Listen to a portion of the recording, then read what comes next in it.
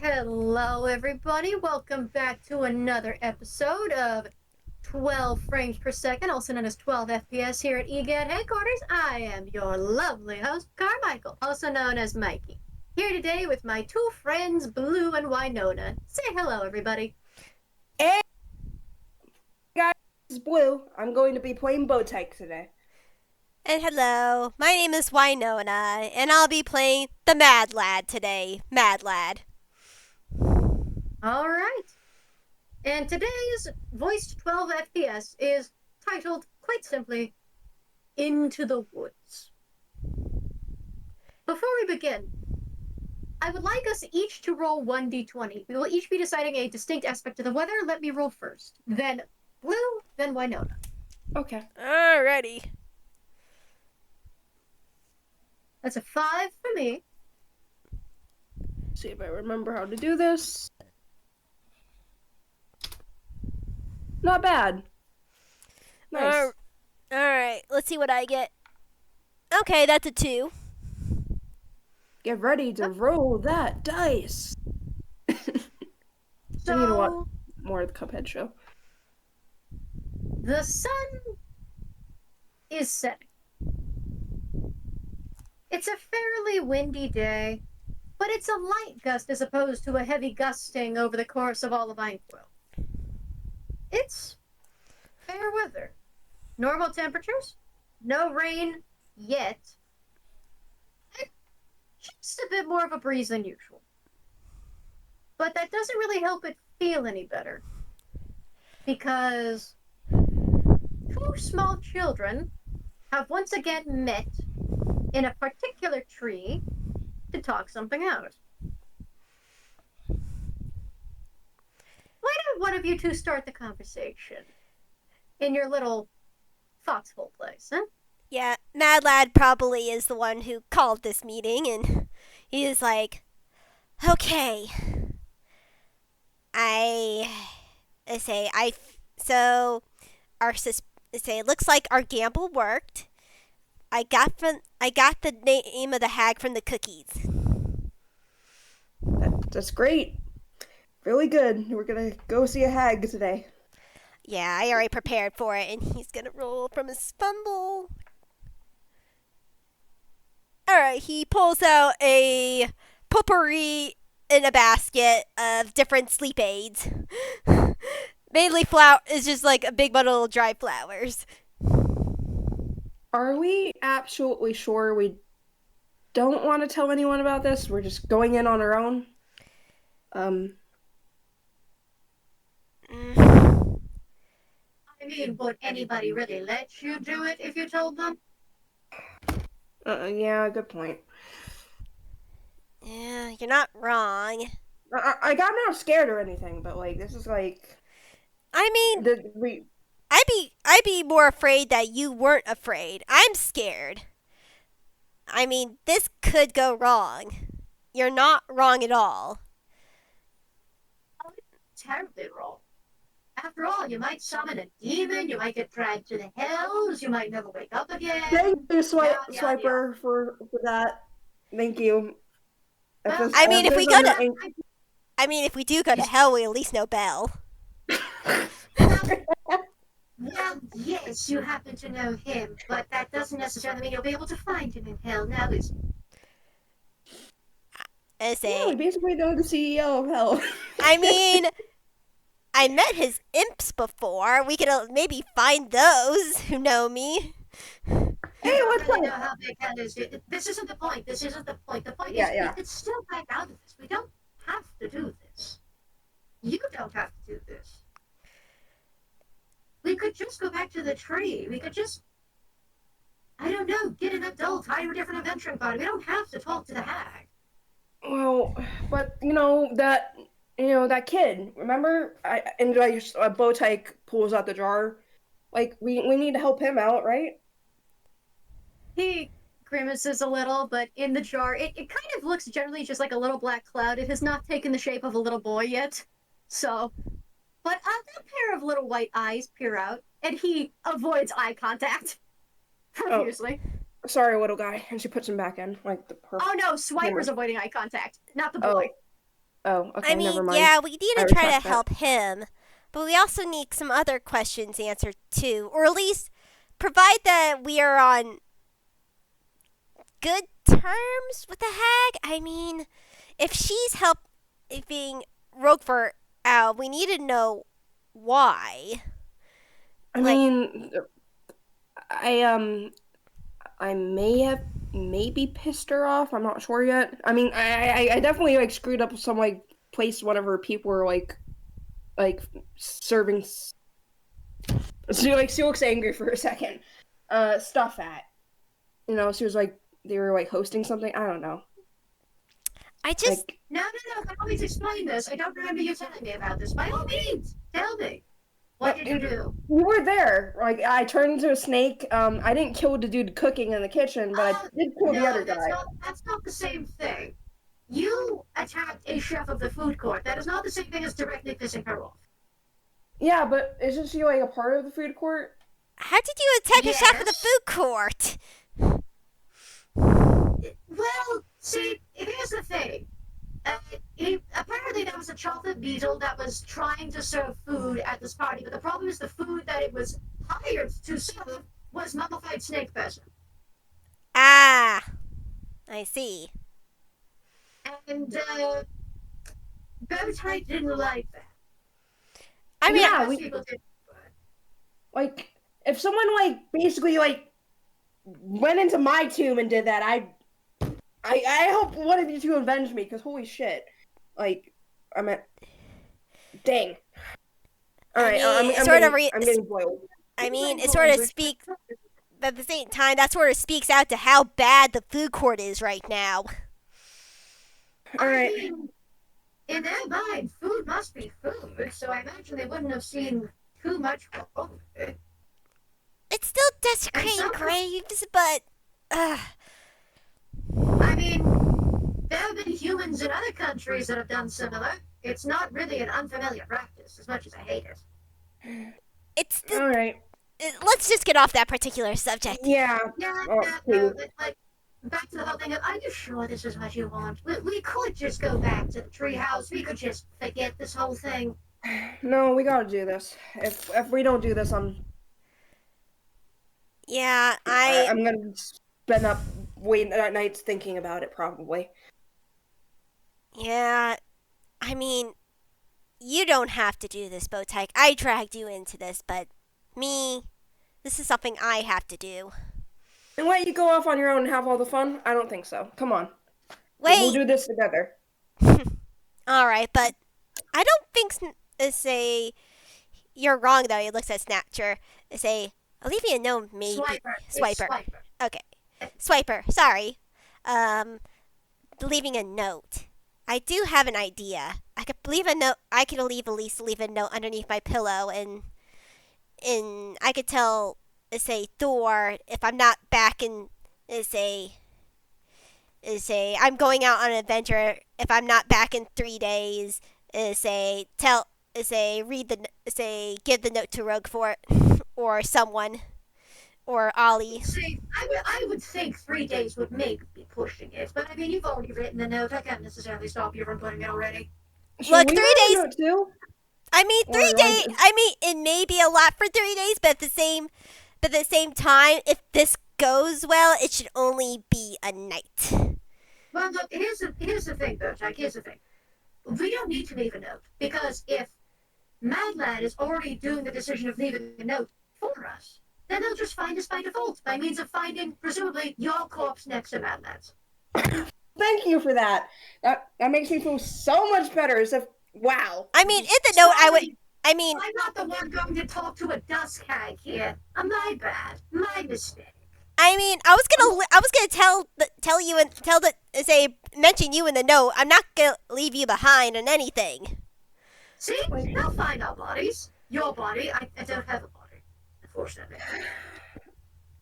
What's are you did someone like I don't know, poop in your coffee this morning? What's up with you today? Well, no, it's just a matter of the fact that if you go on to this and you don't come back or you possibly die, what do you think happens to me? Do What you does think I happen can to detach you? from your body and get help? You think I can help you out of that situation? Okay. You make a good point. We Do you want to do this?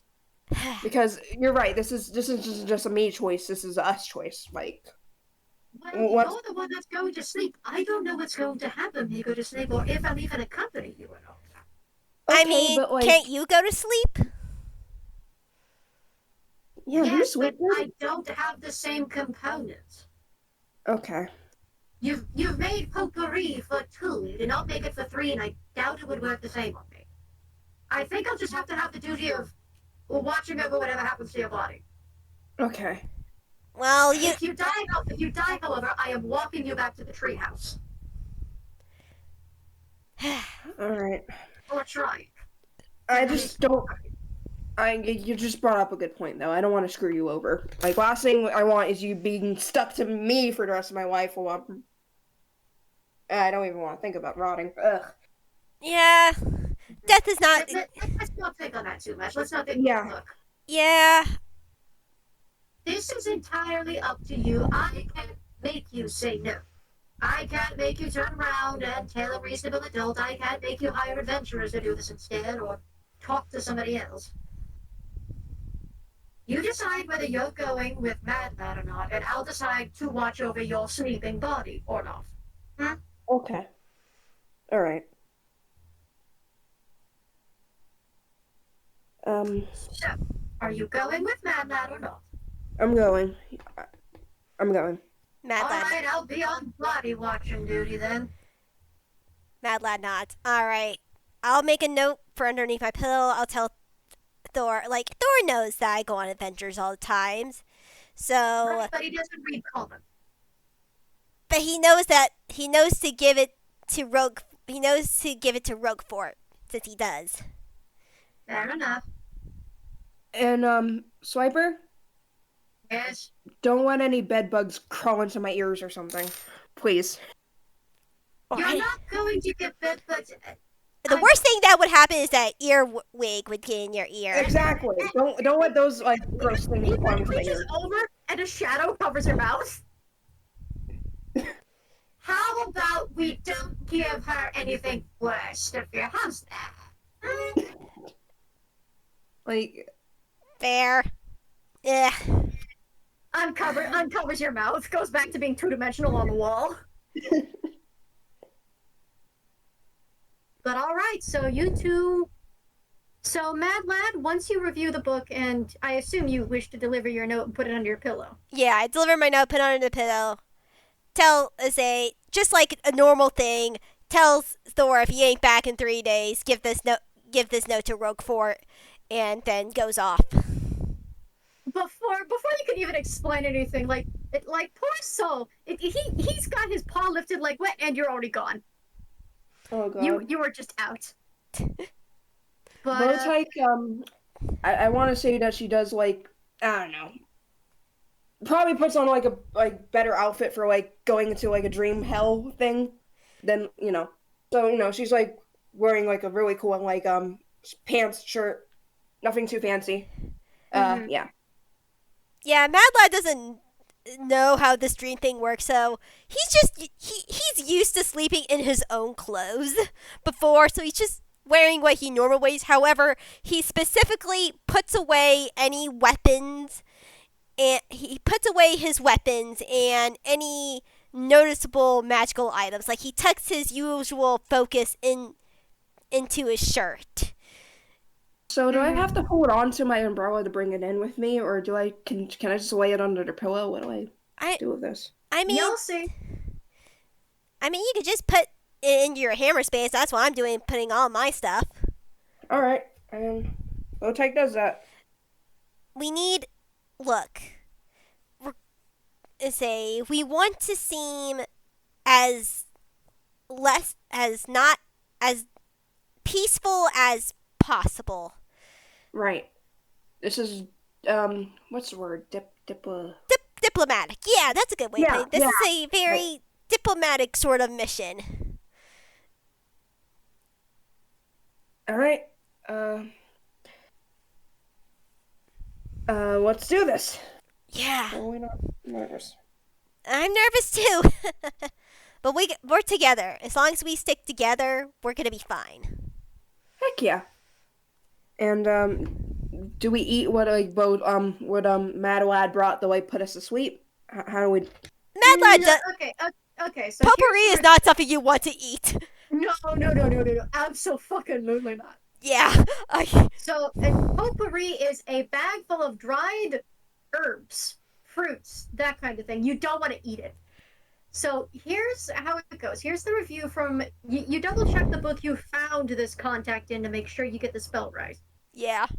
You make the potpourri or potpourri or however it's spelled, and essentially at the stroke of midnight you basically take it and with eyes closed take it to a crossroad and just begin walking while following along with what it says, which has text in common, then in infernal, then in sylvan.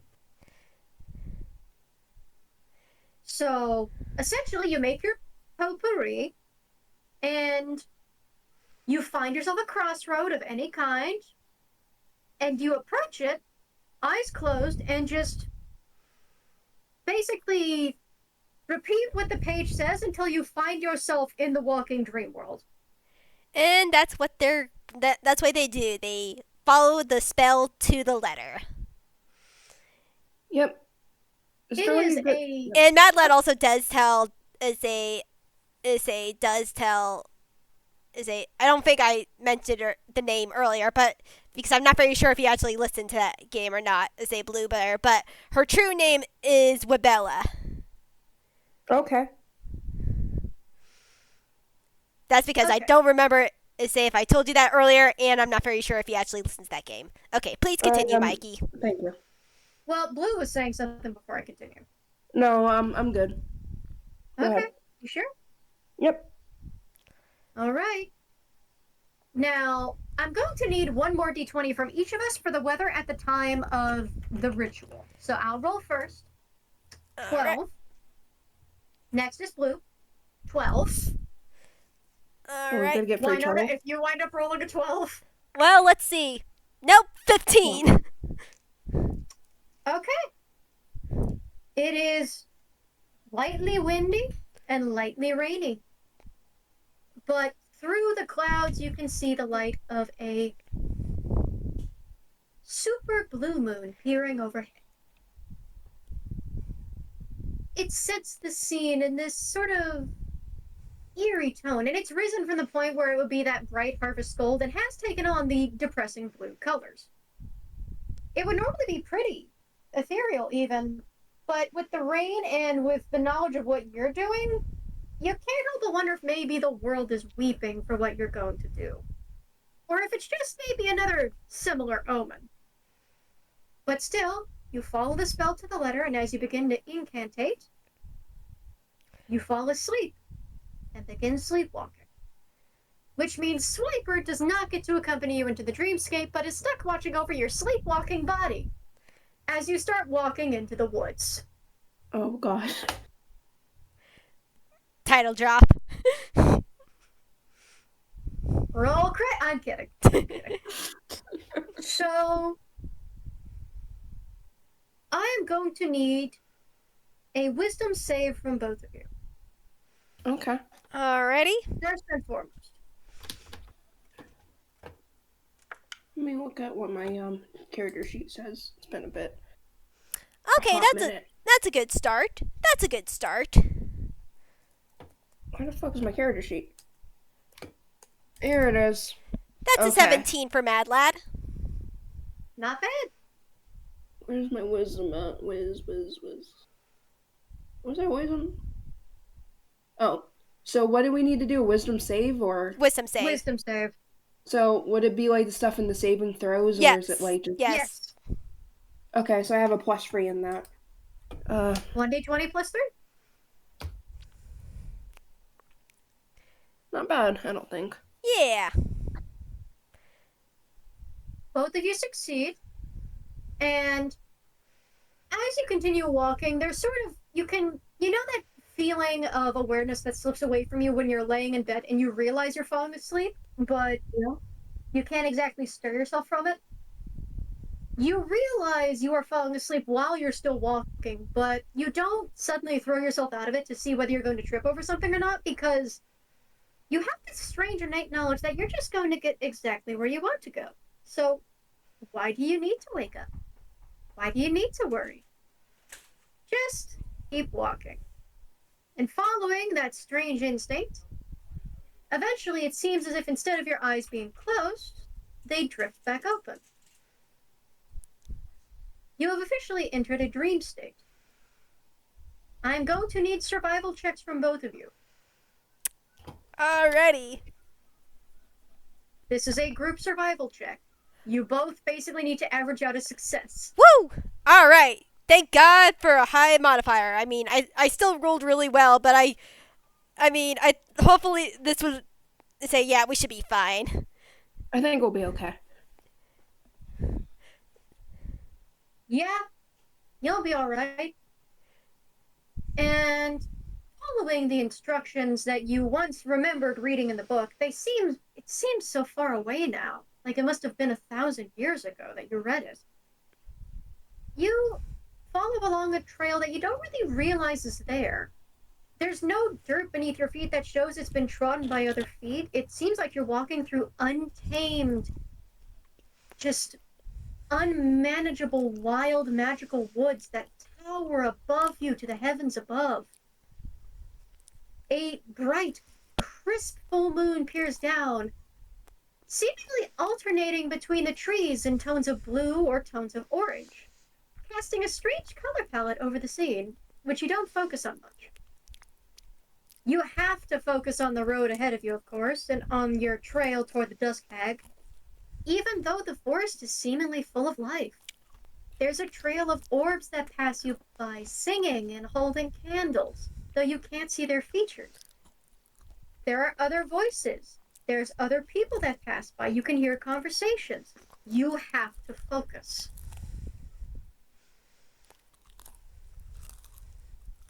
I am going to need another wisdom save. Alright.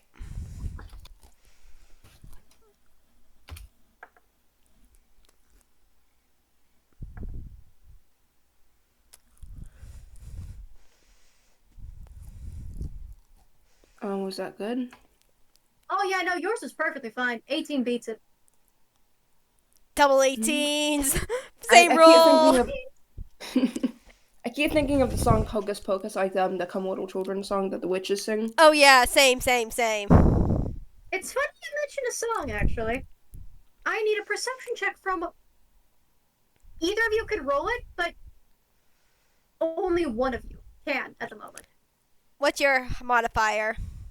My modifier perception is 0, I think. Okay, I'm a +6. Go for it. Alright, that's a 17. Alright. In the very far distance, you do hear something, and I'm going to need to adjust my posture and take a sip of water for this. You're fine.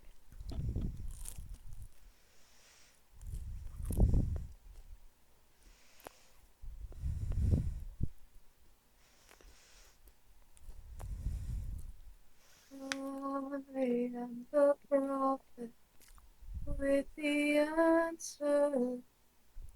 It's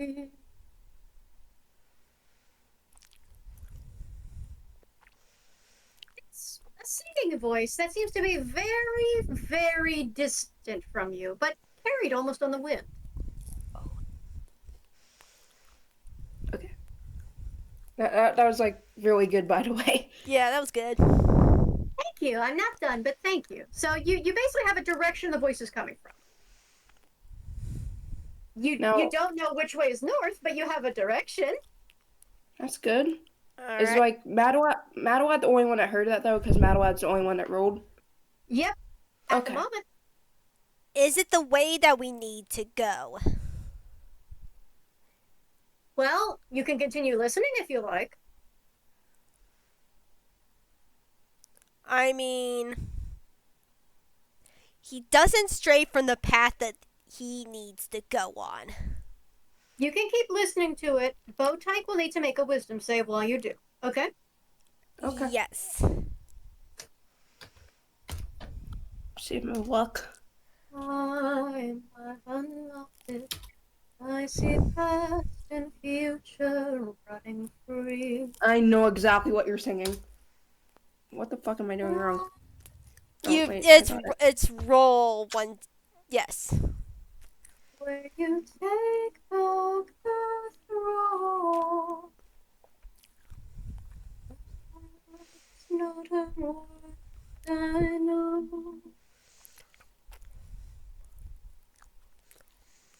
I got an 11. I'm not sure if that's bad or good. Uh, Bow Tyke, you hear something else. Oh shit.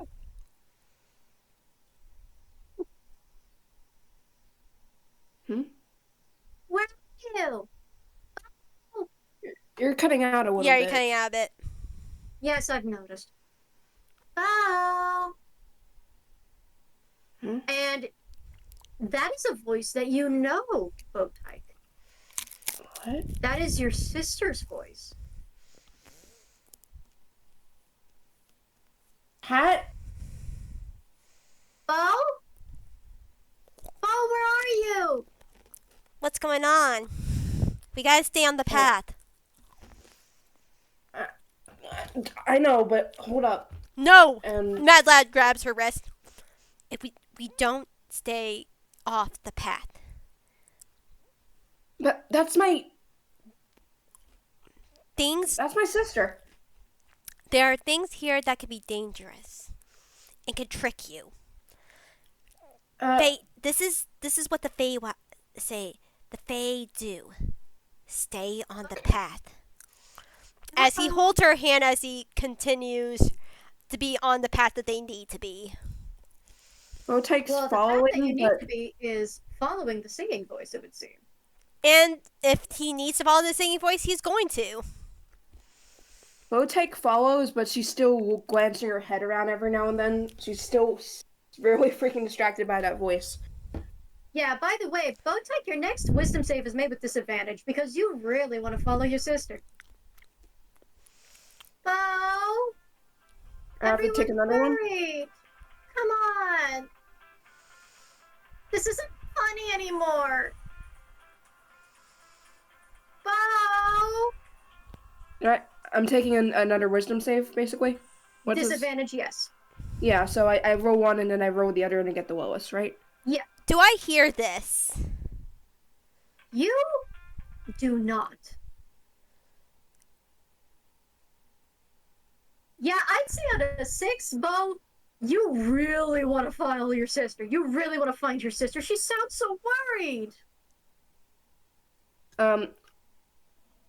Is that the disadvantage one? Okay. Sorry, I got cut off the internet for a second.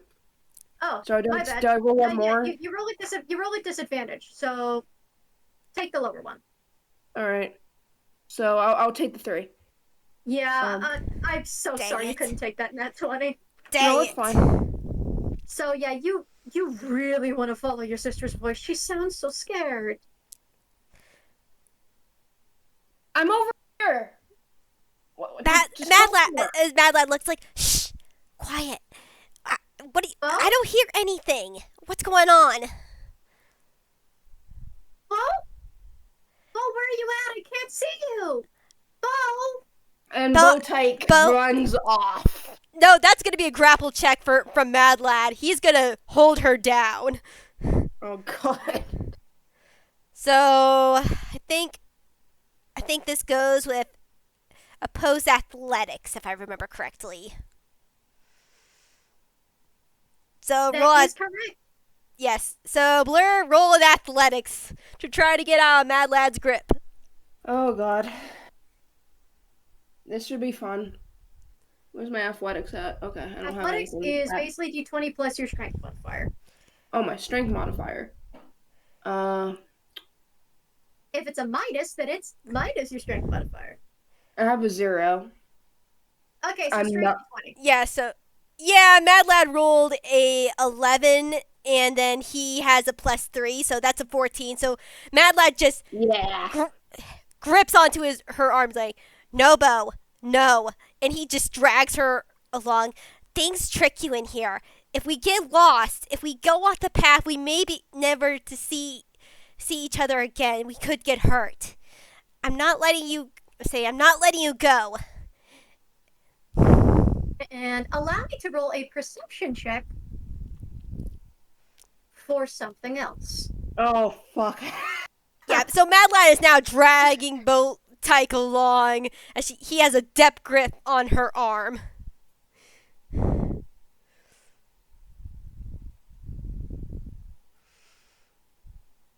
Oh fuck me. Why did I shout? Yeah, I would say Bow Tyke, would you roll stealth at disadvantage? Ah, hell no. Oh god. Okay. Disadvantage. Do I add any of my modifiers onto this with no? If it has Well, disadvantage. if you have a stealth modifier, you add that. Yeah, but- you add the modifier. That's not a problem. You just take the lower roll of the two. Right, Mhm. okay. Fuck is my stealth at? Stealth +2. While you're rolling that, Mad Lad, you continue following the voice, but this time you hear a different one speak up. What? What do you mean I never take it back? It is my right to have it. And before this voice can continue, that is a 5 on your part. Oh shit. Something's noticed you.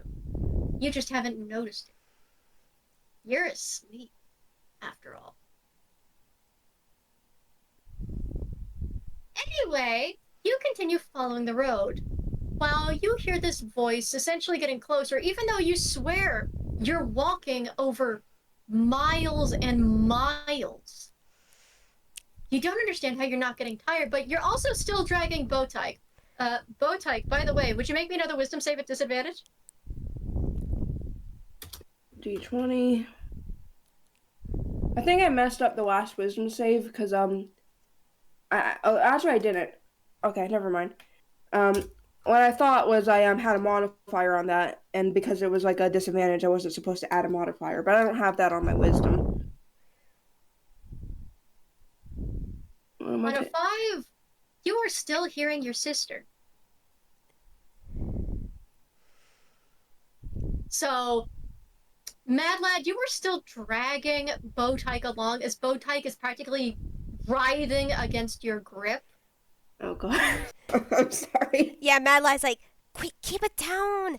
And say, no, say, come on. She's not real. But I haven't seen her in a while. It could be Exactly. her. This is not a place that you would find her at. This place, say, will trick you. Say, you read Tyke, bad thing. Say, Bow you read the Tyke. book along with me. Bad things will happen if we stay off the path. Bow Tyke, where are you? I can't see you. Bow Tyke. Bow. Shut up! Face! Oh shit. Could you repeat what you said? no. Cut out partly. No, like, I was basically yelling to shut up because I was getting overwhelmed. I mean, in character. Fair enough. I probably just made it worse.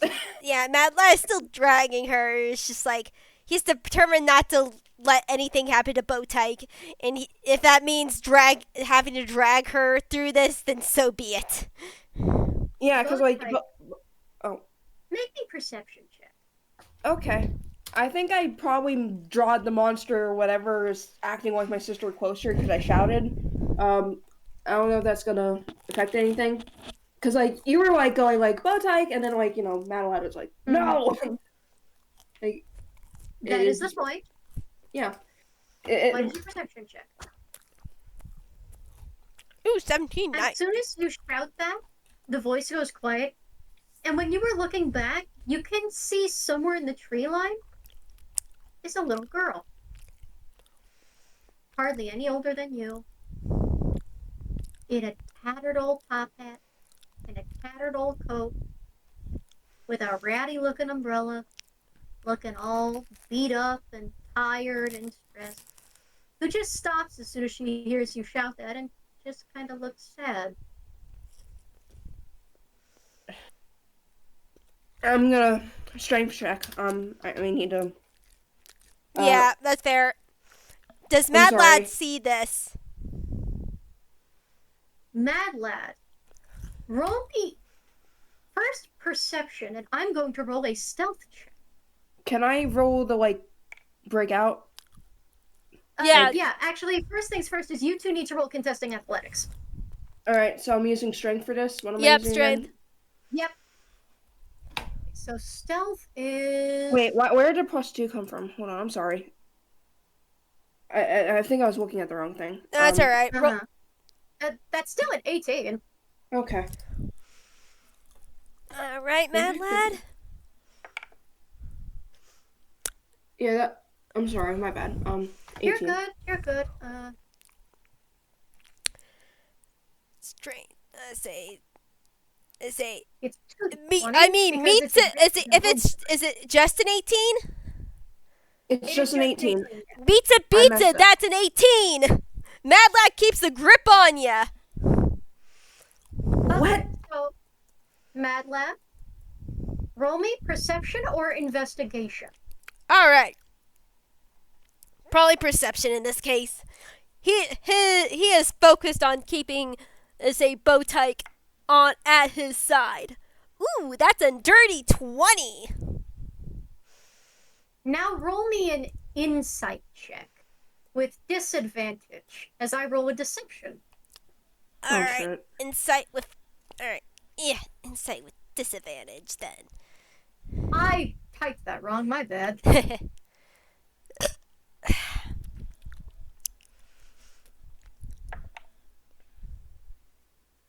Alright.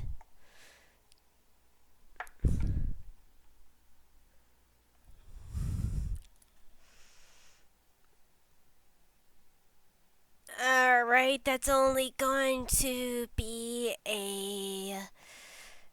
It's gonna be a 13.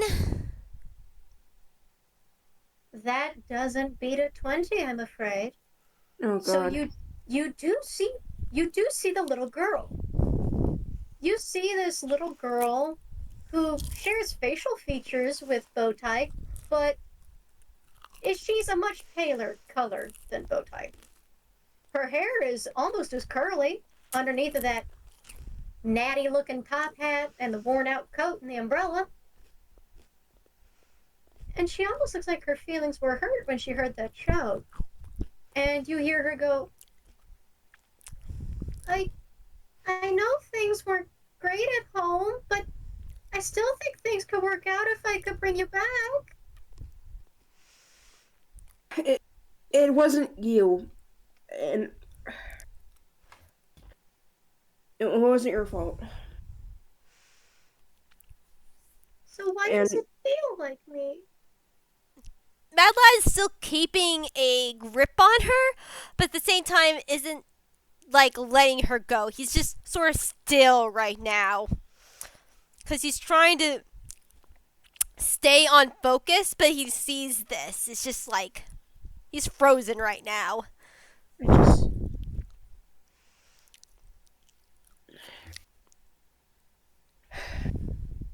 And you watch as your sister begins to cry, trying to cover her face. It's not your fault. It's not your fault that mom and dad love you, okay? It's my fault. I wasn't good enough, alright? And that's not on you. Oh.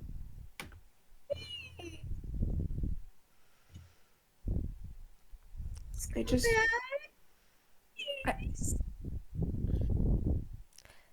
Make me one last wisdom save. Alright. Come on. No disadvantage on this one. And Mad Lad, make me a strength saving. Will do. As I also make a strength saving. Alright, Mad Lad. Yay! advantage because you were asleep. Oh boy. Ooh, do you have any modifiers to that? Unfortunately, that's not going to be great for a 10.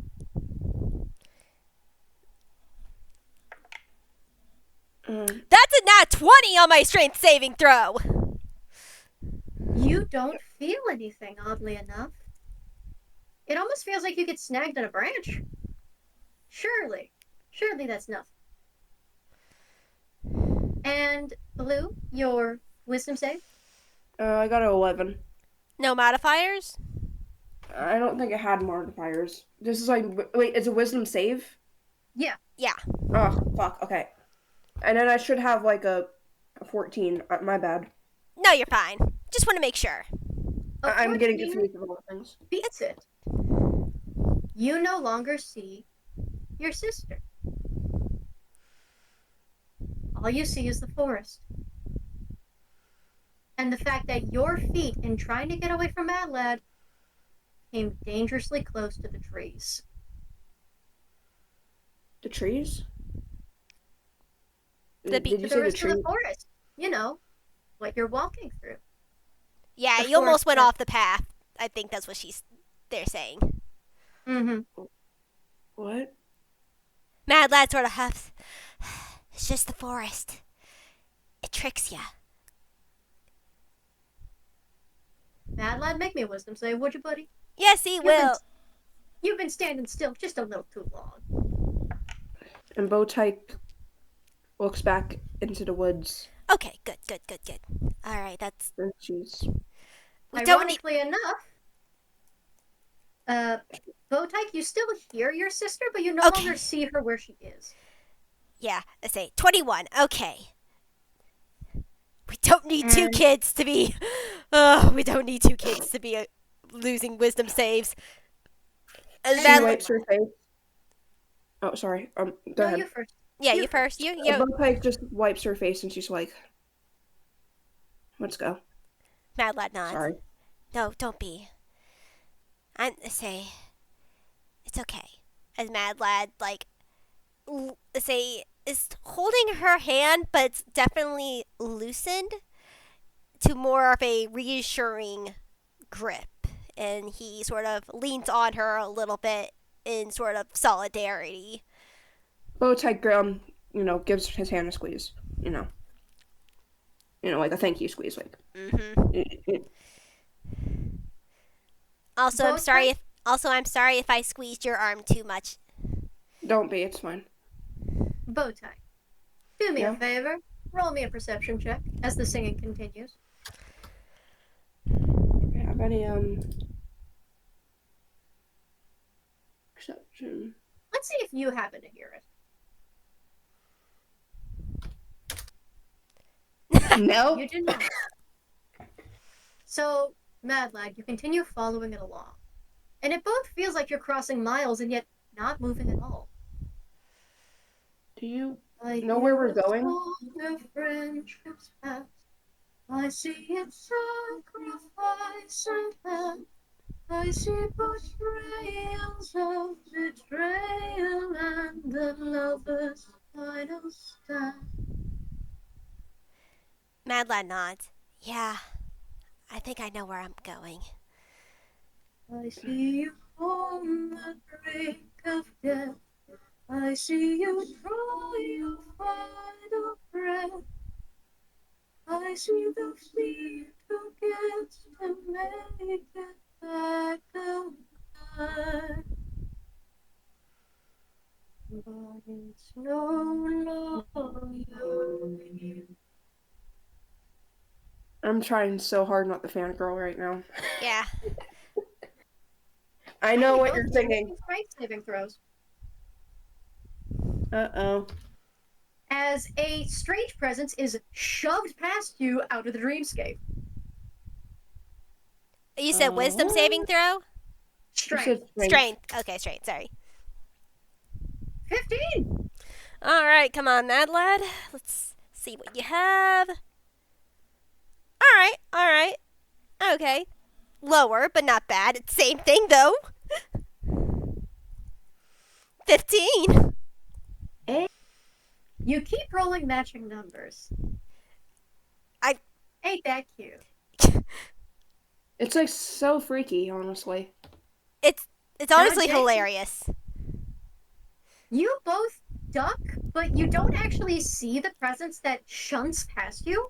But you do feel something heavy and almost cold that rushes past you. And for a split second, you hear a distorted scream before someone else wakes up. It seems you were not the only ones that came seeking wisdom.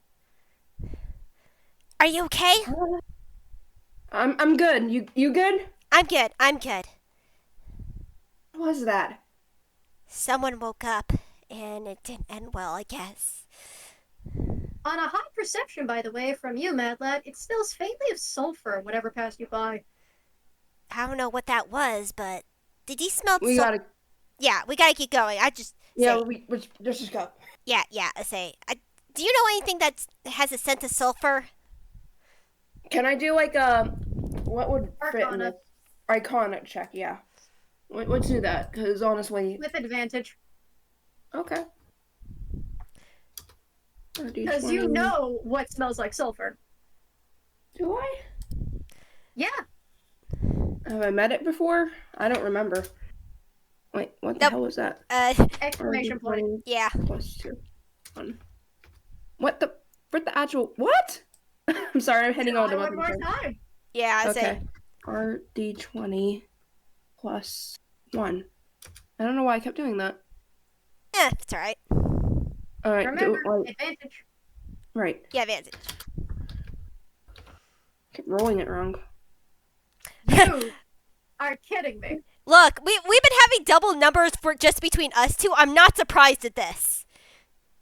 Oh well. I I'm will like, tell you this, the score you had to beat was 5, but you came very close to failing. Belle smells like sulfur, so other cartoon devils must also smell like sulfur. Or most devils that you would think usually come with the smell of sulfur. It's the smell of hell, basically. I think there might be some kind of devil person around here, or a demon, because usually the thing like that flew by you. The thing that flew by you.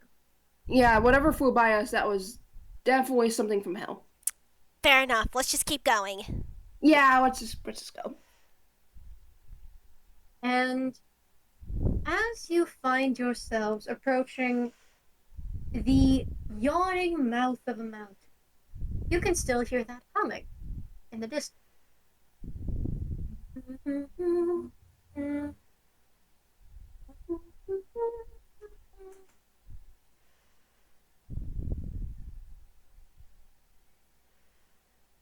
Well, I don't think Bo hears it actually. Now that I think about Yeah, it. Mad Lad is just following it. It's just like he's on a mission.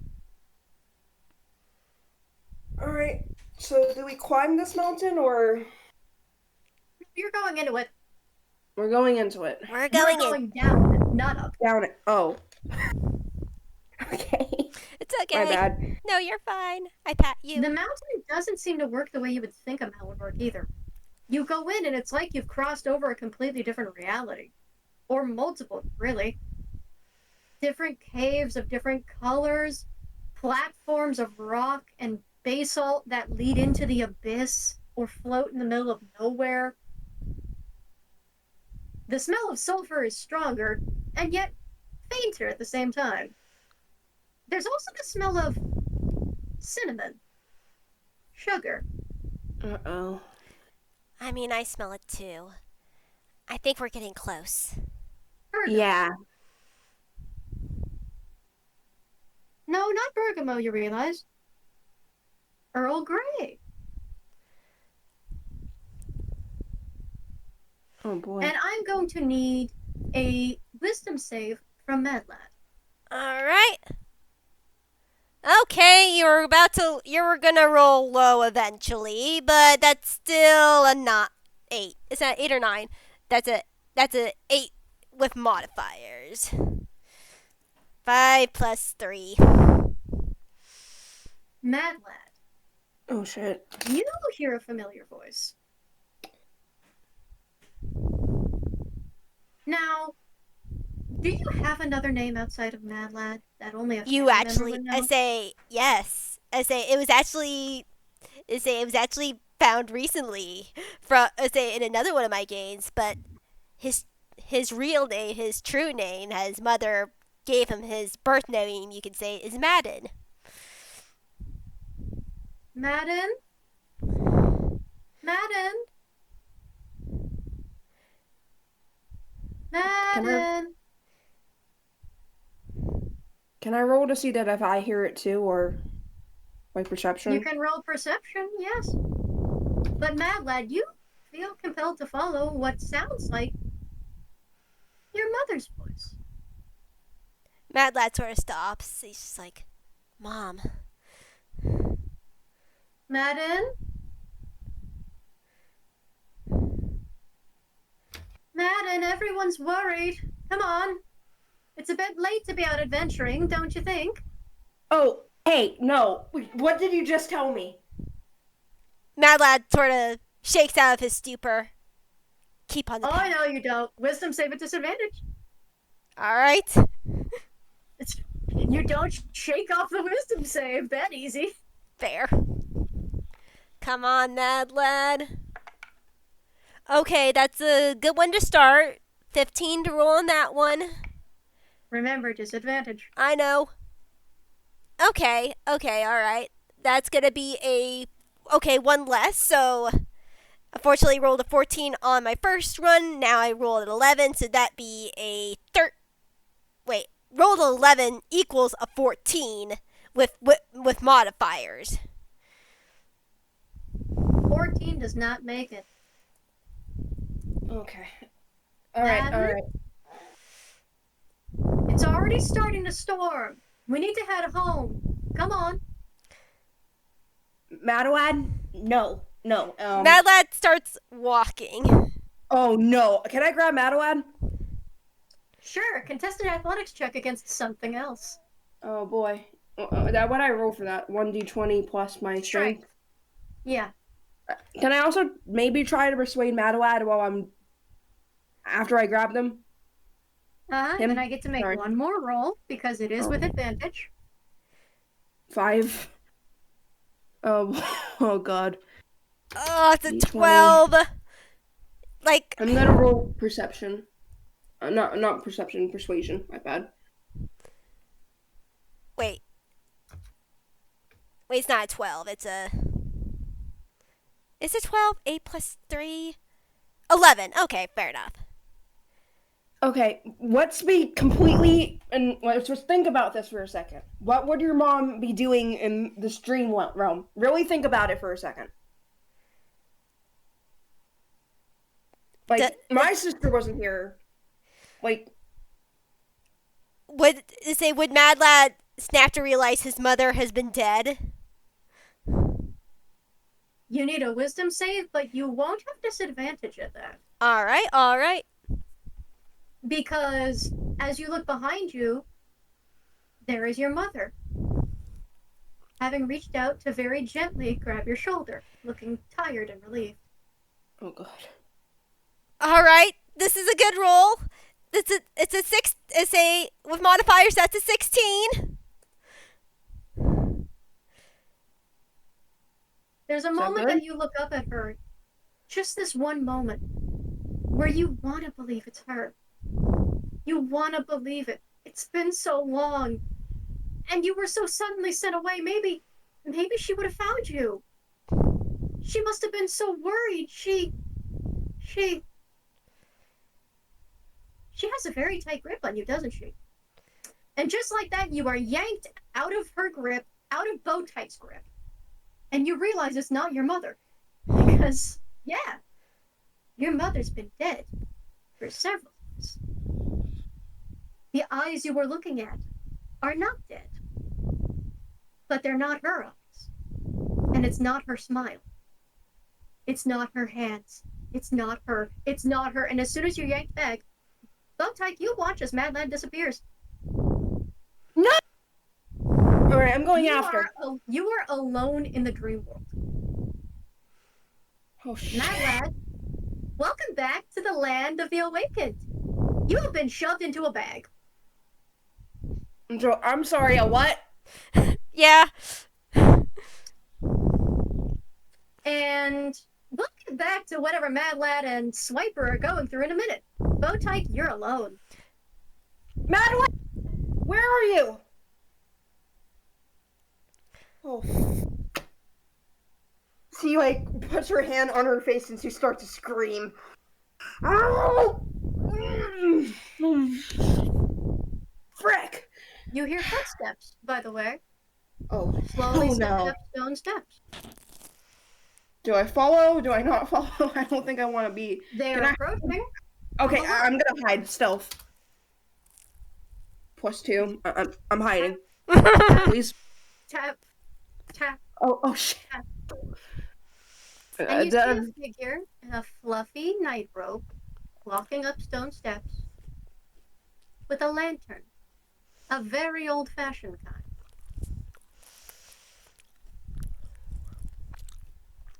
The lighting from inside this strange place gives her skin the color of dusty orange. But the light green hair is easily seen, rolling in waves over the shoulders and down the back, tied back with only a few ribbons here and there, but not fully tied up. Orange skin. Are you the? And a pair of horns winds from her head. You recognize this, in a way, as a dusky. And she looks around with her candle. I don't think Bow Tyke hid well, but she's still covering her mouth and just don't talk. You're already talking.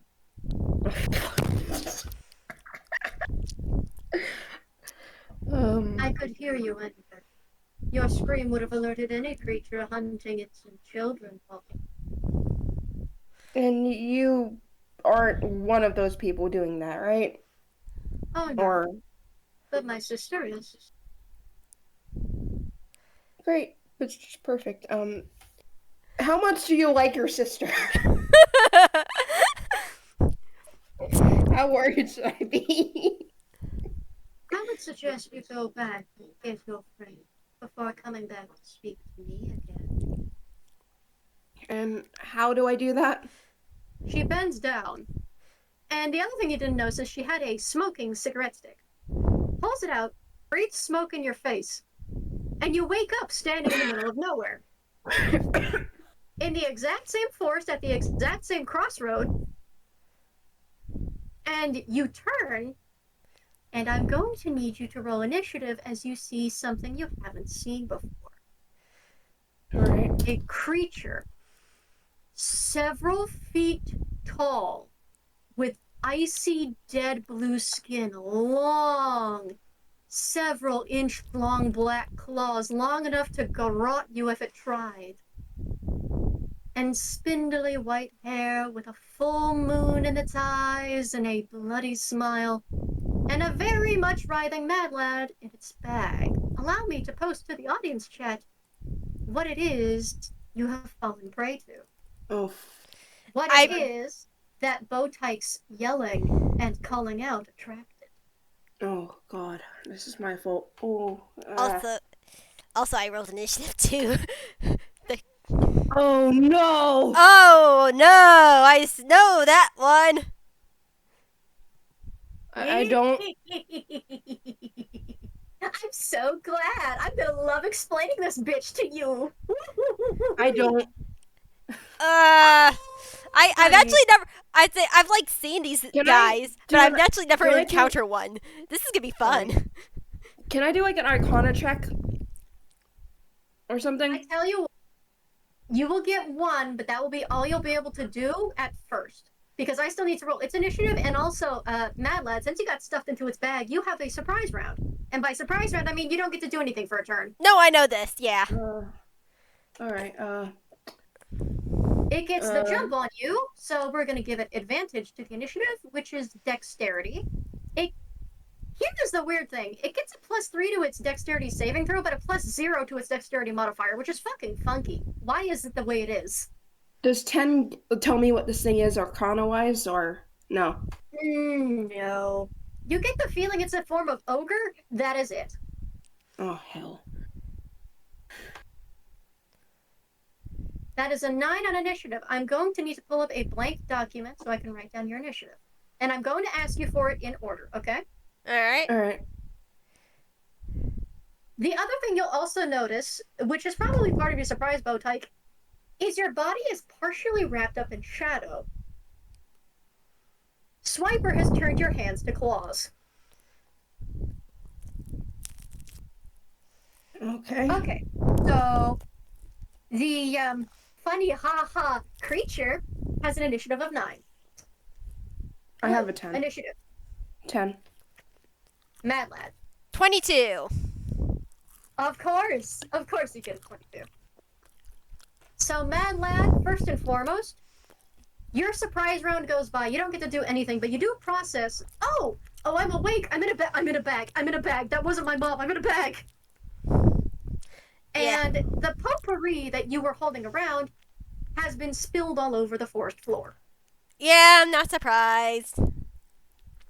It wasn't spilled by you dropping it either. It was spilled, appearing to have been ripped open at the threads. Probably because of the thing So- that's holding the bag. Oh yeah, no, absolutely. Because it tried getting you earlier on, but you didn't really notice it. Bow Tyke, would you like to actually use an action to make another roll of some kind? Or would you rather just do something about it? We're past trying to figure out what this thing is. It has my friend in a bag. It's dying. Or, I'm gonna. Can I aim at the bag with my new fancy claws, my manicure, my mani-pedi? Yeah, you're pretty mani-pedi. And like, can I claw at the bag and rip it open? Maybe. Get Madawad out of there as fast as possible. Are you sure? Well, Are if you you're sure you want to claw at the bag? oh shit. I'm asking you if you're sure. I'm asking you if you're positive, because you can once. Okay. Once. I'm just going to Or go you for can it. also identify what Mad Lad's being held in. I'm gonna do it. You can attack or identify the bag. It's a bag. What do I gotta identify? I'm saying that in character. This is probably a bad idea, but character-wise, this is what I would do. Alright, what do I roll? Oh, just I would say roll a spell attack. So use your spell attack modifier on your roll. What's the modifier for that? Winona, you help. I don't remember the math. Spell attack modifier is 1 second. Is it in like the wizard section with all your cantrips and stuff? And It's in the spell section at the very top. Like mine's a plus 6. Spell attack bonus. Right? Yeah, spell attack bonus. Yes. Is that what it is? Yes. Because like it says like spell casting ability intelligence, and then it says spell save DC. Yeah, and then then right it next says- to this you see spell attack. Yeah. Okay, I got a +4 on that. Okay. Okay. It's probably not the wisest thing. Probably So, isn't. let me show you the bag you're about to rip open, I'm fucked. and I am soon going to explain the earlier pursuit I mentioned. I'm fucked. It has a face on it. That's not good. I don't like that. That's the bag of holding. Oh shit! Oh, So fuck! So there's a split second where you're looking at this thinking, huh, this is a nicely sewn bag for this horrible looking creature. Doesn't matter, it has my friend in it. So you reach over and you slash it open, and there's a split second where even Swiper kind of feels like, You I literally took me out of the battle. I recognize this bag. Well, you're gonna have a chance. So the bag sort of implodes. Like there's a moment where you rip it open and it kind of stays there ripped open. And you have that cartoon moment of, wait. As you're kind of trying to think in your head, like you were hoping maybe it was a bag of devouring you were cutting open because it has a face. but this has a pleasant face, which now looks a little pained since you've ripped it. And it looks like it seems to have said something rather tragic before the bag just sort of. And It's- the creature that was towering over you holding the bag also briefly looks gobsmacked you've decided to do this. But you only get a split second of its shocked face just as a look of, huh, that's new. Shit. Before a great black void opens before you. Oh. For a split second, you see Mad Lad, who is now looking very well aware of the space that he was in because he was almost taken into a bag of holding. And for a split second, he's like, oh, I got pulled out. Wait, those are ribs, aren't they? So the bag of holding has been destroyed. You have now opened a one-way black hole to the astral plane. You need to pull Mad Lad out of it before Mad Lad gets sucked in and lost. Oh shit! I'm sorry. Okay, I gotta act this. I gotta fix this. I was gonna say, I was really hoping you would give them the chance because that could have been an instant KO for me. Oh no, I would not have done that to you. I wanted to make the I'm joke so like, sorry. Hey, remember your 1% chance of fuckery? Remember your 1% chance of insta-death? Hey! When no, I'm so freaking sorry. That's why I asked, are you sure? And would you like to identify? And you just went, nah, I'm gonna do it. Which, I like your dedication to the character. I will actually give you a point of inspiration for that. I'm also gonna give you advantage on the athletics to grab Mad Lad and get him the fuck away. Because I'm Swiper so is fucking helping. sorry. Swiper is helping. It's a we live and we learn. It's a you have an inspiration. If something goes wrong, we can re-roll. Just say You're perfectly fine. All You right. were genuinely fine. That was funny as fuck. I was like, are you sure? And you were like, yeah, it's what my character would do. And on the one hand, I perfectly understood, but on the other hand, I was trying not to smile as the 1% death counter went up to 10%. so. Do All I right, roll so two what because do I do? say there's only What do we do? does Blue need a roll or do I roll two because I just rolled a 19? Well, Blue is rolling to grab you. And So that's a D20 plus what? Like acrobatics? your athletics, so your strength. Yeah. All right. Oh, fuck. Can I use my inspiration for this? Or should I If you wait? fail the roll, yes. Okay. Remember, you get advantage. Fuck. Okay. Advantage. Yeah, one so that's more? a 21. That's a 21 right there. Is it? You seem to roll twice. Did I? Yeah, there's Yeah, you rolled 1 plus 4. yeah. Oh, okay. Yeah, say you No, yes. no, wait, that was your attack roll, wasn't it? Oh no, you're Yeah, right. That that was attack was. roll. Sorry, roll again.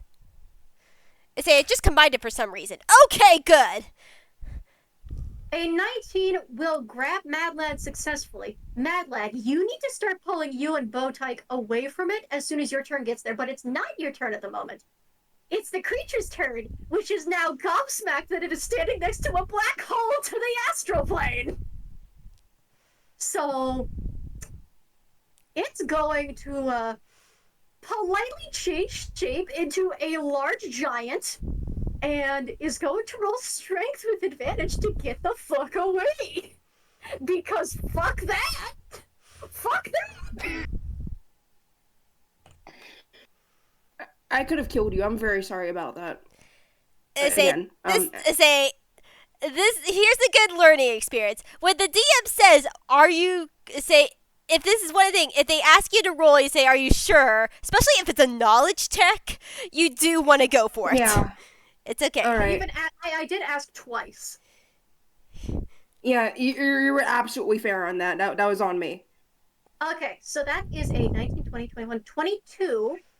And Mad Lad, I will say, it's not your turn yet, but you can roll Arcana to try and identify what you're looking at. As the shape-changing creature basically drags its feet away and effortlessly sort of stomps away from the black hole and gets far enough away from it that thankfully, it doesn't get fucking close. let's see. That is an Arcana check. You get no advantage on it.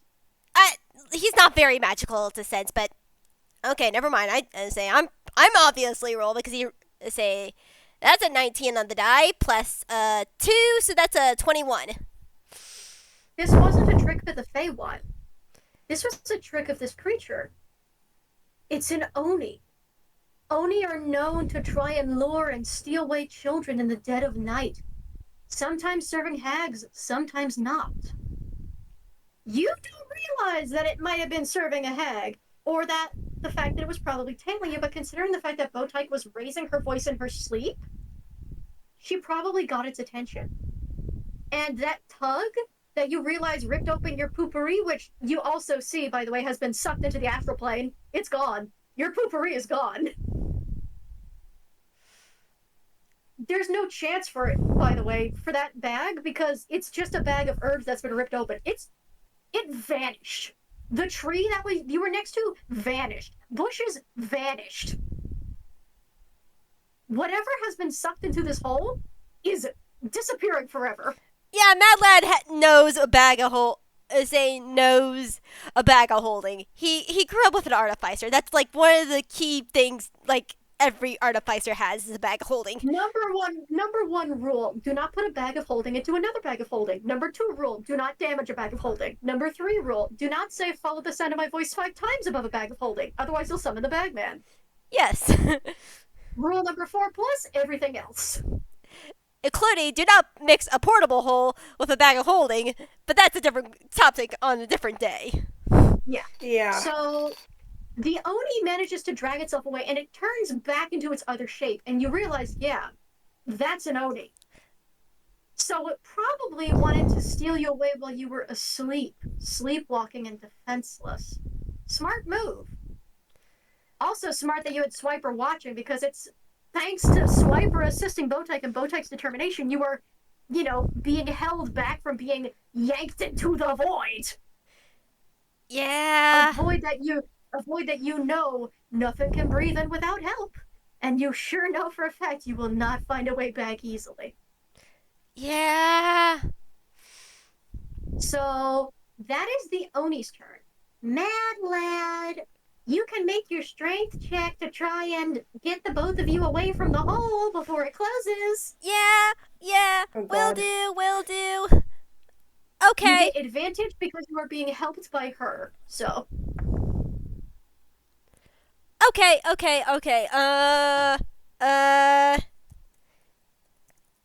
Did I use my inspiration, by the way? 18. You did not. Okay. 18. 16. You start making your way out. Bow Tyke will need to make the next success for you to actually get successfully 10 feet away from it, because it is a 10-foot radius of nope. It is a 10-foot radius of no. Mm-hmm. So you make it halfway. Bow Tyke, it's your turn. You need to make another strength saving throw with advantage. Alright. As Swiper is desperately trying to help. The shit that I start. But hey, when I start shit, I finish it. So let's do this. Inspiration, please. Yeah, we're using inspiration. What do I do? How I do that? Do I just roll just re-roll. Yeah. You just roll another 2d20. Mhm. So roll with advantage again. one more? Yep. One more. We'll take the 15. Does it beat it?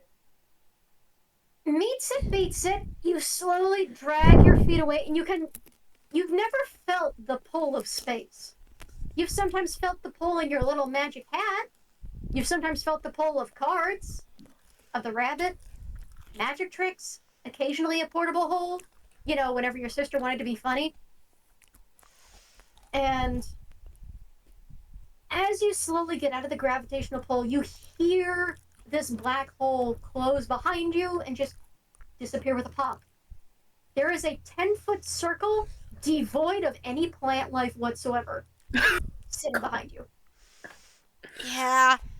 The three of you stand sort of in silence for a moment. You haven't gone out of initiative, but you're all three kind of staring at that. And then you hear that voice. Foolhardy thing! You could have killed us all with that maneuver! Well, why are you doing kids in bags in the first place? A woman's gotta eat! What can I say? That's fair, but do you Order really a want? pizza? By the way, it is the Oni's turn again. Mm-hmm. Oh god, did I really have to pick this voice? This might destroy my throat a little. Let me take this. I think I yelled order a pizza to an Oni.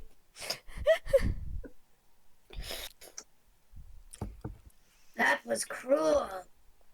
I quite like it. I'm going to savor splitting the meat from your bones! And the Oni draws from its back a glaive. Oh. A several-foot-long bladed weapon, tasseled and engraved nicely. It's a fancy thing. Oni don't normally get fancy weapons, so clearly the Oni probably gets hired work somewhere. Or maybe it just stole it, who knows? And as you're the closest one, and you ripped open its bag that it was holding other things in, it's Oh shit, did I kill... first. Oh holy shit, I just realized something. If I open that, if I destroy that bag and everything else is gone, were there other kids in there? You have no way of ever knowing. I may have killed people, okay. Above board, no, you didn't. There might have been other things in there, but not other kids. It was just after you two. You were just making a sweet, delicious amount of racket. All So right. that is going to be 2d20 plus 7, because it's going to take both attacks to you. So. Okay. I'll take it.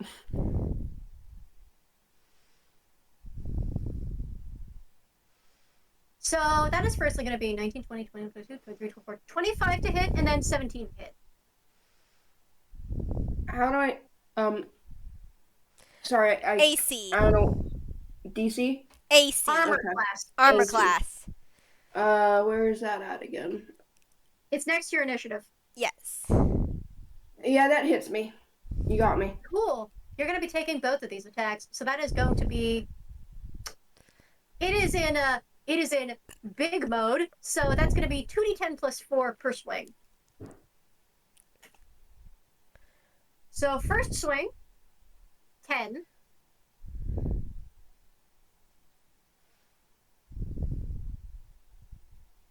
19. 19 total. You take 19 total slashing damage, which cuts through both you and Swiper, who is none too pleased. Hey, watch the merchandise! Okay, so that's... 19.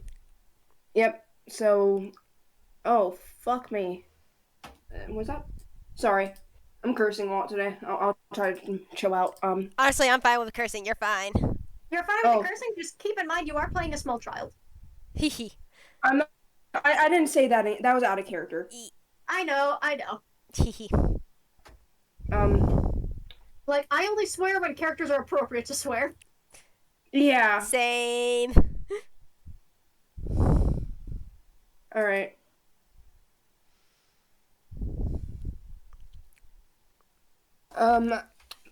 Okay, what happens next? That is... Well, that's the end of the Oni's turn. Yeah. So, that was the Oni's turn. Mad Lad, you are, within 5 feet of a fucking Oni, if you would like to not be within 5 feet of the fucking Oni. Yeah. How close is the Oni to, say, Bow Tyke? The Oni is right up in Bow Tyke's grill. I see. So, 5 feet. It is right up on Bow Tyke. Okay. I just want to make sure where everyone is on the playing field. Uh-huh. You are all right next to each other, basically. Mad Lad is gonna take his action to disengage and get back 30 feet. And then he is going to action surge. All right. So he gets another action. So Mad Lad summons, say, as a bonus action, summons Red right beside him. And then for his actual, his actual attack, his actual action, is going to take out his pistol. Look, you see how crazy she is? Do you really want to mess with the both of us? As he shoots at the Oni. Roll me intimidation with disadvantage. Sure. What is your intimidation? I've never used that on you. Okay. You would be surprised. You would be surprised that the intimidation is at disadvantage and not advantage. There's a reason. Fair enough. That's a +1 for Mad Lad. Uh-huh. So that's just going to be a 3. I can't get any lower unless I get a nat 1, which thankfully I don't. But that's not going to do shit. I'm just going to roll my... rolling a pistol shot. I'm just going to roll my pistol shot. And this is with a magical pistol. He's using his vicious pistol. To let the record be known. Mm-hmm. I think that... Is that a good roll? That's at 16. That's a decent roll. You meet its armor class with chainmail. You land a blow. Roll your damage. Okay. Now keep in mind, you land your shot, but it barely flinches when you land it. Which makes sense considering this is a, remind me what your roll earlier was for identifying the fucking Oni? What was it? What was it? I don't remember off the top of my head. I think it was I recognize it was a Oni, but I don't remember much more than that. Would you like to give me one more roll then? Just for the record. Yeah. I don't remember the exact roll off the top of my head, so let's see. Because I think you were like, oh, I'm not very good at Arcana. Oh, never mind. No, wait, yes, that was a 19. That was a 9. That was a 19 for my Arcana. Yes, now I remember. Okay, so on a 19, you know very well that it would make sense that the Oni is barely fazed by bullets and barely intimidated by small children trying to make wild out-of-pocket threats. Because the Oni is a boogeyman from nursery rhymes, something that haunts the nightmares of children and adults alike, but is very real and very hungry. Their favorite food are human babies. And they are usually known to deceive others with their magic, looking like others that they trust or love, and intend to betray them when darkness descends. Oh. They can change their size and their shape, and are usually called ogre mages for this magical ability, though they're only distantly related to real ogres. Huh. Neat. There's also a rhyme that you remember about the Oni as well. Lock the door, blow out the light. The hungry Oni haunts the night. Hide and tremble, little one. The Oni wants to have some fun. Hear it scratching on the door. See its shadow cross the floor. The sun won't rise for quite a while. Till then, beware the Oni's smile. Oh, I don't like that. I don't like it, but I have a Mad Lad idea. Once it gets to my turn again. Okay, so how much damage did you do to it? That was 11 damage. Okay, so let me write down its hit points. So you barely make it flinch, and above board, you barely took any damage off of it. So that is 11, you said? Yeah, it's 11 damage. Because Cool. I already used one of my... Yeah. Bow Tyke, it's your turn. You are right next to this thing that is trying to currently, flay you. Question. How big is it? Because, I look... Oh, go ahead. Size large. Okay, so So, Gust isn't gonna be size- able to back this dude off. Okay. Girl. Yeah. Girl, yes. Yeah, my Size bad. large, by the way, I will say, is usually ranging from, like, I believe it's about 10 to 15 feet. About, or yeah. 10 to 20. Yeah. About. So, this is about a 15-foot tall creature that is currently standing next to you. Okay, what can I do? Uh, You can always disengage. They'll I'm eat up probably gonna have, yeah, and say, I'm gonna, oh, sorry, go ahead. sorry, I say you go, yeah. I'm gonna disengage, like, nope. Actually, hold up. Can I, like, maybe color spray him first? Sorry, I keep saying, I don't know why. Like, It's alright. okay. I'm not doing that on purpose. Can I No, color no, spray you're the, good. Usually some people would default to he or it, but this Odie is specifically a she. This is a good for lady her. ruining your fucking day. Yep, we stand a queen. So, can I color spray to blind her first and then get disengaged, or That would take an action unless color spray is a bonus action. nah, that's a spell. Okay, never mind. Well, is the spell an action or bonus action? Is it? Spells are Well, usually say color spray is an action if I remember correctly because Okay. Scribbles you has can color try- spray. You can attempt to blind it. If you want to attempt to blind it, then you can try and run, but you won't get the disengage benefit. Okay. You can either disengage or you can try and blind it and then run. I'm gonna do that. Okay. What do I roll? Depends on how high a spell level you want to take color spray. Let's take it to. It's like in the spell level 1. Yeah. I can't. You can Yeah. upcast it if you want, which adds more dice to it. I'm gonna upcast it. To what level? Let's go with level 3. Let's go all Ooh. in with this. Okay, so that is 10d10. Yep. Roll me 10d10. 10d10. 10d10. Go big or go home, right? It's not a bad strategy. Third level's 51. Okay, so give me a moment. Okay, a dazzling array of flashing colored lights springs from your hand, or in this case, your umbrella. Roll 60d10, well, 10d10, continue upcast it. The total is how many hit points of creatures the spell can affect. Creatures in a 15-foot cone originating from it are affected in ascending order of their current hit points, ignoring unconscious creatures and creatures that can't see. Here's the problem. You did not hit high enough for this thing's hit points. Oh crap. well, Okay. we know how much. We know it has a lot of hit points. Yeah? You rolled 51? Allow me to tell you how many it has, though your character won't know that. It has 99 currently. Oh, heck. It originally had 110 until Madland shot it. Yeah, It's better than that. nothing. Yeah, I knew it was a. I guessed it would be a chunky boy, and I was right. Onis are indeed very chunky. Yep.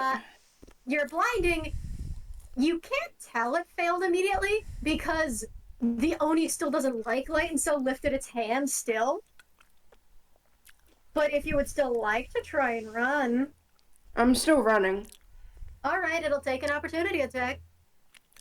Okay. So we're going with the glaive again. No, we'll go with the claw this time because it's just going to swipe with that. So that is going to be 1d20 plus. I would like to not put my hair in my mouth when I speak, thank you. So plus 7. 16. Does a 16 hit you? Yeah, yes it does. Okay, you're going to take 1d8 plus 4, so let me roll that. You take 9 9. more slashing damage as the claws rake at your back as you go. Ah. Rich! Try hard! Holy shit. Okay.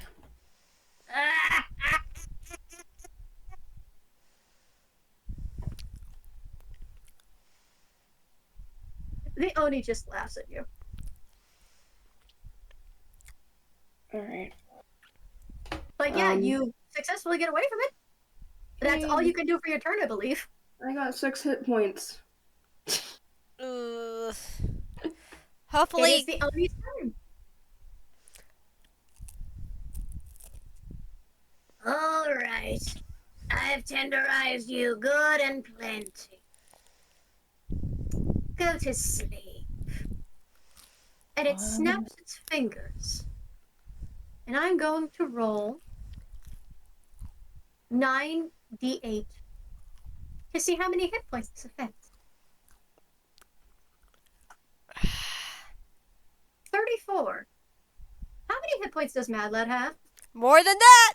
He has 52. Okay, so, Bow Tyke, give me a moment. You suddenly feel sleepy. You fall unconscious. Oh crap. Okay. Absolutely fair. Mad Lad, you are still awake, and the Oni looks directly at you.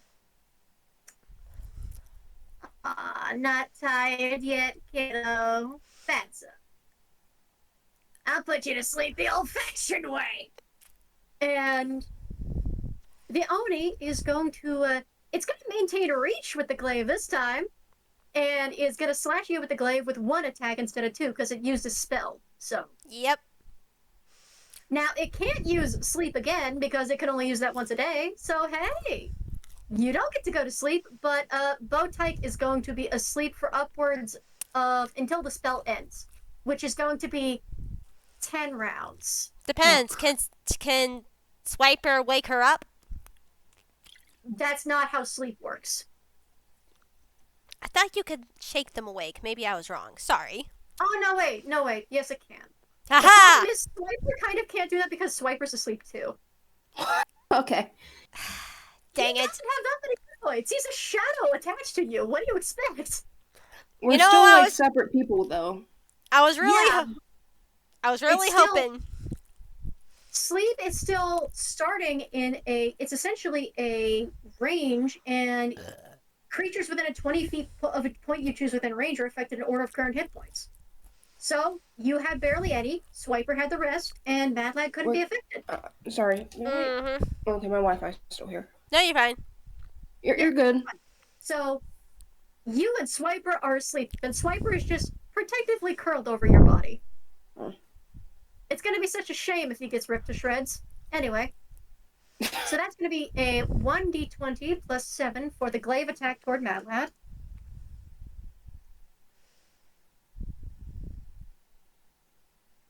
Crap, I'm sorry. Oh, none of this is your fault. This is fucking incredible. I was No. expecting you to get to the hag with no trouble, but nope, you got the Oni fight instead. 19. Like- Dang it. It beats my AC by 1. Oh crap. Don't get me Alright. wrong, I like conflict, but like I realize I put you in a really tough spot and I didn't mean for that to happen. Hey, it's okay. It's alright. You did fine. You genuinely did okay. I would have told you if it was worse, okay? Okay. And you said it was what your character would do. So characters slipping up like that is what builds them up further. Yeah. And honestly, not many people read what every single item does. I just know what it does because I do a project. Like, I'm working on a D&D project. I have been studying the D&D, all these modules. That is 11 total magical slashing damage. Okay. The magic part doesn't really matter, but yeah, it hits. Alright. For clarity, same as your pistol, because the Oni's weapon attacks are magical for the sake of, Yeah.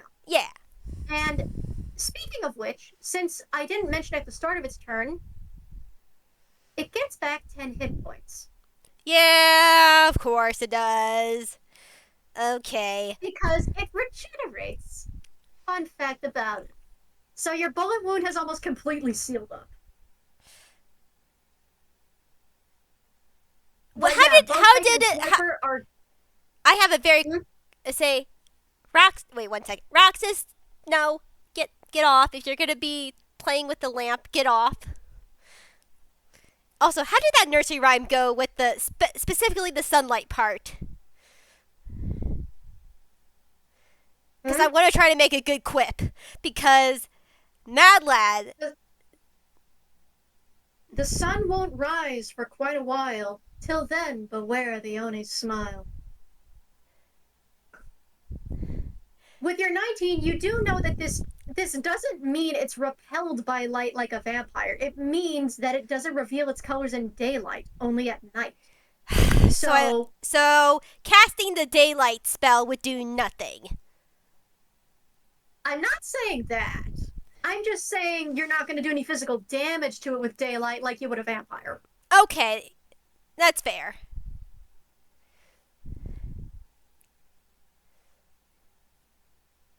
But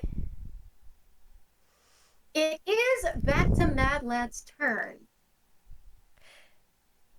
Bow Tyke and Swiper are both passed the fuck out.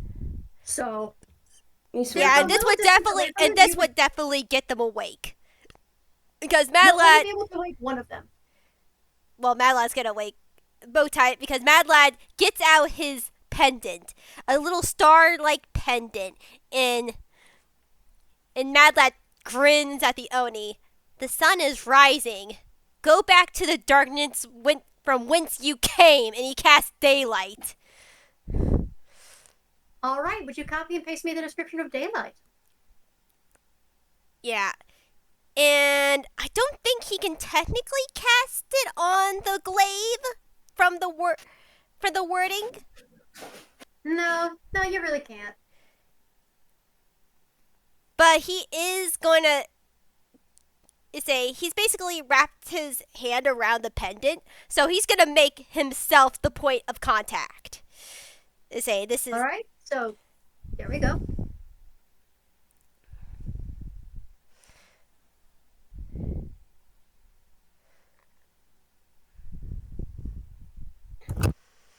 Okay.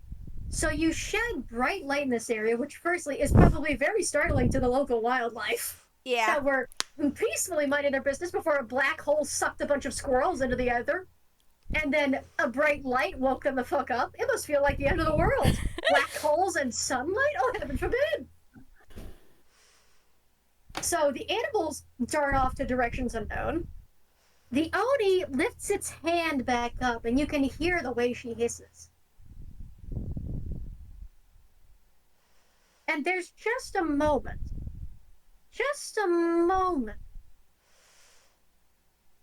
where the magical disguise kind of flickers, and you don't realize there kind of was or was not one in place. Because the thing is, the Oni maintains its disguises by day, but reveals its true shape by night, unless it is, explicitly deceiving people.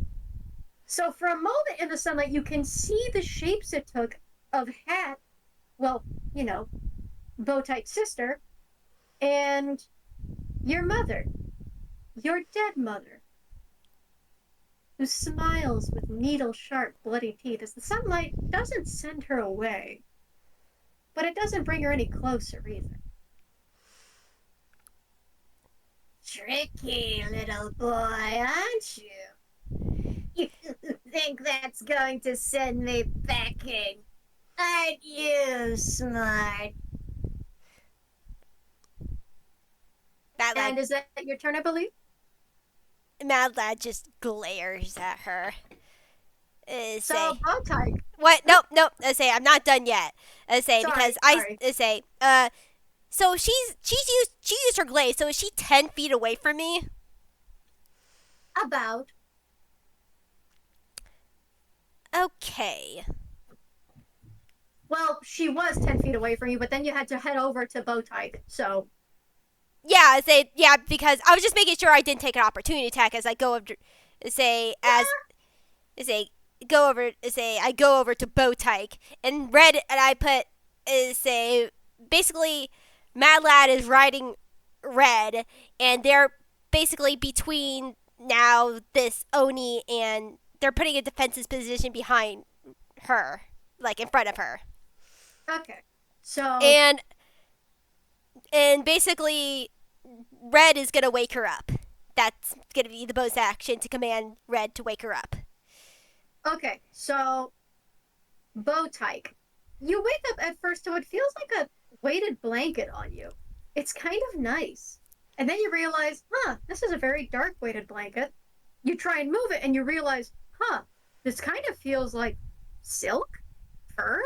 Something? No, it doesn't feel very soft. Swiper?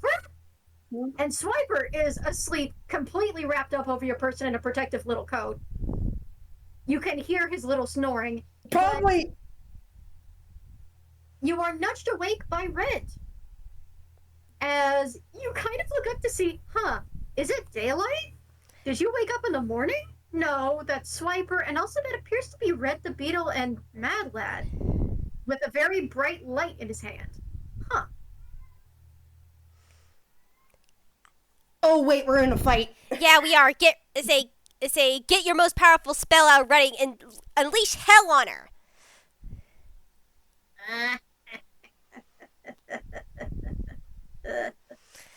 I say, I held her off for at least for a moment, but that probably won't last too much longer. You can't keep that spell up forever, sweetie. I think you misunderstand. I got disconnected again. I say, Ah, basically, let's like get ready for a fight. Unleash hell on her with your most powerful spell. He's not very sure how long he can keep up this daylight.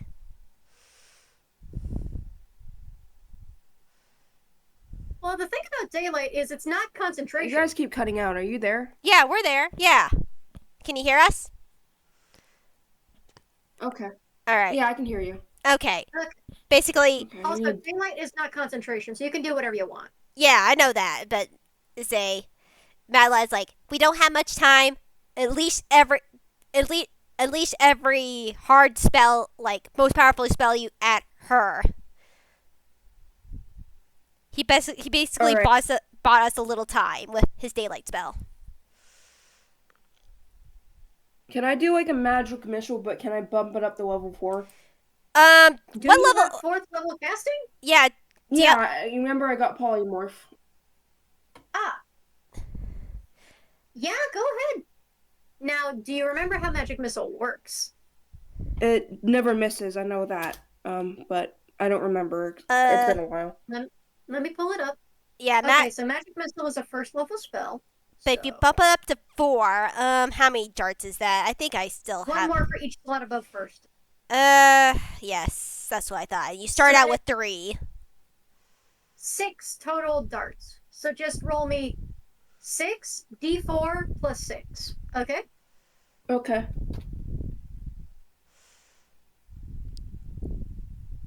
Ooh, that's a nice chunk. That is indeed an impressive chunk of damage. And you can hear the sounds of your magic missiles fired from your bow sailing through the sunlight and hitting. You don't hear any sounds of pain. You just keep hearing her chuckle. So that is 21. So that brings her down to... Okay. One question. Yeah. I know color spray was like an action, but can I like is skywrite an action? Can I do that as like a bonus thing or no? No. No, Probably not. Okay, my bad. not quite. I was gonna write SLS in the sky. Skywrite is a action spell, which is a ritual. You have to use an action to cast it and concentrate on it for upwards of an hour until someone else sees it. Okay, that's not gonna help us. Well, I mean, if you want to just send a message for help to, hey, we're being attacked by an Oni, if you can fit a message of 10 words and then put an arrow pointing where you are, that'd help. How do I do that? I mean, not right 10 now words. because I don't think I can. Yeah, unfortunately, that's 10 not going to words? help us in this situation. At the moment, yeah. It's probably not. Yeah, So that is your turn, yeah. and Swiper is still peacefully asleep wrapped around you. Oh God. Probably- That's not gonna help us at all. Yeah, probably it's best to not. wake him. Well, you'll have to wake him on your next turn, because it's Yep. the Oni's turn again. Yep.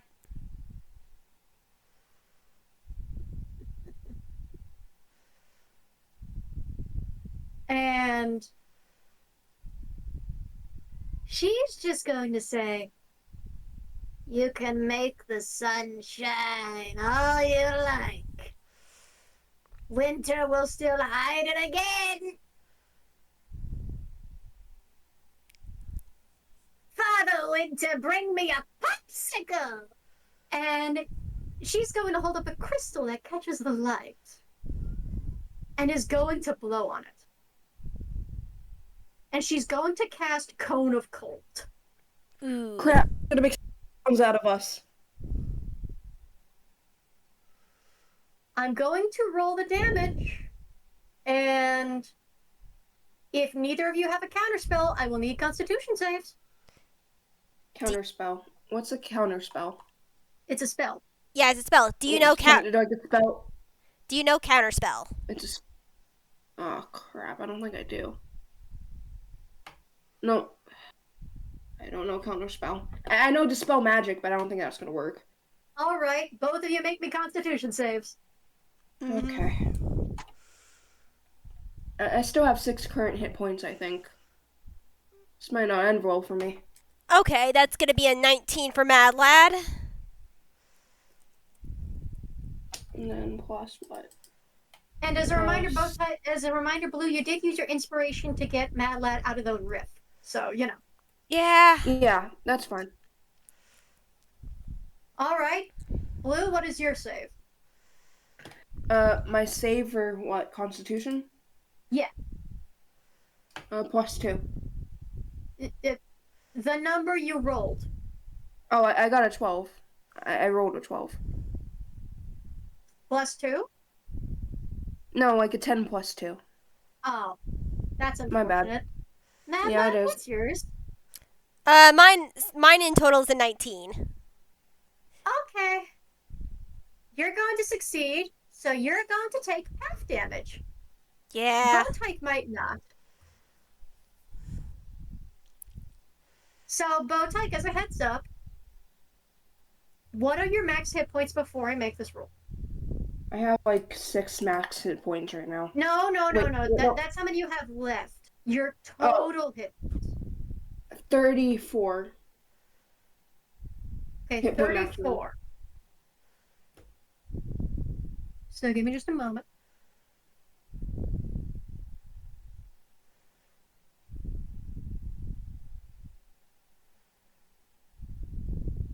Give me a moment.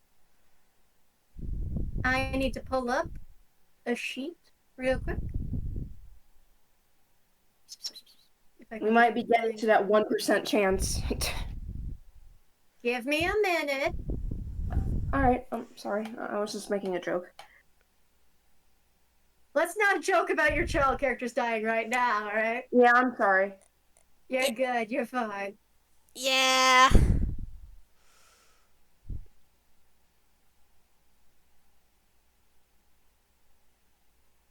As she prepares to cast this, you hear a different voice.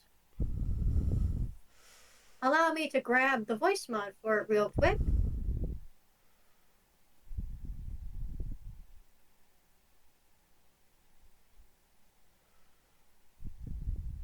Stop!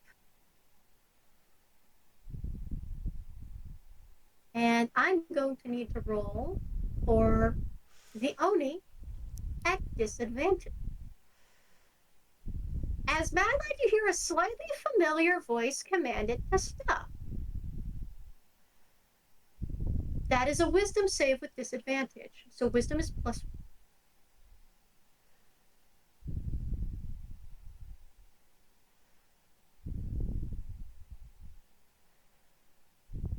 Dang. As this is about to blow out, you can feel the cold air towards you, and there's a split second where you realize that is sub-zero enough. That probably could have killed Bow Tyke. But it stops mere inches before you as the casting is halted. And you hear a familiar buzz of wings as someone else enters the initiative, if only for a moment. Roguefort. Oh my.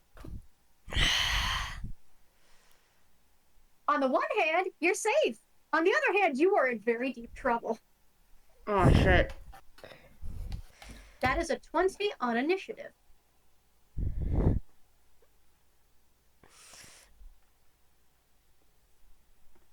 And it sort of pauses just momentarily as here's the question. You're still maintaining, you're not concentrating on daylight, but it still is there. So You almost can't fully see Roguefort or the fact that he flies in front of you, but you can see him. And he does cast a fairly tall shadow over the Oni. Yeah. The twaps are mine! They trespassed in the night. They should have known better. They would not be perfect. Those under the tutelage of Egad are off limits from nightly hunt. Says who? Says me. Unless you would like to contest this. And I'm going to roll him an attempted intimidation check. This is not persuasion, this is intimidation. Ooh. However, she is sitting in a daylight spell, so that is going to be with advantage. Even if he gets a -1 to it, bless his heart. No, wait, hang on. I need to look up an item he has that might help. Hang on. Oh, no, that would be for persuasion or performance. That's not for intimidation. My bad. So, that is a 14. And she needs to wisdom save, still with disadvantage. And this is not because of the daylight spell, believe it or not. Because Roguefort's scary. Well, not because of that either. But for the moment he is. Yeah, I have it. There's a sort of standoff between you. Well, not between you. It was between you and the Oni, and then Roguefort is there. And then, of course, you also see approaching a dragon and a cookie. Familiar faces, which are usually just accompanying Roguefort. And it's a sort of standoff between Roguefort and the Oni for a moment. A fae against a giant. You don't see the moment that the Oni disappears. You just hear her grumble, "Oil spot. Next time." And you don't see when the Oni turns into a gaseous form and leaves. But when next you look past Roguefort, there's nobody there.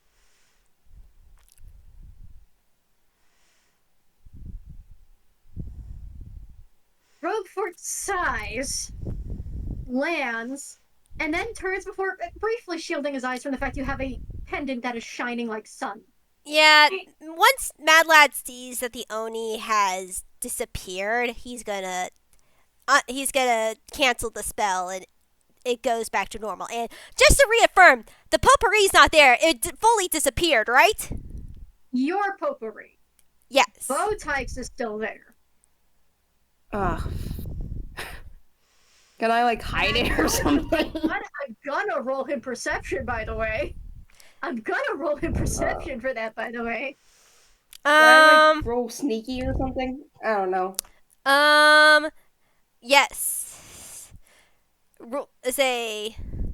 Wait, what? I say Mad Lad looks at Roguefort and it's just say he knows he's in trouble and he's trying to decide his fate. I need to see if I have something or not. I say I did switch that out. You have a plus. Say Mad Lad has, or at least I thought he had this. Did he? Wait 1 second. I thought that was a higher level. Well, it's a bit late to try and hide the potpourri. Okay, Yeah, okay. Because it's not just that Roguefort catches a glance, the dragon sniffs it also, and then slightly recoils. Nightshade. Why is Nightshade in a potpourri? Say Mad Lad's like, it's not. It's a None of your business. As Mad Lad quickly waves is a Bow Tyke to put the potpourri in her hammer space. Roguefort's Yeah, going to a reach bow down tie. and grab it. Okay. Wait, what do you say, Mike? Too late. Roguefort's reaching down to grab Roguefort it. grabbed it. I say, can Mad Lad make a sleight of hand? He is looking directly at you. It's the only thing that I can think of that would be dexterous enough. You're in trouble. I would say wait it out a few minutes. Fair enough. Alright. Mad Lad looks at the dragon and sees if he sees a cookie anywhere.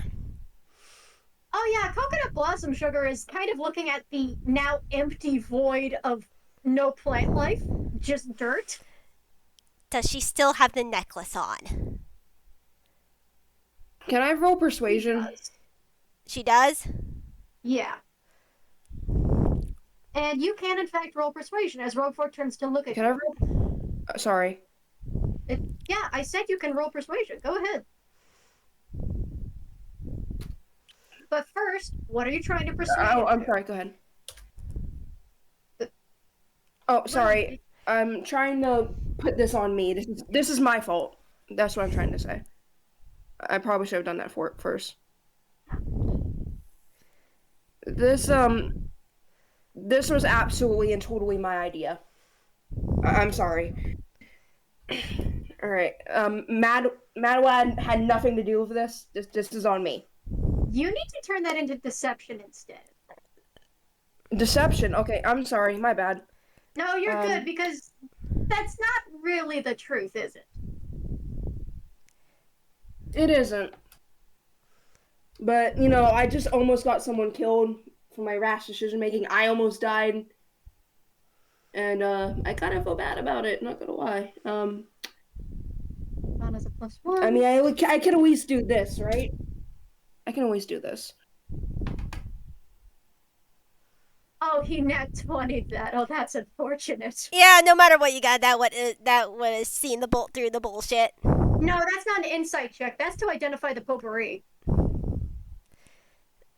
But also, yeah, I can roll him insight. He might roll a nat 1.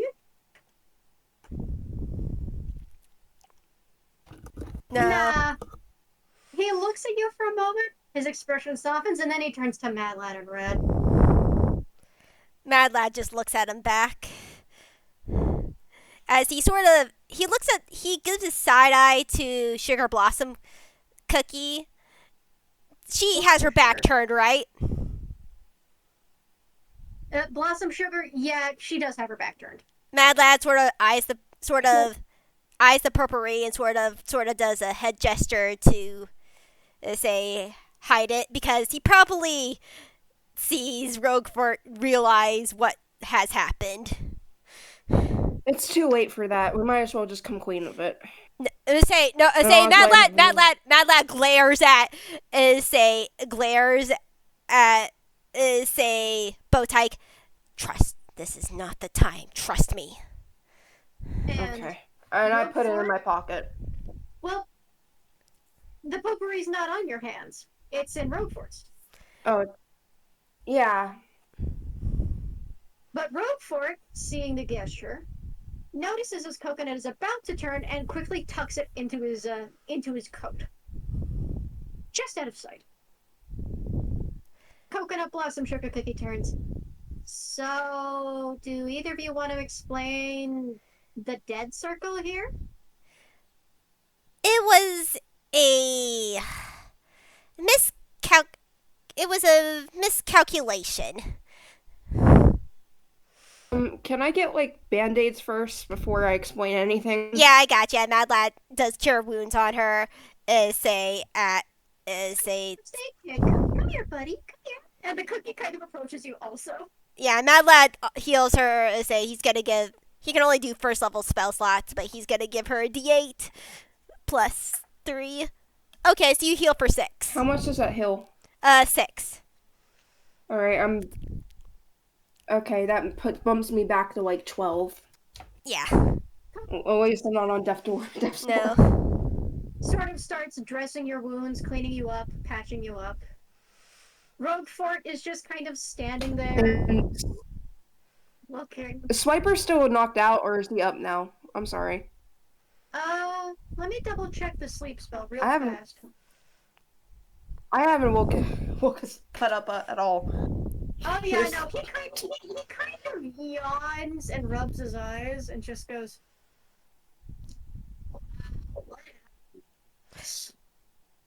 Mad Lad looks at Oh, yeah, I can't hear Swiper. you. Yeah, you were a little bit fuzzy. Yeah, I might want to repeat that. We'll have to cope with it for now. Try. Mad Lad looks at. Okay. Yeah. What did you say though? What did I miss? Unfortunately, our night hunt mission Oh. went wrong, Swiper. It was a bad Oh, training. yeah. Where did he You go? honestly missed. I'm Yeah. honestly glad you missed it. I'm not gonna lie. Bow Tyke, you look ragged. Are you alright? Is that like mocking or like I told you so or?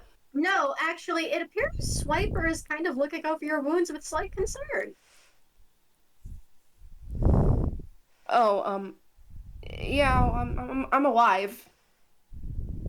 Better than nothing, right?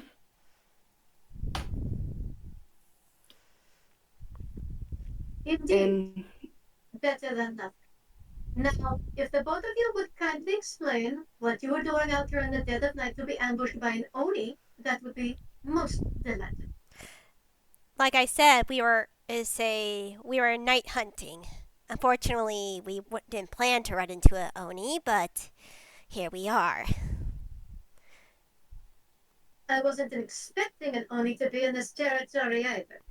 It must have had a different reason for being here. Well, Egad has been full of children. Maybe they sense that.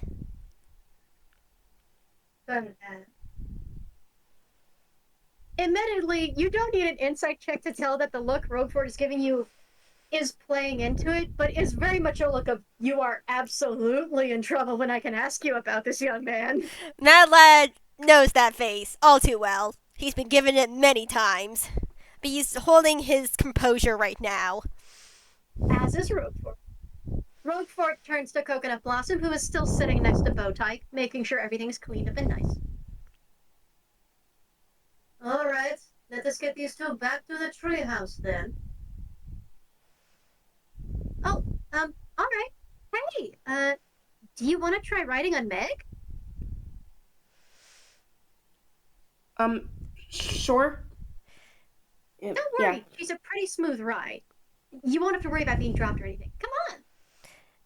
Yeah, you have Okay. fun. I'll just walk with Roguefort and Red. Red can't fly just yet. Are you sure that I should? Don't we all want to take them back to the? I will walk, not let back to the tree. There are some things that he needs to be told about before going night hunting again. Oh, this is okay. This is a trouble talk. Okay, I'll see you back at the treehouse then. And she takes Bow Tyke along. Bow Tie gives Madawad a good luck look, and I'm very sorry look. Mad Lad does. It's like a look of yeah. Yeah, Mad Lad gives her a look of like smiling reassurance, a small thumbs up, but at the same time it's sort of also a look like, I know I'm in trouble, you go rest. And you eventually get settled on Meg's back. In spite of how spiny she looks, it's not actually that uncomfortable. You weirdly kind of find a nook to sit in that feels cozy and almost like a saddle, even though it's not. Coconut Blossom Sugar gets into a position where you can hold on to her, and Swiper can hold on to you because this is slightly a new experience, and up and away you go. It is still raining at this point. But the rain cloud briefly falls over the moon, concealing its blue glow from seeing.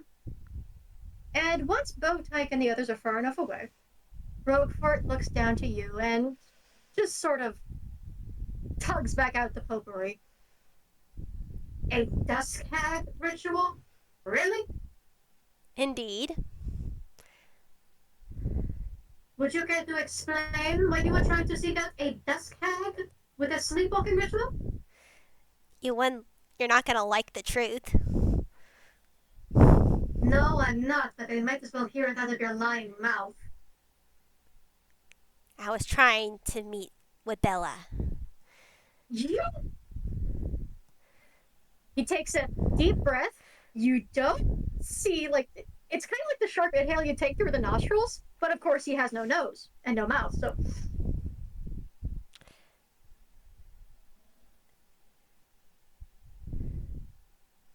Why were you trying to meet Auntie Bella? I've been spying. I've seen some of your meetings that you probably don't want me seeing. And I noticed when Bella was talking to you at first about Blossom and Meg, she I sort of knew instantly. She hid it well, and I'm guessing from you too, but she was trying to help you.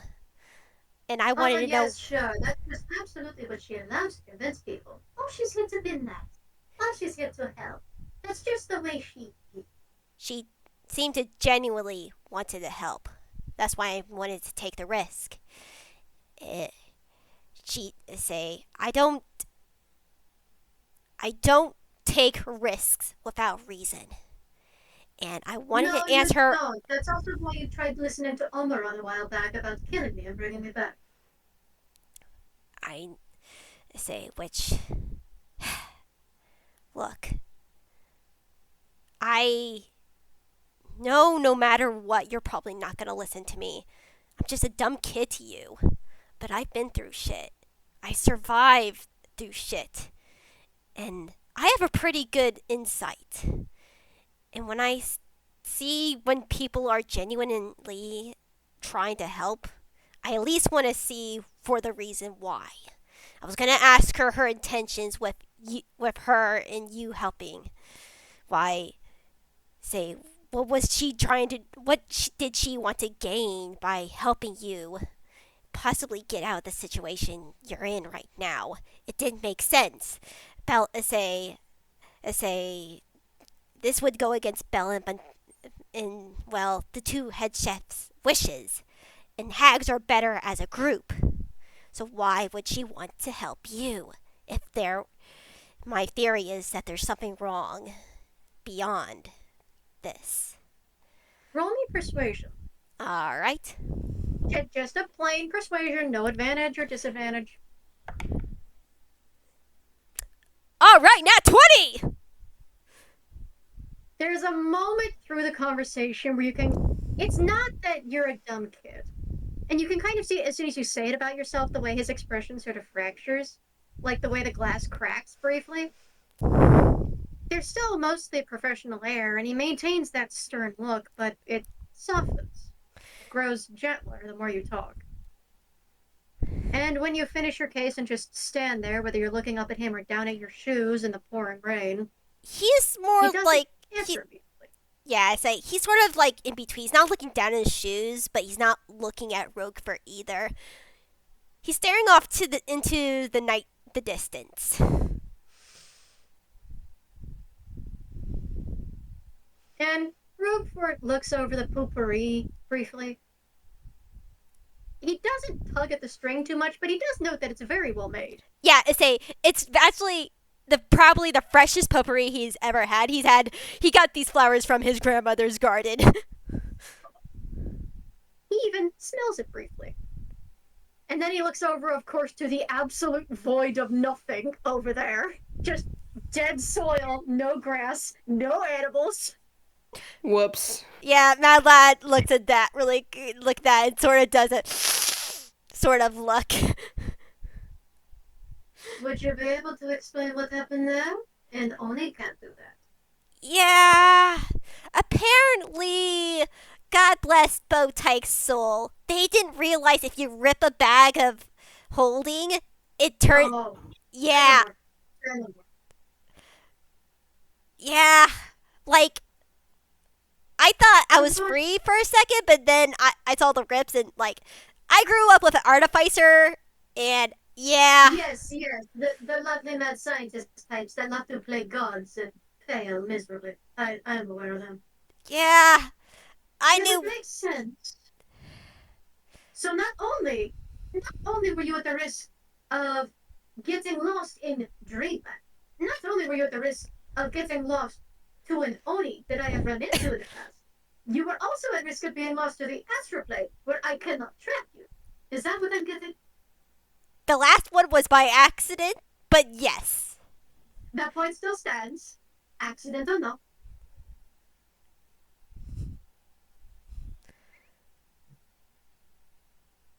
The silence lingers for a moment. If you want to insight check Roguefort's face as he's looking you and the potpourri over, you can. Yeah. Go Come ahead. on, let's roll. Let's roll well. Okay, okay. Yeah, that's a good roll. That's a good roll. Insight. I always keep forgetting your insight's worse, but that's because I say I helped you out earlier. Ah! I say that is gonna be a 21. 21. And you watch as he kind of kneels down, and of course he has the insect-like legs, so they don't bend the way human legs would. They bend back instead of forward. Yeah. Because it's, wasp, bee, moth, grasshopper legs, whichever. Just Yeah. general buggery legs. They bend Yep. back instead of front. And he kind of gets down to where he can bend down to your height, even though he's currently getting dampened by the rain. He didn't even bring out an umbrella, bless his heart, just his cape.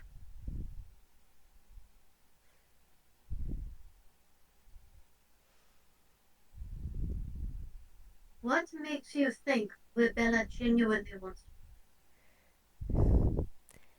That's why I wanted to find out. I don't know because these are hags that we're dealing with. But Yes, and they are hags that I have grown up with. just the Wibella is a greedy woman. She wants power. But she knows she cannot get it with brute force, and she knows she cannot get it with sweet words. So she plays the nice sister. She plays the good aunt, and takes good care of me, and takes good care of us, and takes good care of her ingredients and her subjects in hopes of elevating herself to high status. look, I know what I saw. It seemed like genuine wanting to help. I don't know how to explain it more than that. I know you don't. Which is why. And much to your surprise, before you even finish speaking, Roguefort holds the poopery out to you and drops it in your hands. Is this permission? This is not explicit permission. You very nearly got stolen away to be cooked tonight. I want you to remember that. Madlot gives a nod. If she had taken you away, it would have taken every bit of my good graces to explain how to get you back. And then I would have to explain it to Monsieur Oliver. Can you imagine the shame that would be? Explaining to my other employer, oh, hey, by the way, it only took away one of your little children to cook and eat them. You understand my position, oui? Yeah, I can So understand. look, if you are going to do this, here is what is going to happen, alright? You remake a potpourri if you would like to have your little friend come with you again. Next time, I am sending my swarm to watch it, alright? Alright. I will not be able to accompany you myself because Coconut Blossom Sugar Cookie is supposed to tail me at every end. Yeah, And is that. going to do so until she can take the necklace off. Yeah, that hag's eye is gonna be a pain. It already is a pain. I have had not a single moment of privacy. It's infuriating. But beside the point, beside the point. This was a dangerous and, yes, admittedly very stupid move. But the way you tried pulling it off was smart. This is a very nicely made potpourri. It smells like all the ingredients are there and it is tied with the appropriate ribbon. So clearly, you made it well, and you followed the steps well. We almost were The there only- too. Then perhaps if you try it out, say, tomorrow, before the full moon disappears, then you might have another shot at talking to her. Mad Lad nods. Alright, tomorrow then. But you must make me 2 very small little promises. I do not ask them lightly. Okay. 1. Promise that if you run into a threat that endangers the life of you or whoever you take with you, you will come right back to the treehouse and forget this entire operation. Okay. Promise it to me. Mad Lad takes in a deep breath and releases. I promise if there's any trouble, we will run back. And you will forget about talking to Wibella. And I will forget about talking to Wibella. Good. Second little promise.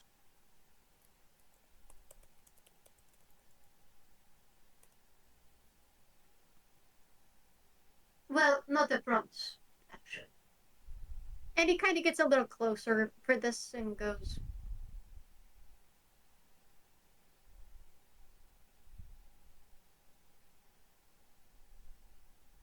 I understand I cannot discourage you from trying to help.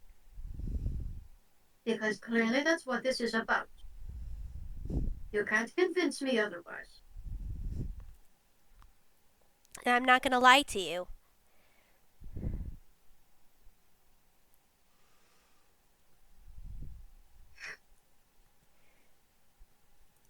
If it has to come between choosing which one of us lives, I want you to choose yourself. Alright? This is not a promise. I want your assurance. Oh, Roguefort. You see a tear run down his cheek, and even if when it's red, and you can see this is a tear. You sound like my mom. Don't say that. That makes it feel so much worse.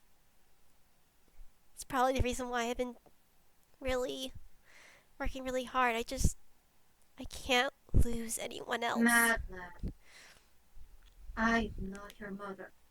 I am not your father. I I know. am just a man. I know. My life is not worth more than yours. Do you understand? I know you're not my, father or anything, but I care about you. But I will take care of myself and keep myself alive. And the others. Of course. That's what I do. I protect people. He gives a small smile. It's what you're very good at. And he gives you a little pat on the shoulder. Now, come along. We will take you back to the treehouse and get you washed up. You are absolutely filthy. No doubt because she must have had some dirty things in her bag. Ugh. Don't even want to touch you in this condition. Come on. Yeah, I don't want to really think about what's in that bag, so let's just get going. Now, here's the thing. The FPS is not ending here. We are just going to take a break here, all right? You know, I was about to say, do you think we could take a break before we continue on? Yeah, we were going to take a break. So this is our 5-minute break to hydrate. You know, hydrate or dihydrate, get some food. And when we come back, you'll try again. And this will be your last shot. If you fail the second time, that's where the FPS ends. Got it? All Okay. right. We were so close. Hopefully this hatches. But also, congrats! You actually got the secret Oni encounter instead. Hey. You very, very nearly hit that narrow 1% of insta-death, but you avoided it. I did give you the chance for that. Thank you. I will tell you this before you pause the recording and go and break. Mm-hmm. You no longer have the chance to insta-die. That was your only opportunity, and because, I'll admit, I wasn't prepared for someone to just shred the bag of holding. I'm sorry. Again, you're good. That was funny as fuck. I'm gonna level with you. I had fun with it. I was Yeah, really worried because I was like, I was about to get real with you. Mikey was like, Mikey, this isn't to say they don't know about this. I wasn't gonna. I tried to give warnings, but look. Yeah. I'll You listen got next time. scared, and that's the important part. Yes. You got scared, and now you know in the future, if you're gonna rip open a magic item, ask about it first. Right. Yeah. And like I said, that was the narrow 1%. I still would have given you a chance to escape it, even if it looked certain. Mm-hmm. All right? All right. If you had been caught by the Oni, you just would have been taken somewhere unpleasant, but you also wouldn't have died immediately. It was literally only if you destroyed the bag, and I wasn't expecting you to. I'm gonna level with you. That's why I gave you the chance, because it's like, oh, we're just doing this, huh? Yeah. Yeah. I'll listen next time. Mm-hmm. I Also, You're I want to since we've been quoting a lot of Epic the Musical, all I gotta do is open this bag. All right. Let's. But yeah. Yeah. All We'll right. be right back after these messages. Bye. When the next night falls, we're going to do a 3d20 roll again. I'll roll first. All right. Blue, roll next. Okay, where are we at? So it's a 1d20. Mm-hmm. Sorry, I'm just a slow typer. All right, good. fine. And Winona. 14. Okay. So allow me to roll a d4. Oh dear. So there is no wind. That's the good thing. The next evening, it is freezing cold temperatures and light rainfall again. It is 40 degrees colder than it would be normally. It's almost an autumn temperature. Well, it's not just almost, it's completely an autumn temperature. You're practically freezing out here and have to bundle yourself up all nice just to be able to go out in it. Yeah, probably have raincoats. Like heavy raincoats. Heavy raincoats, yeah, because if you don't, you're going to start taking damage. Well, you're not going to start taking damage because it's not going below 0, but you're going to start getting cold. So Yeah, so I say heavy raincoats, probably an umbrella. For at least right now. And I assume you take the time to make a second potpourri for if Bow Tyke wants to go with you again. Yes. Do you want me back? Even go with you?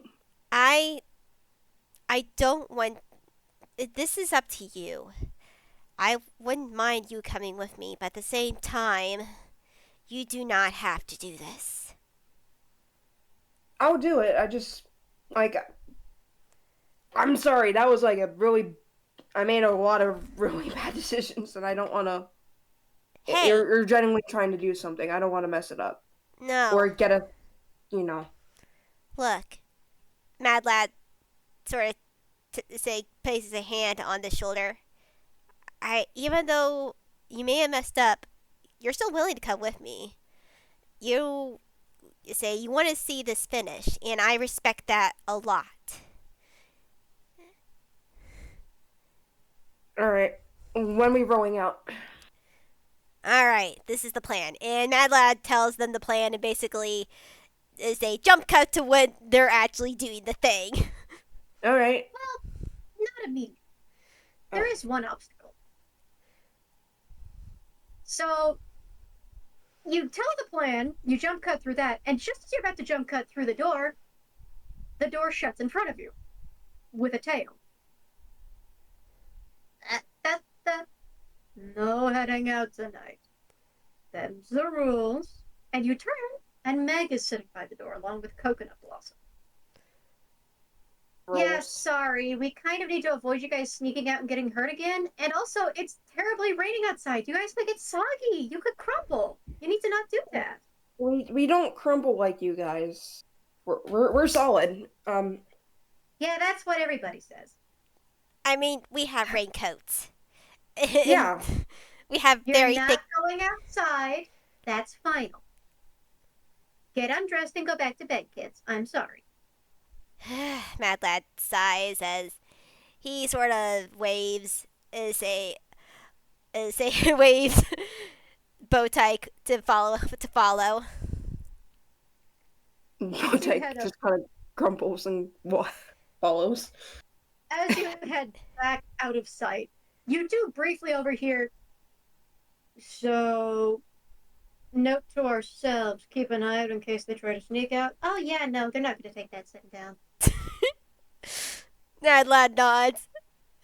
And sort of, once they're out of earshot and out of speech shot, he, like, has a determined look on his face, cracks his neck, like, audibly. He's like, alright, we're doing this the hard way. How are we gonna do this? You then hear a tiny sound. Rabbit, Mad Lad smiles as he looks at the Strabby. rabbit. And Mad- there is a little white rabbit. Blanca. Mad Lad grins.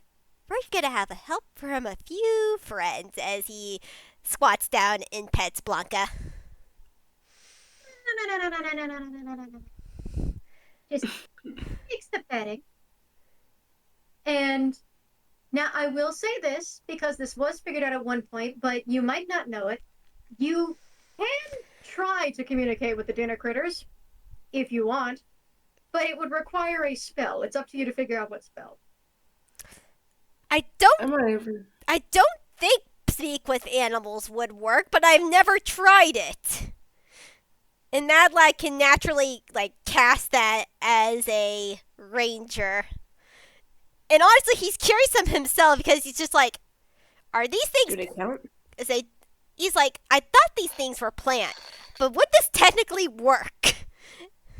You do kind of hear the Strabby try to whisper in your ear, but it's just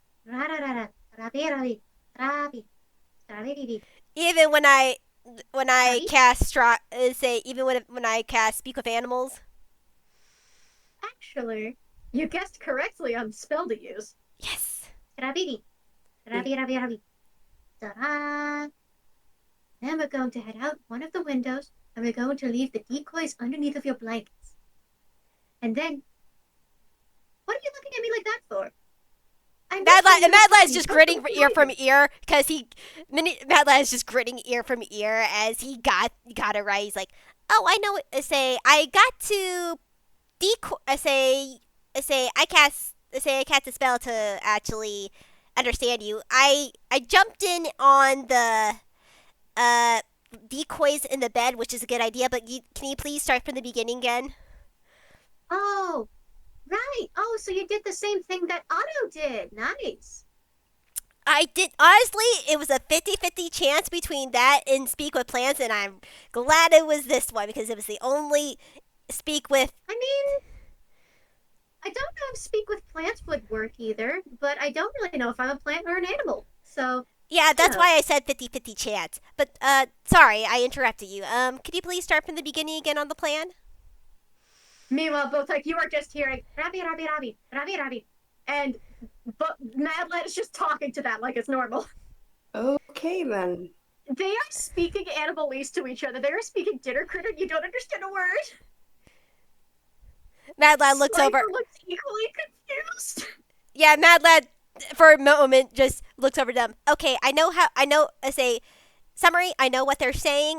Give me 1 second for them to tell me the plan. Please Okay, continue. cool. I'll just sit here. Yeah, Mad Lad is going to listen to the plan. Oh, I do feel so terribly sorry that I can't communicate with her on the plan, but I assume you can translate, so that's fine. Yeah. All right, so here's the thing. Coconut Blossom Sugar Cookie and the Dragon have been assigned on watch by Roguefort tonight. I know that sounds counterintuitive, but he had to give the appearance he was putting you on strict watch. Mad Lad So, nods in agreement. Right, right. so they were assigned on watch while he went out on a hunt. Well, not on a hunt. He actually went out going for groceries. Okay, I was Late about to night groceries. say they have to accompany him on hunts, He but would need to bring us along for a hunt, but yeah, you understand. yes. So we were sent. We were kept here, not necessarily to keep an eye on you, just because we can't necessarily go out in the rain. I mean, we can, but it doesn't mean we necessarily like it. It's not like Coconut Blossom Sugar Cookie, who, when she said she'd crumble, she means it. They can't stay in water too long, or they sort of deteriorate into nothing. It's a terrible sight, really. Ugh, I thought that was I thought that was just a like one of those sayings of get to know for future reference. It comes from that, so you know that.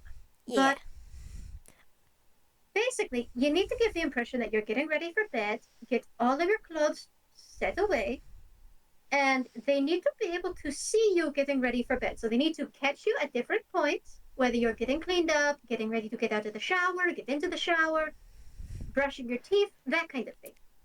You need to have the whole performance convinced, and then you set the decoys in bed, and then you hide under the bed until they come up on you to check in the bedroom. When they're satisfied, they close the door and you hear them get all the way down. I'll have some of the others tell you when they finally went back to the main floor. We're going to sneak out the window, down the branches, and into the woods. Mad Lad nods. We know a crossroad that is much closer to the treehouse that you can use for the spell. And if anything happens to go wrong, we are going to pinch you awake. Normally, that is not the suggested thing, but you will be fine. We have a way Yeah. of pulling you out. Yeah, it honestly based on last time, I say it's a better choice, but yeah. Though I am sort of surprised that you don't like the rain. I thought that'd be the opposite, but that's a different topic. We do like the rain in terms of getting nutrients. We don't like the rain in terms of going out with people on serious business. Rain is for play, not for sneaking. Ah, I see. That's fair. It is for play and for nutrients and for sleep. It is not necessarily for sneaking out and doing all sorts of devious things. You understand?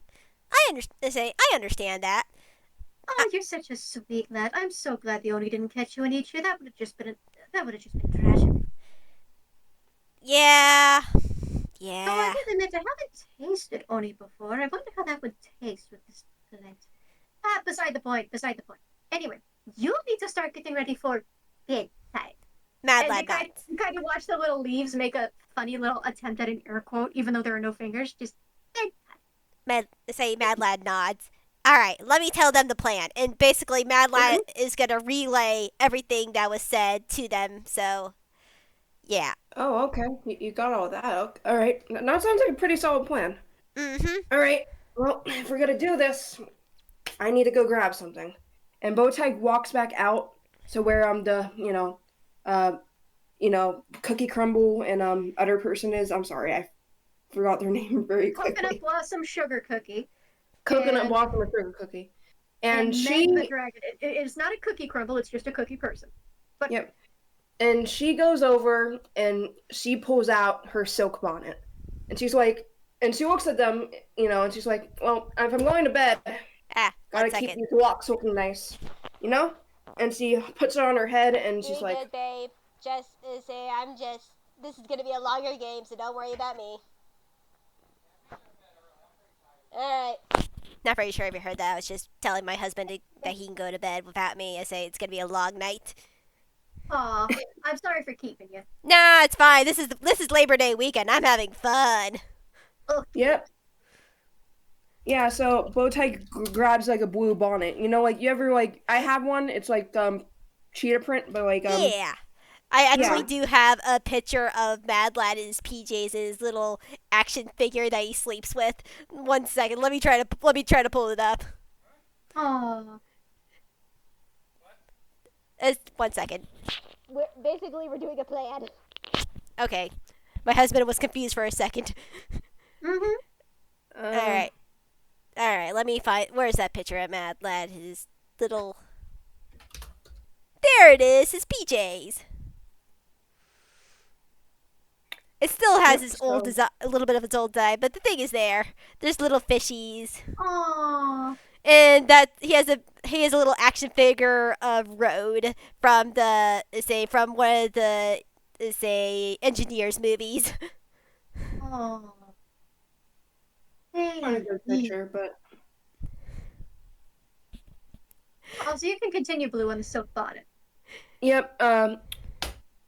I don't know what I was gonna say next. We got the silk bonnet. She also basically grabs I don't know. She didn't keep these things away. I feel like she's doing a sleight of hand where she's pulling. I should probably roll over that actually. The idea is she's making it look like she left everything down there. She didn't. Mm-hmm. But yeah. All right, So, roll me sleight of hand then. Yeah. So this is a sleight of hand trick. So she's making it look like she's pulling the bonnet out of something, Where's my sleight of hand stuff? Sleight of hand +2. Oh, where am I? There you go. Oh, I don't think that works, but Let me roll an insight on Coconut Blossom Sugar Cookie if I can fucking find her sheet. Where is my cookie gal? Where are you, girly? Where did I put you? where are you, girly pop? Where are you at? Where did I put you, baby girl? Where did I put you? Ah, there she is, at the top of the sheet instead of the bottom of the list. That's a lot of scrolling. Thankfully, I can just click. So insight for her is a +3. Oh boy.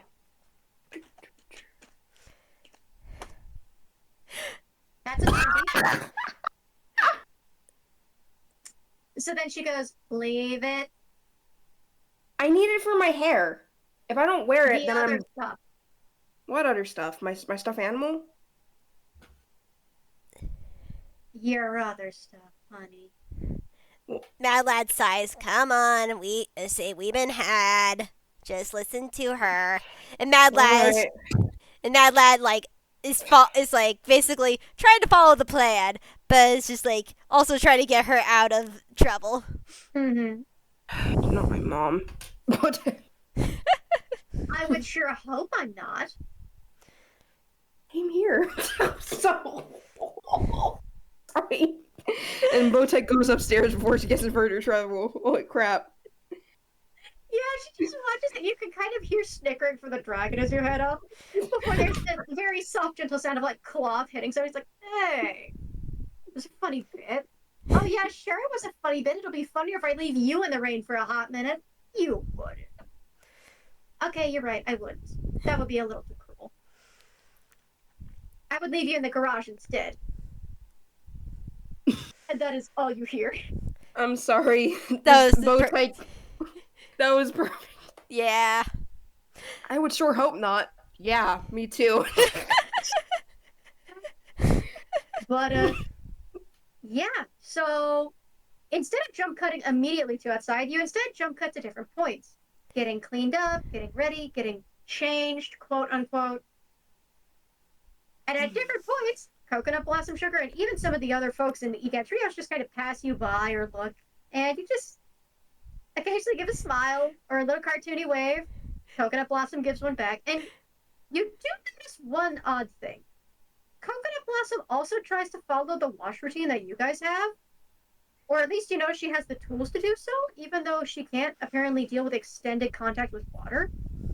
You're not sure how she fluffs up her hair or cleans it. You're not sure how she cleans up her cookie appearance. But while she keeps her gear on, she does also get cleaned up nice for, night watch. And I'm going to need a combined deception check from both of you. Mad Lad probably just watches her and does probably quietly not. It's just sort of just he's he doesn't mean to, but at the same time it sort of comes out because he's the kid. He's just wait, how do you technically stay clean? Haven't you ever taken care of cookie decorating before? No. You clean it up and then you re-ice everything. Huh. So is that like your version of like when you go to like the quote unquote hairstylist, but it's more like the decorator for you? Sort of. It's more like when you guys go to artists to get touch-ups and get cleaned up. Ah, You know, tea spas, but for cookies. Huh. That's interesting. I was wondering how that technically worked. We don't follow the same logic as the cookies that you guys bake do, but it's still similar enough. Now get to bed, both of you. Alright. And you said, Alright. and what was the role for? What was the role? Deception. That's a I combined rolled deception deception. for Yeah. both of you. Yeah, I was just making sure I rolled Yeah. what might fire. I rolled so mine already. Blue rolled. Yeah, you Okay. rolled a 21, which is a nice roll. You're not gonna believe this. We rolled What is the it? same number again. That's a Great. deception, 42 and my together. deception's a +4, so 19 Nice. +4, 23. Ooh, nice. I'm going to roll 2 insight checks, one for the cookie and one for the drag. That is, of course, a combined roll overall. So, insight check for Coco first. An 8. She's wholeheartedly convinced. Completely convinced of your innocence. You know, There is nothing you could do in her mind that would be any more innocent than just getting ready for bed and getting tucked in like proper little Toon kids should. this scene's very much in character, so I'm really worried about the second roll.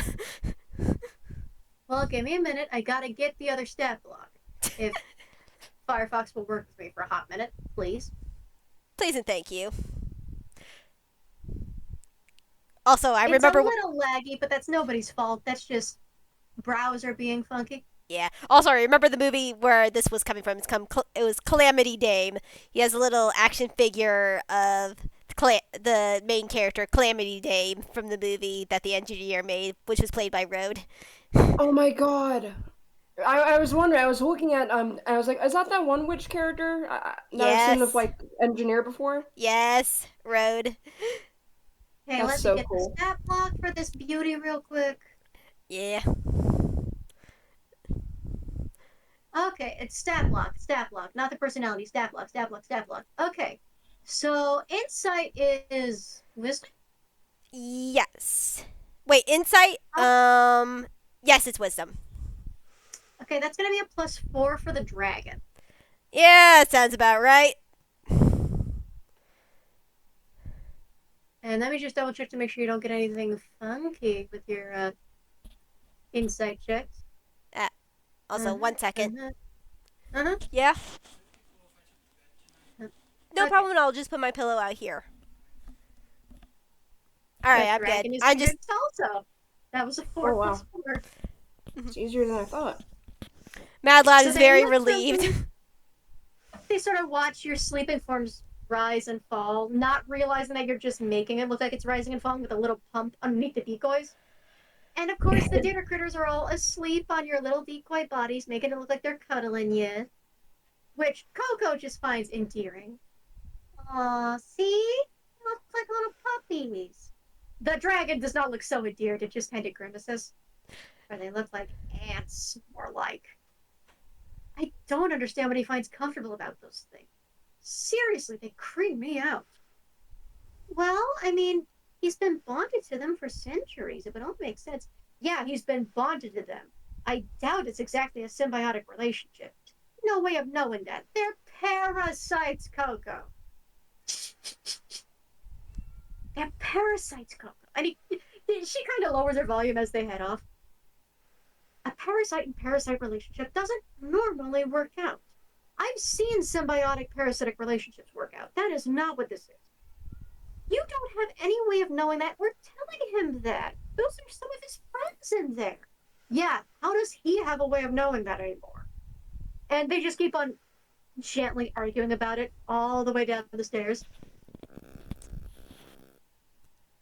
Bow Tyke, All the way down. on lower. Oh, sorry. Thumb. I was just saying Bow Tyke. Oh, Continue. Bow Tyke uncovers herself on the blanket, and she's like, "Wow, rude." Mad Lad does the little shh noise as he like gets out of bed and like recovers his bed to cover his tracks. And Bow Tyke leans And over to one of the food critters, and she's like, stage whispers, "I think you guys are pretty cool." Yeah, the Mad one Lad. that you whispered to, which is the scorpion one, leans over, and Mad Lad, you're the one that has to speak with animals, so you hear back, "Hey, I think you're pretty cool too, huh?"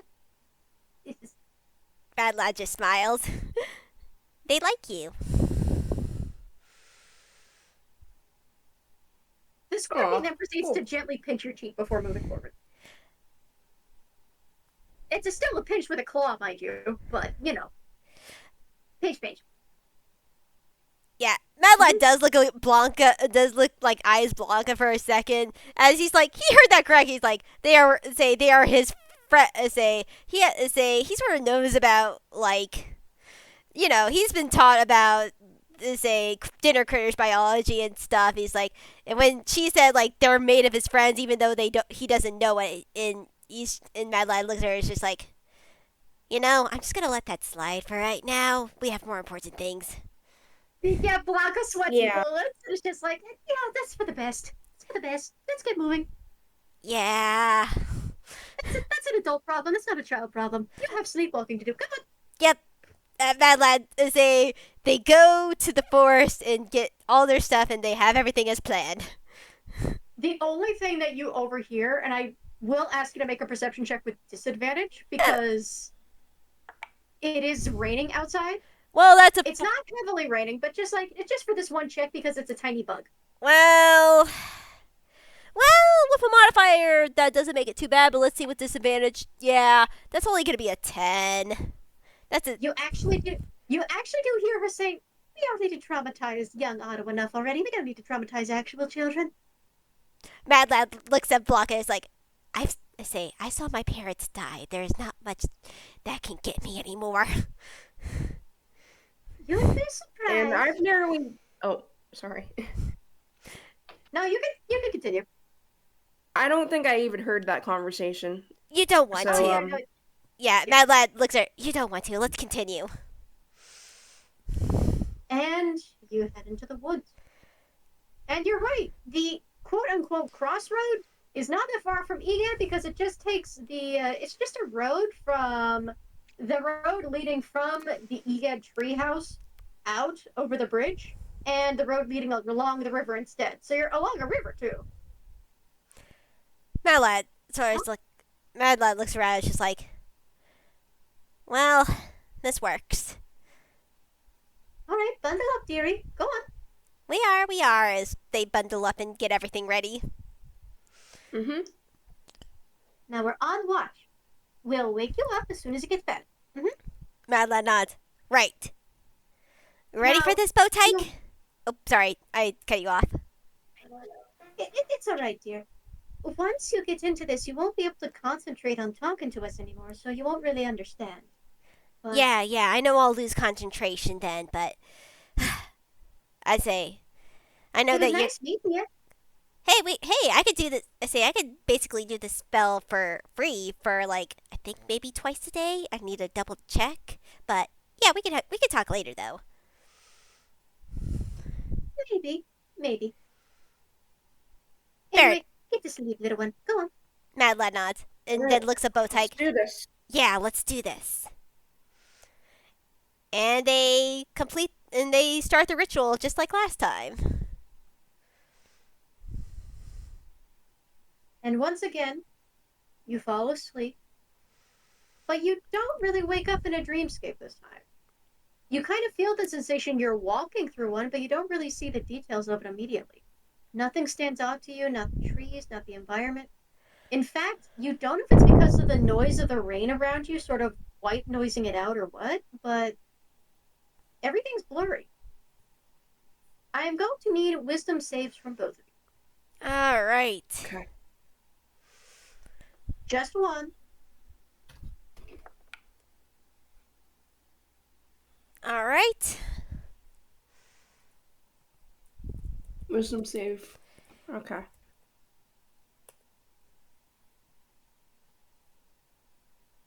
That's a 19 from. Oh, nat 20. Nice. 19 and nat 20. That's pretty good. Uh-huh.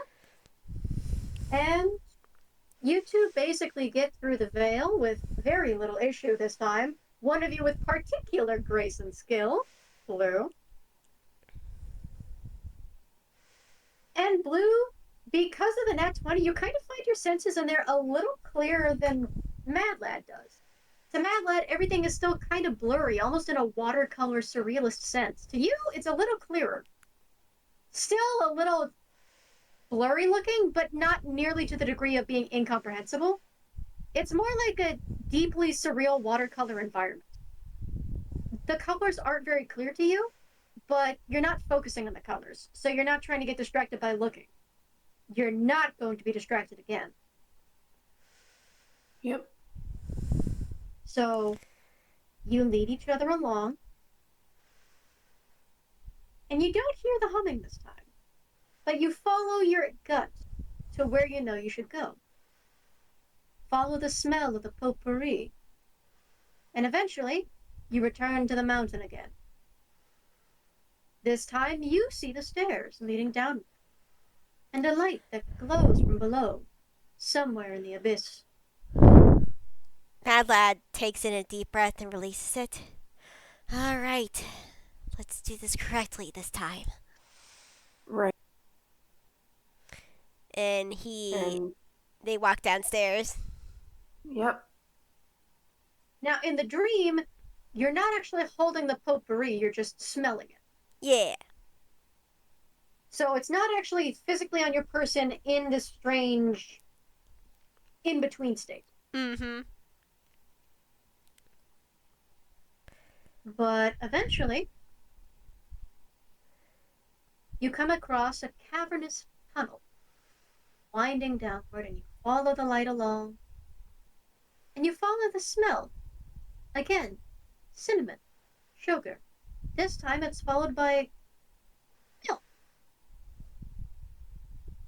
A little bit of rum, perhaps. Mm. And honey. Someone's cooking. Smells pretty good. Yeah. It might be that way. Yeah, I think so too.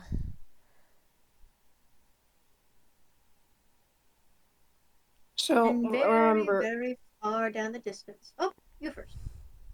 So what are we asking her again? We want to know why she's helping Roguefort, but we need to figure out what to do with like the kid and my the other kid that's here. Let's just Wait, what? let's I agree. But I think Do we just wait? Should I just wait the talking to you? Just I yeah, for the most part.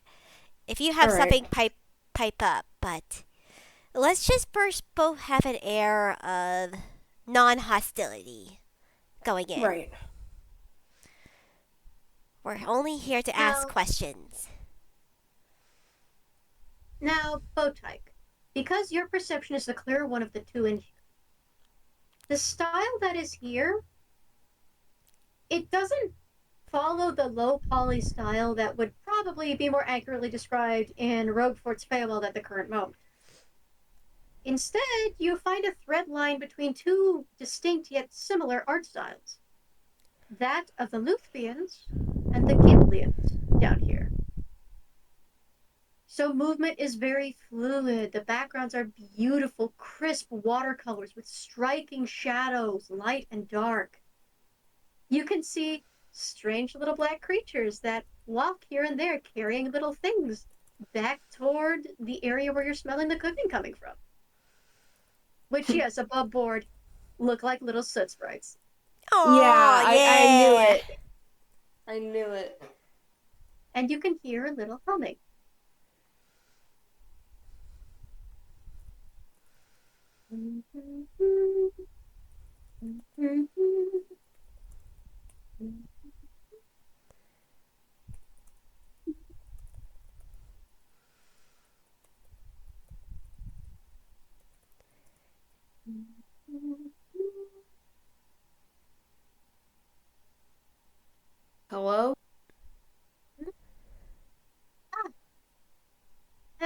There's just a pause in the humming for a moment. You round, not necessarily a corner, more so a curve, and you see what seems to be a cozy little space. You're not sure if it's a study or a hearth or what. There are some cozy looking armchairs set out. There's a very rustic looking, rounded out fireplace that seems to be naturally carved from the wall. It gleams bright with a fiery hellfire. And that's a funky way to describe it, Mikey. Yeah, sure, just fiery hellfire. Sure, why not just call it red smoke? Why don't you?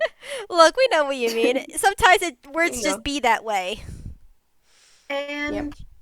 what appears to be a tall woman that is pouring things into cups and setting them next to the chairs. Hi, nice place you got here. Can we come in? She doesn't answer you immediately, instead setting 2 cups and 2 little plates of cinnamon rolls next to a couch. And then pouring herself a cup while she continues to hum. Yeah, Mad Lad sort of looks at Bella, looks at Bella, and then looks at looks is like I think we can go and sit down. I mean, That They- would be the assumption. yeah. And Mad Lad sort of gives a nod and goes over to sit down on the couch. Bow Tyke follows. You've had a long, stressful journey. Eat. Okay. Mad Lad nods. What you appear to see on your plate and in your cup, you don't need to roll a survival check for. It appears to be some cinnamon rolls and horchata. Yeah, It's but fresh, like, and it's hot. okay. I mean, thank you for the thank you. Yeah, this is good. Thank you. You haven't taken a sip yet, Sue. I'm. I mean, It looks good. I mean, my eyes are taking a sip, and Bow Tyke picks it up. yeah. And Mad Lad is like, wait, is this safe technically? I mean, we're technically asleep. How does this work? You are not going to be confined to my quarters if you should eat of my food and my drink. oh crap! I didn't You even are think here about to that. rest. Mm. Now, if you wish not to disrespect me further, please at least try your food. No, it Okay. wasn't. It wasn't disrespect. It was more like, I mean, we haven't never done a spell like this. And he does like take a sip. Didn't know how technicalities worked. Bow Tyke takes a bite of the roll. See, Both your are- eyes. Oh, sorry. It's okay. Both are indescribably good.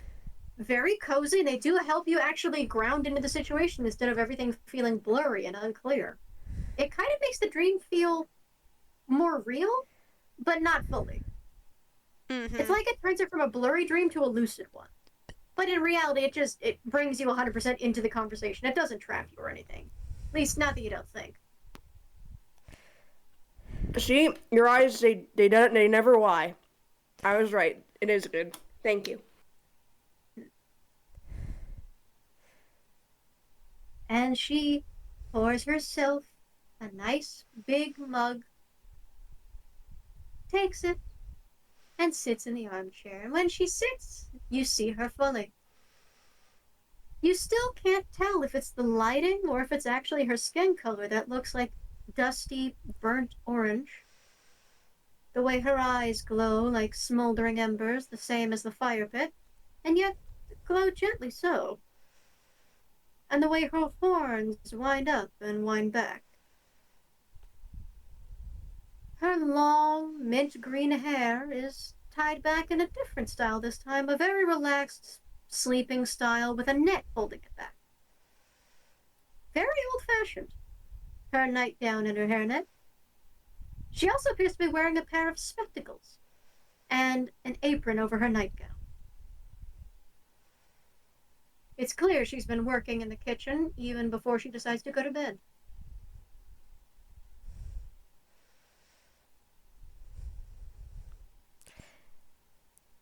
You seem to say I'm guessing you were working before we came here. I'm always working. It is our lot to work.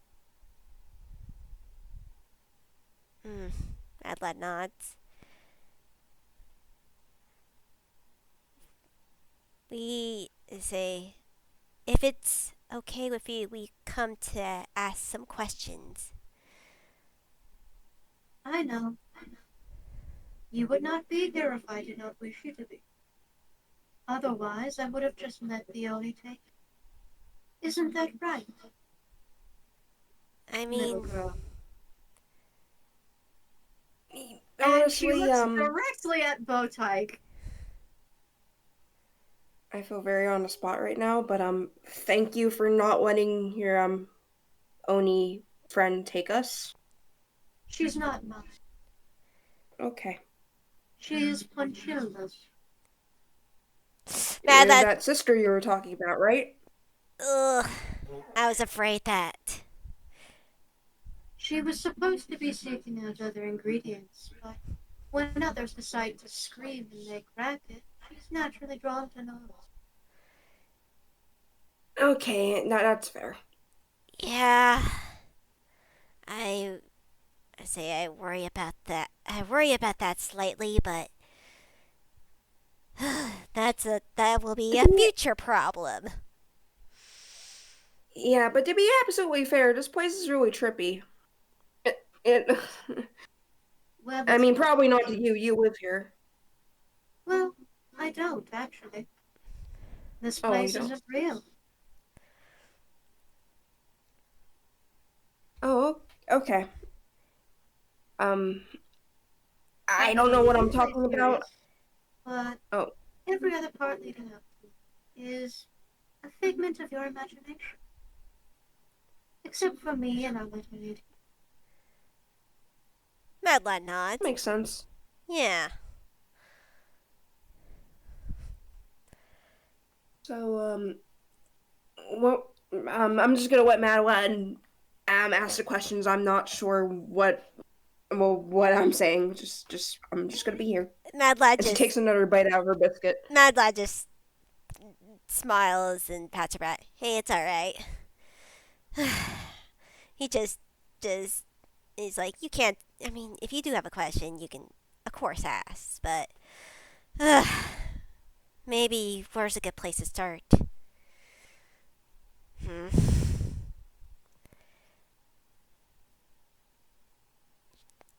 I So since he knew that we were coming here, maybe just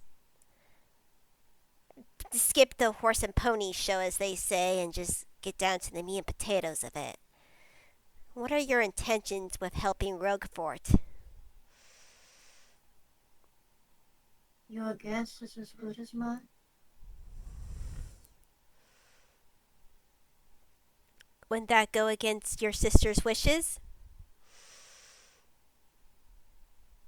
It would. But they're not my sister.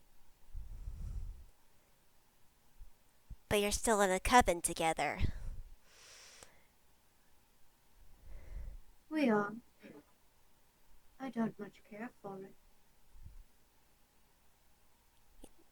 They Alright? can say we are sisters. They can change. Change any number of things they like. Make any number of orders and decrees around the kitchen. But that does not make them my sisters. And that does not make them fit the kitchen. Mm. They are unworthy of it, and will eventually burn it. The same as their original sister did. So is that what I say? So It says, what's your, say, you still didn't answer. Knowing this is, say, what is your intention then with helping, say, with letting us meet you, helping Roguefort? What is, say, do you want us to help you with anything? There is a moment. She's watching the conversation, and those long, eerily beautiful bony fingers just tap rhythmically against the glass. Her nails are finely trimmed and grown compared to the unkempt, long, several-inch claws of Yoni. She's a beautiful specimen, more so than most dusk hags would be. Incredibly beautiful, even. But when you say, is there anything we can help you with? Something about her look changes. Now I'm going to need 2 different dice rolls from you two, okay? The Mm-hmm. first, an insight Okay. check from Mad Lad. And the second, a perception check from Bow Tyke. Yeah, Mad Lad's just like, Okay. Mad Lad's just like, yeah, you're not helping us for nothing, so what do you want us to do? Alright. Now I'm Okay. going to ask your dice rolls in order, so don't say them immediately, okay? Okay, insight is another good roll with a 22. Mm. I got a 5. That's not good. A 5 is a 5. So, Blue, you don't notice anything out of the ordinary while Mad Lad is talking. She's a very pretty lady. You normally hear that hags are supposed to be hideous in nature, but she's very pretty. You kind of wonder about that, but I mean, are you going to complain if she's just a nice looking lady making you food and talking? And honestly, I don't want to take this woman off, so I'm just gonna keep eating my cinnamon roll. Yeah, not on her home turf, you don't. As much Yeah. as it's not her home turf. Yeah, and Mad Lad has like taken a bite of the roll and just gives sips in between like questions. And the sips keep you grounded in the conversation. The longer you go without taking a drink from the, horchata and taking a bite from the cinnamon rolls, the blurrier your environment gets again. Certain details don't stay consistent, but it still is a beautiful environment nonetheless. And the fireplace is very warm compared to the rain, which you've almost completely forgotten about, honestly. It feels so far away. But your insight check of 22, part of you, knowing a hag, would almost expect the pleasant face to give way to a sinister interior. But you insight checked her before. You critted before. There's something else at play with her. Something else that isn't as cruel as a dusk hag is supposed to. And it's in the way that the embers in her eyes flicker, same as the fireplace, same as the oven, that for a moment when you look at her face, it almost doesn't feel like you're looking at a dusk hag. Just feels like you're looking at an older person who was just sitting there, housing 2 kids from the rain. And for a moment, you can actually hear the rain, even though you're still dreaming, as if it's just pattering in the distance, way above you. It's a strangely comforting atmosphere. But the look she gives you is strange in that it's a lonely one.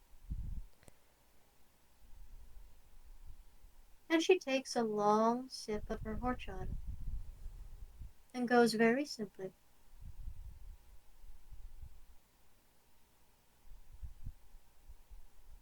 I want what you want, little boy. Mad Lad, as he takes in and releases a deep breath. If you want, And what do you think that? sorry, say you go on. I apologize. I didn't realize you were talking. Do you want to go first, or do you want me to go first? He was gonna say, if you want what I want, that means most likely getting rid of the other two.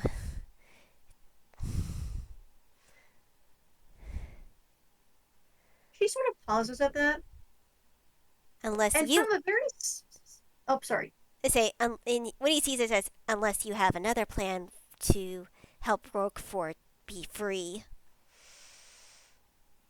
And that's the part where it clicks, because for a moment there was a subtle look in her face of, oh, you appear to have missed it. And then you mention the Roguefort being free, and then you're back on the same conversation track. Very, very nearly missed it, but then you got it. You are correct.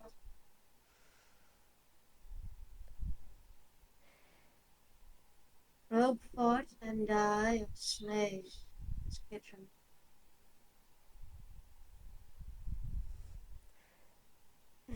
He has been longer than I have been. This much.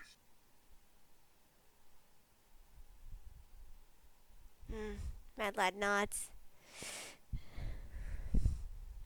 He is a good man. A good man. I do not feel he deserves this. I don't feel like he deserves this either. Yeah, he seemed cool.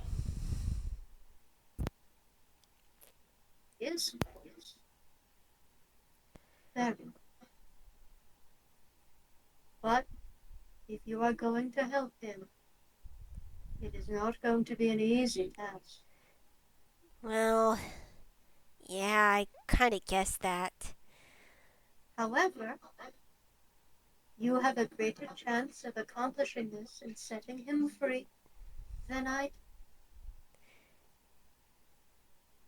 do. And how are we supposed to do that? Because yeah. Omeron has told me of one way, but it's a high likelihood if he is correct. We will need to be in the land of provision, most likely. You may know, or you may not. If you would like Roguefort as close to his original self as possible, then yes, the land of provision would be where he must rest. But it does not need to be where he rests. Sugar-plum fairies die and are reborn from places of strong nostalgia, not just for other people, but themselves. This nostalgia is not just connected to their home, but to many places all across the world.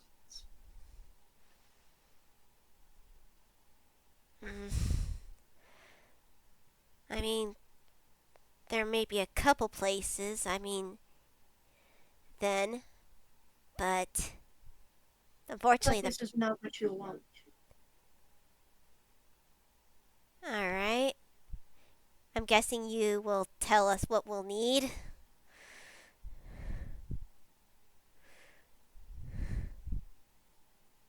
What do you know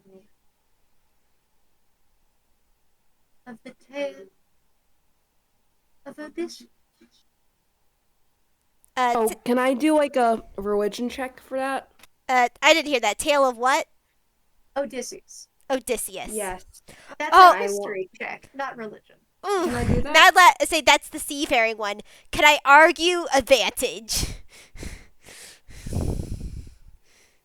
In a moment, I want to hear what Blue was going to say. Fair enough. Can I do a roll for that for history? Oh yeah, I was going to say both of you. My character. I know a lot about Odysseus. My character doesn't. You can roll one more. It's okay. Yeah, Mad Lad he's a seafaring boy. Of course he knows the tale of Odysseus. Oh, what the heck was that? What? That's a funky number. I didn't mean to do that. No, it's okay. I'm fascinated how you keep doing it in the first place. All right, And not as high. Why is everything in caps? All right, not the highest score. No, but that was supposed to be a 14 plus 2, so that was supposed to be a 16. Say, let me I got just. it worse. I That's didn't even alright. think that was possible. Say, I Okay. mistyped. If the total is It's a okay. 16, it's a That's 14 okay. plus 2. And I just gave to Blue because I figured you would have some familiarity with it, but the advantage does go to Mad Lad for the seafaring. Okay. And part of it, you would just need to beat a 10 to be vaguely aware of it, a 15 to be more personally aware of it. Passing 20 would mean you're very intimately aware of the story, front to back. So, for those of you who get past a 10, which is in fact Blue, you're familiar with the tale of Odysseus.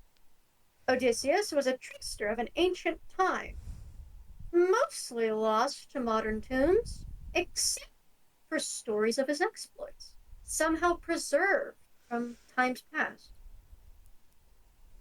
These include tales of how he had been displaced from his homeland, how he had lost his way back, how long he was gone for, and his triumphant return where he reclaimed his throne and slew those trying to steal away his wife and slay his son. There were, of course, also the tales of him in war, but you're not as familiar with that. You have a little more fun with the other adventures. You don't focus as much on the war story. And Mad Lad. 16. You are not only aware of the tale of Odysseus, or the tales, plural, you are very familiar with them, as they were quite a fun tale to be told around the tavern by bards. It's a bardic favorite. Yeah, But it's his not uncle bardic was a bard. It's not a favorite to the younger crowd. It draws in a younger audience, but it's usually the older bards that tell it. And they sort of toss between telling it in a normal fashion or in a musical fashion. And ironically, it's not like Epic the Musical. It is just meant to be a restoration of its ancient musical format. You know, I forgot that. I never saw it, but I forgot that happened. I forgot that they So turned into a musical. they It's turned not it into out yet. a few musicals. They've turned it into a few musicals. Yeah, Epic's still kind of in the process of being made. Right now, it's like musical demos that he's releasing. Okay, I didn't know if it Yeah. was like fully out yet. Like, I think I maybe heard like slight things, but continue on, say Mike. Yeah, it's not the focus here. And we're also, I'm not going to share my opinions on musicals here. I'm just saying, like, in terms of the theory of, oh, what if older plays were in the style of musicals? Fair enough. So the poem is sometimes told in speaking format, in which some people will come back day after day just to hear more chapters in it if they've never heard it before, or just to hear about Odysseus again. And others, they hear it in song form. And sometimes other voices join in. Sometimes it's one very old man with a very emotional voice box and a dream. It's always good to listen. And you have not heard a single, but God, dog, you have not heard a single bad performance of the Odyssey. Though you did hear there was one version where they had Odysseus's dog live, and there was only one version. Most people tend to stick to it, but sometimes they like to let the dog live instead of having it. I'm not going to say anything else. Yeah. You get the point. Now, you're familiar with it, and I will say with the 16, you actually remember a particular part about it. That when she mentions the name of it, you don't need to make the roll that Bow Tyke will need to. Bow Tyke, you will need to make a nature check when I mention this next thing. But first, answer whether you're familiar with the Odysseus or not. Both of you. I know about his trip back home. He didn't do too badly for a guy that's been gone for a lot of years. I know. He made it back. Pretty good for someone in Greek mythology. Mad Lad is saying, I know this story well. He had tons of travels along the sea on his Bow Tyke said on their way home, and had many trials along the way. Do you remember Oh, go ahead. Sorry. the description of the flower known as love? Oh shit! I know this. Mad Lad is like, But Ow. Sorry. I'll give it to you in a moment. but isn't Mad Lad, you will get this without a roll. yeah. Blue, you need to make a nature check. Okay. Sorry, I got so excited when you said Molly. No, I'm you're like, good. yes. I'm glad you're picking up what I'm putting down. I thought this would be a little more obscure. I'm glad you're picking it up. D20 plus. Do I have anything By on the way, I'm nature? going to give you a heads up while you're rolling that. If you agree to do this, this does mean I will be hosting an adventure with Mad Lad and Bow Tyke and a few others. It will Yeah. likely be a one-shot, but if not a two-parter, but it will be an adventure. I just want you guys to have the heads up. No, I So- say I'm excited for this. Yes. I'm down. Oh! Molly, I thought it was like a lotus.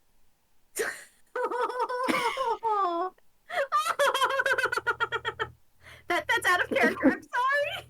That was No, it's in such character. a cute joke. That lad's like, I think you're thinking of the Lotus Eaters. Yeah, like, who's Molly? And Mad Lad. Molly needs no introduction. Molly is the name of a hypothetical herb of legend, which was said only to grow on the island of Bahia, which is the island home to Circe and her nymphs and her animals. It is an herb that was said could not be picked by mortal hands, lest it would, of course, slay them, and could only be picked in a very particular fashion and prepared in a particular way by a god. Not just by a full-blooded, proper god. Nothing more, nothing less. Divinity, deity. Anytime a mortal, even partly a mortal, would try to pick it, perhaps a demigod would have a decent chance. A normal mortal like you or Bow Tyke, you would pick it and you would take a one-way trip down to the afterlife. But if it was prepared correctly, then it made one completely immune to charm and control magic and completely freed their mind from any and all influences. It was also sometimes mistaken, or at least cross-referenced with the snowdrop flower, but there's no 100% proof on that.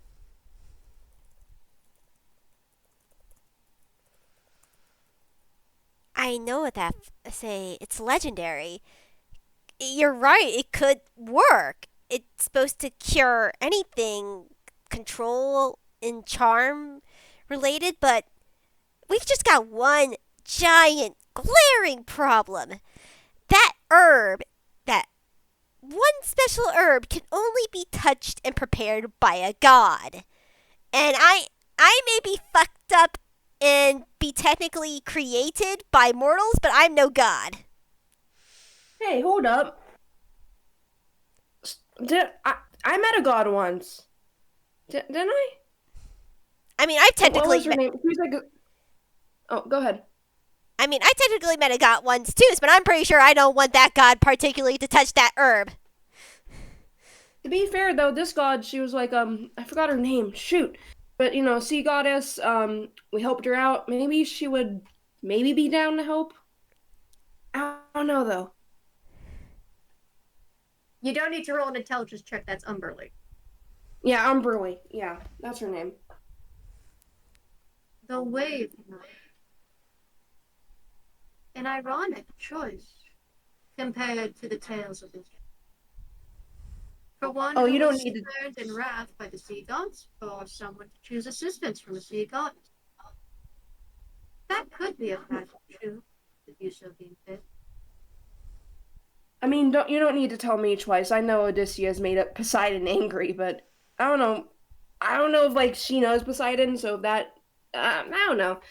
But she's the only goddess I know. I mean, I know of one god. I mean, would Bel technically be a god?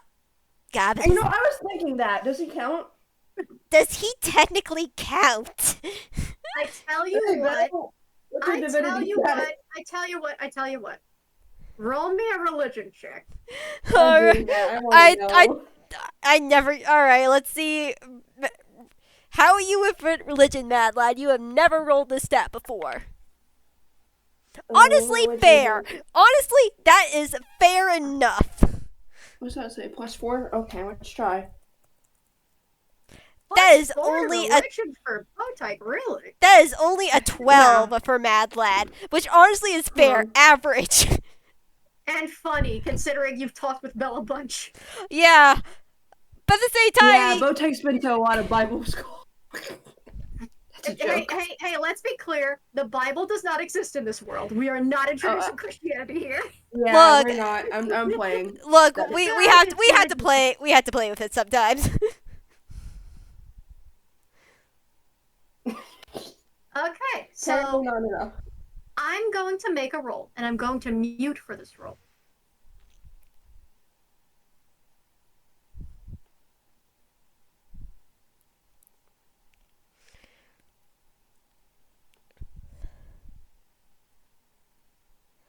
Hey, how much do you bet that he absolutely is a god? Honestly, it'd be the most hilarious thing. I kind of want.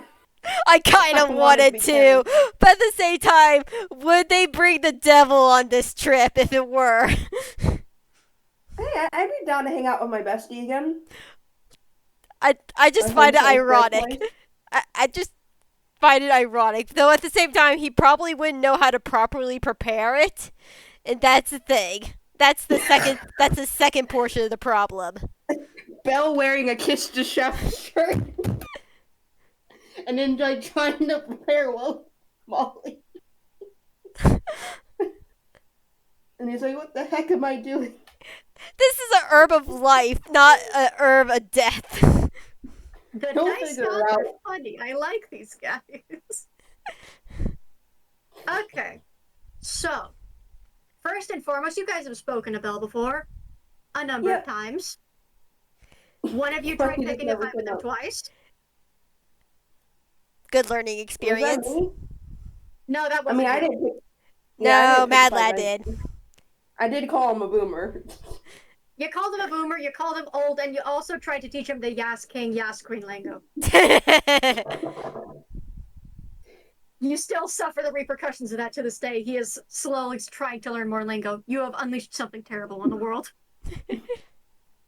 However, first and foremost, most traditional teachings of religion would have you believe that no, Bel usually would not be considered a deity or any form of divinity. The traditional reputation is he is, of course, he's fallen, he's the devil. There should be no worship, there should be no following. He is a trickster, he is a huckster, he is a fraud, and a bastard. And he's And only he's my there to bestie. punish you if you fall for his trick. Except, he does technically count. Okay, okay. He's not properly considered like a top dog god, so to speak. But he does count as a deity divinity for the sake of worship, following the religion that is built after him and has somehow miraculously survived, in spite of Tahia trying to get rid of it in centuries past before you were even born. And also, in no small part, thanks to the fact of certain things that were done in Goldwyn to help some people out. Funny how that works. Yeah. He's usually seen as, yes, a trickster, and usually seen as Lord of Toonhell, Lord of the Underworld. This is a title shared with multiple. It's not taken from anybody. This is something you learn in basic religion. A lot of people share titles. There's a lot of lords of the underworld in different mythologies, a lot of gods of death, a lot of gods of the sun. You just have to accept it. Sometimes there's myths about people absorbing epithets or aspects of gods, but like actual titles like control over the sun, it usually goes between them. It's not normally a point of conflict. Not normally, except for the sake of certain myths. And with Bel, he technically would count as a lord of the underworld. He is, of course, the devil himself, and that has a not insignificant following. There's that resurgence of following in the Luthby Alliance after a particular settlement got over their religious issues, or started getting over them. And you have been seeing Bell do some surprisingly miraculous things. And he has been reconnected to his sliver of divinity, so he would technically count as a deity or divinity. People might not directly call him God, but he does technically count. One problem Now, with this is if we tell him, it's just going to be a huge ego boost. well, you don't know that or not because he's also an amnesiac. Mad Lad looks at it, she's like, most likely, but at the same time, we have the second thing to worry about is properly preparing Molly, which I would only have to guess that you know Will how. not be too difficult if you know the right ones. And I'm assuming that you know it. I am not the only one who knows. If you should seek out the Isle of Aia in good counsel, not in invasion, and you should get into the good graces of the Lady of the Isle, Circe, then she could show you how to prepare Molly. Only and only for Roguefort. She will not prepare it for you or anyone else, but if you can convince her, she will help you set Roguefort free. Holy shit. We're going to meet Circe. I mean, she is also more fond of little girls than little boys. I was about to say, have you not known the story? She turns men into pigs if she doesn't like them. It's not just Yeah. it's other animals also. Yeah, but a lot of the stories say pigs, which, yeah, I know technically that's not. I know. Traditional animal pets. Yeah. So I just got to ramp up the cuteness. Got it. I feel That's like not we also very need to have difficult. multiple girls on this ship. I know. Aw, thank you. I mean, look, I know someone else that could also join in. They were on the hunting party too, and she's actually a merchant. She's actually diplomatic. I think she would also be very helpful. Yeah. If you should convince Circe or another deity to assist you in this task, then you shall find no trouble harvesting a single portion of Molly, preparing it for Roguefort, and setting him free. Mad Lad nods. Yeah, so we have to say we technically then don't technically need to bring Belle. We just need to convince Circe to do this for us. You will, however, need to convince Roguefort to let you go on this journey. Oh He will yeah. not let you go traditionally. Oh yeah, I already assumed that part. I assumed that we would have to convince him. And you will also have to do so without alerting my sisters to your misdeeds. Yeah. Especially seeing as Conchilda is watching through poor Coco. Bless her heart. Yeah. I'm also worried about that Oni thing, if that Oni will get back to her on that. I really hate to accidentally mess this up for you if she found out we had this meeting or we tried to have this meeting. The Oni will be no further trouble to you for the time being. And when she returns to her mistress will only learn that she crossed a line and very nearly compromised a position, the guild. I let nods. Oh. Egan is supposed to be scoped out to see whether they are worthy of sponsorship of the food. This is Roguefort's purpose with the guild, on the surface. This is the only reason he remains with the guild as well. So it would seem. Of course, my sister, Bontilda, has other reasons for scoping out adventurers, but Roguefort's purpose there is very simple.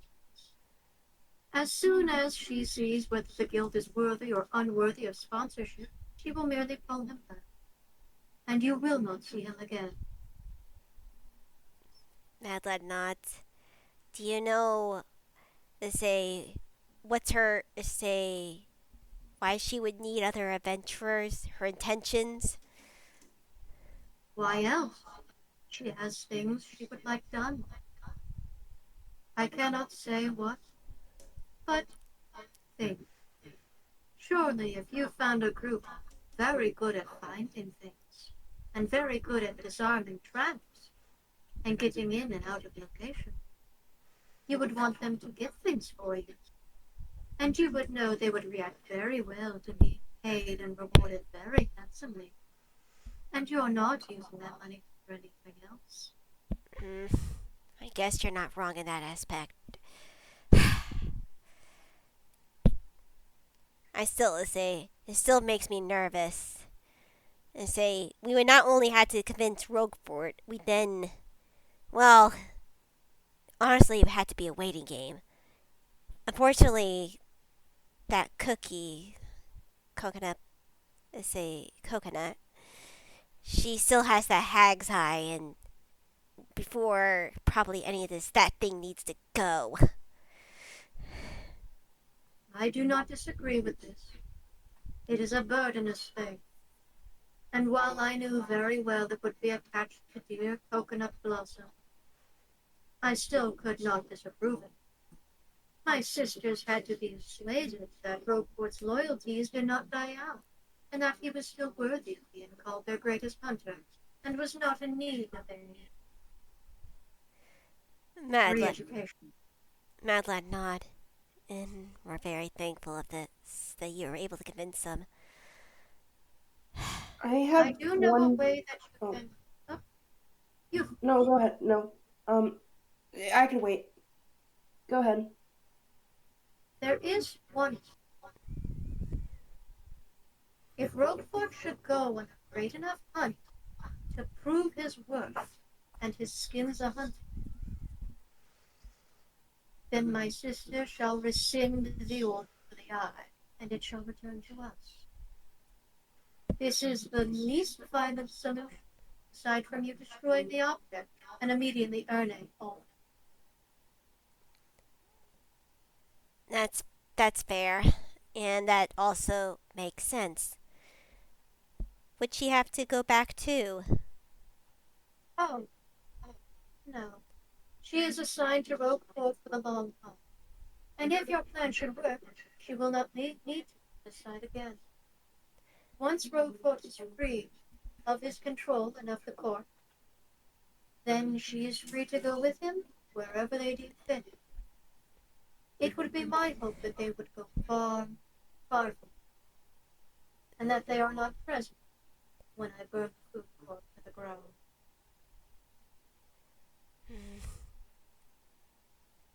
I know this is... Let your friend speak first. No, you're right. I keep... No, you go first. This is probably you something... said that before. Yeah, we interrupted you, say Bow Tyke. Go on. And she pulls, the drawer out. Do you know how to help him out? Mad Lad, while Bow Tyke is talking, you roll me a perception check. Yep. Basically, your sister, I think, took his body or something, turned him to a shadow. I honestly don't entirely remember exactly what she did to him, but it's kind of messed up, I'm not gonna lie. 22. Is there a way to help him out? The first thing you notice is something subtle to the atmosphere changes as this jar is brought out. Again, it's a subtle flicker to the ember in the eyes. It's the way they brighten and intensify as they look closer. The little black cloud in the bottle as well is nervous to eventually take shape, but looks over to her and then takes the shape of a little boy with his little wavy hair. And Mad Lad, you've seen a lot of Toonkind. And you know that there's a certain animation style with a good portion of them, where sometimes they won't be animated with any shading to them or any shadows, and they'll be like still images on the wall. And if you had rolled a normal check, if you had gotten a normal success, you would note that she kind of looks like that style, where she's not meant to have shading or a shadow, and she's just a still image that moves, like other toons. Mm-hmm. A good portion of them don't have any shading, and very rarely cast shadows. But she's not the right style for that. It doesn't look natural seeing her flat like that. Because whether it's the way that the others are animated, Luthbian or Ghiblian, they're still shadowed dynamically enough. The environment is shadowed dynamically enough, and from what little you've seen of others in the food court, you would think the low poly style would especially require shading. That's kind of built into that. Yeah. So, at first you think it's kind of off-putting that in a place with so much firelight, with fire in her eyes, she doesn't cast any shadow. And then you look at her a bit closer. And as she sort of sets the cup aside and gestures for Bow Tyke to bring that jar closer, something about her appearance doesn't necessarily put you off in a bad, red flag way, but her hair is very wavy. But her appearance is rather strange for a dusk hag. Again, they can look any number of ways, and you can figure, judging by the fact that hags have been running a successful con for countless years, Mm-hmm. they've gotten all the beauty and nutrients they want, so they're beautiful as can be.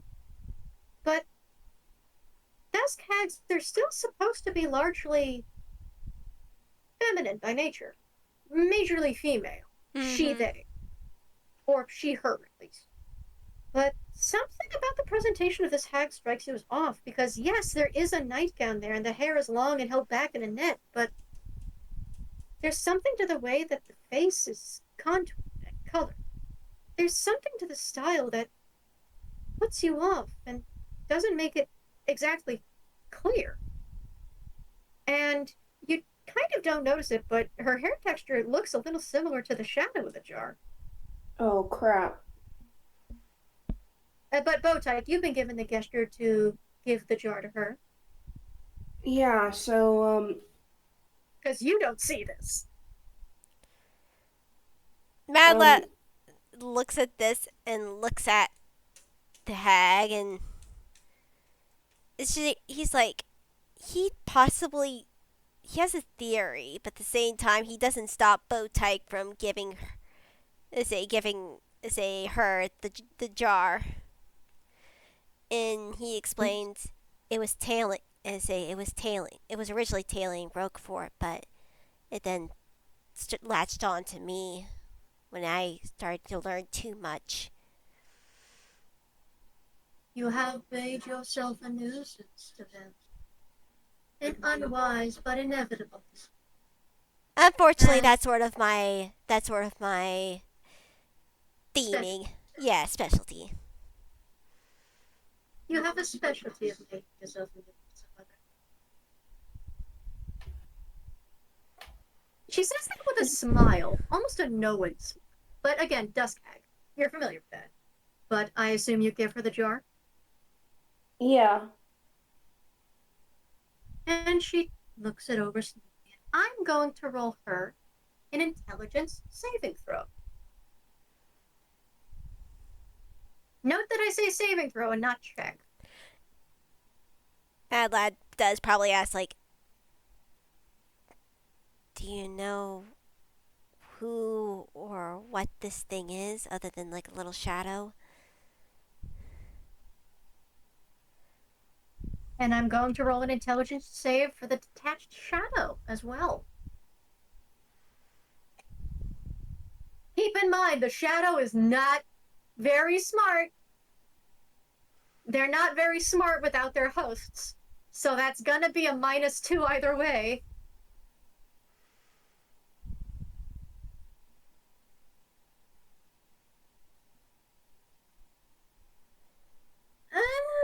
Huh. That's a 17 too, I think.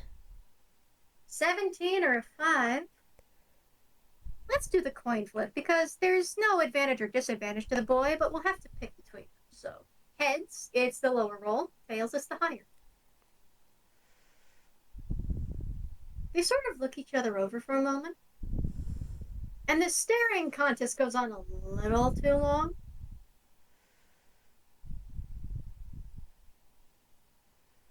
She then settles it in her lap and snaps her fingers. I cannot snap my fingers, so you'll just have to pretend the sound effect is there in your mind. Yeah. And Okay. snaps it toward you, Bow Tyke, and goes, "Have you a needle and thread?" Uh, I can check. I don't have it on me, but maybe my hammer space has it. That's like a D10, right? Yep. That's a D10 for both of you want to check, but the hag did ask specifically Bow Tyke to check.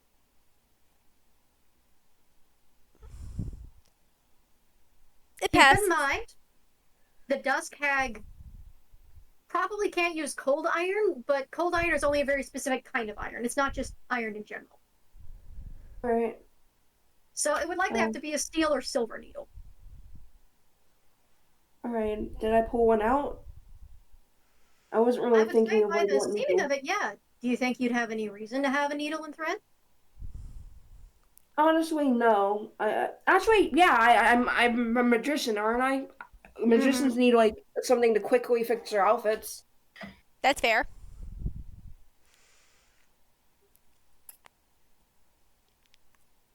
And of Um. course, I assume you pull out the needle and thread. Yep. What is the needle made out of? I wasn't thinking of what it should be made out of. When I was rolling. What's a regular Let's needle roll a made coin. out of? I never thought about Well, that question. let's do a coin Yeah. flip then. Um, So, heads, it's silver. Tails, it's ivory. Oh So heads shit. it's silver, tails it's bow, which is not as morbid a needle as you think. That's just there are bone sewing needles in the world. They're just older. Silver. It's a fine silver needle. It's actually likely left over from when you were sort of learning how to first fix up your costume from your sister. Because your mother didn't actually teach that to you the first time. She got frustrated with how slow you were being when it came to learning. It was your sister that helped you figure out how to fix up your costume. She Botex ever thought about that memory? She kind of thought back to how right after her mom was sister was done teaching her, her mom would pat hat kid on the head, Hattie, and you know how pissed off she was during that moment. She's like, okay, but you know this time around she's kind of thinking about her sister and what she did for her. Yeah, because in the memory, it's not like she did that to be condescending. She Yeah, it wasn't her appreciated getting fault. patted on the head because she was small, but she was doing that to help you, not to show off.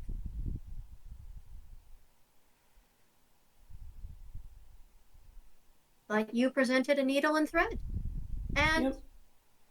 the hag then snaps the finger toward you, Mad Lad, to get your attention. Bad Lad is I'm like, going to need you to do me one small favor. what is it? I need you to restrain the shadow. The shadow Okay. kind of sort of jitters in the jar a little bit and looks a little nervous at Okay. that. It sort of ping pongs around the jar a little with a look of, hey, Can wait, I what do you mean hold down? Hey, no, hang on a minute. can we Uh, maybe can I try to persuade the shadow to calm down? Mad Lad looks at the shadow, looks at her, is like, am I connecting the dots right? You may try to persuade the shadows you deem fit, but if it fails, one of you will need to restrain it. Otherwise, it will be the same. Am I connecting the Okay. dots right though? Is this your shadow? For a moment, you're almost afraid the dream stops and you're gonna wake up any second now. The rain is deafening in your ears. You are that close to accidentally breaking yourself out. I need you to make me a wisdom save. Oh, thank God, that's a 16. You almost pick yourself up out of excitement on accident. You've gotta get control of that.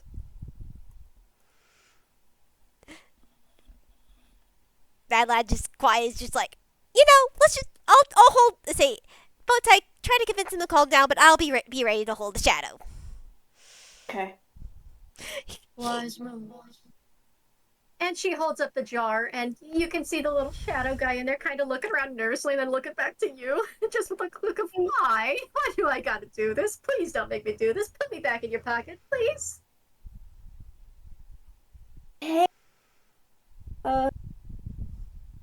Where is my persuasion? Persuasion, +2. Yeah, and have advantage as Mad Lad tries to help soothe the two. It's like, hey, it's gonna be all right. We're gonna.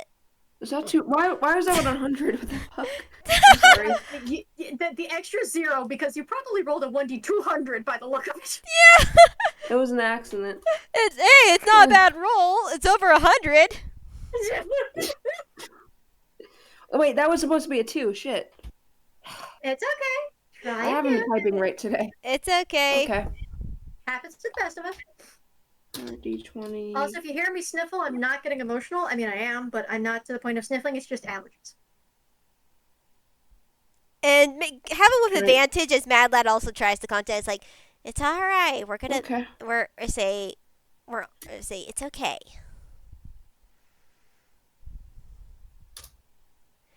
Okay. Yep, I will take the 14. Yeah.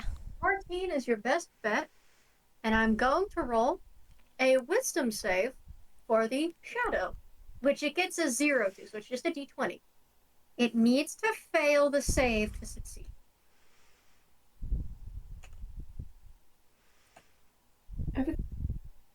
I won't let anything happen to you. The shadow kind of looks back, but then just sort of shrinks in on itself, and it just turns into an amorphous cloud further, and it's just further shaking in the jar. It refuses to show its face otherwise. I don't think I did it. Did I? This I shadow am is afraid you will have to restrain. Okay. all As right. this is a dream, it should have different qualities of shadow tradition. Sure. Be ready. Yeah, Mad Lad's like, Okay. yeah, help me out. Say, help me out, Bow Tyke. Got it. And there's a reason that she wants you to hold the shadow back. And it's not because of the shadow trying to run. As soon as she pops the lid, before she even gets it open, the shadow throws the lid off and lunges at her. yep, Mad It's Lad. going for an What? attack, it's not running. Mad Lad is going to say athletics, I'm guessing, or acrobatics to catch this thing, or That Bow would Tyke's got a be- helpful. That would be athletics, yes. Oh. And you were athletic. saying? Yeah, advantage with. Bow Tyke's gonna. Oh, go ahead. No, I'm no, sorry, I keep you interrupting. describe how you're helping. I'm gonna help out so you can roll with advantage if that's how it works. Yes. Uh-huh. All right. Okay. I was really worried because the first roll was a nat 1, but then it turned into a 15 on the die. So 15 plus 3 equals to 18. Yeah, I'm gonna. It gets a -2 to that, so it would take a miracle for it to miss that. Or succeed. Yeah, that's a no. On an 11, normally you would not easily be able to restrain this because, again, it's a shadow. It's like trying to catch light and dark. But it's a dream. You can catch it just fine. And the soot sprites kind of dart into the dark and watch, and you kind of wonder if the soot sprites are soot sprites or if they're also little shadows. But they cast their own shadow, so it's a little weird to think about. Anyway, not the focus. But the shadow, you're not sure why it seems intent on attacking Wibella instead, but Bow Tyke, you have your chance, if you want to, start sewing. As Wibella basically gives you a gesture pointing with one clawed finger toward her shoes, basically toward her feet. Oh, okay. She Go. wants you to do a Peter Pan.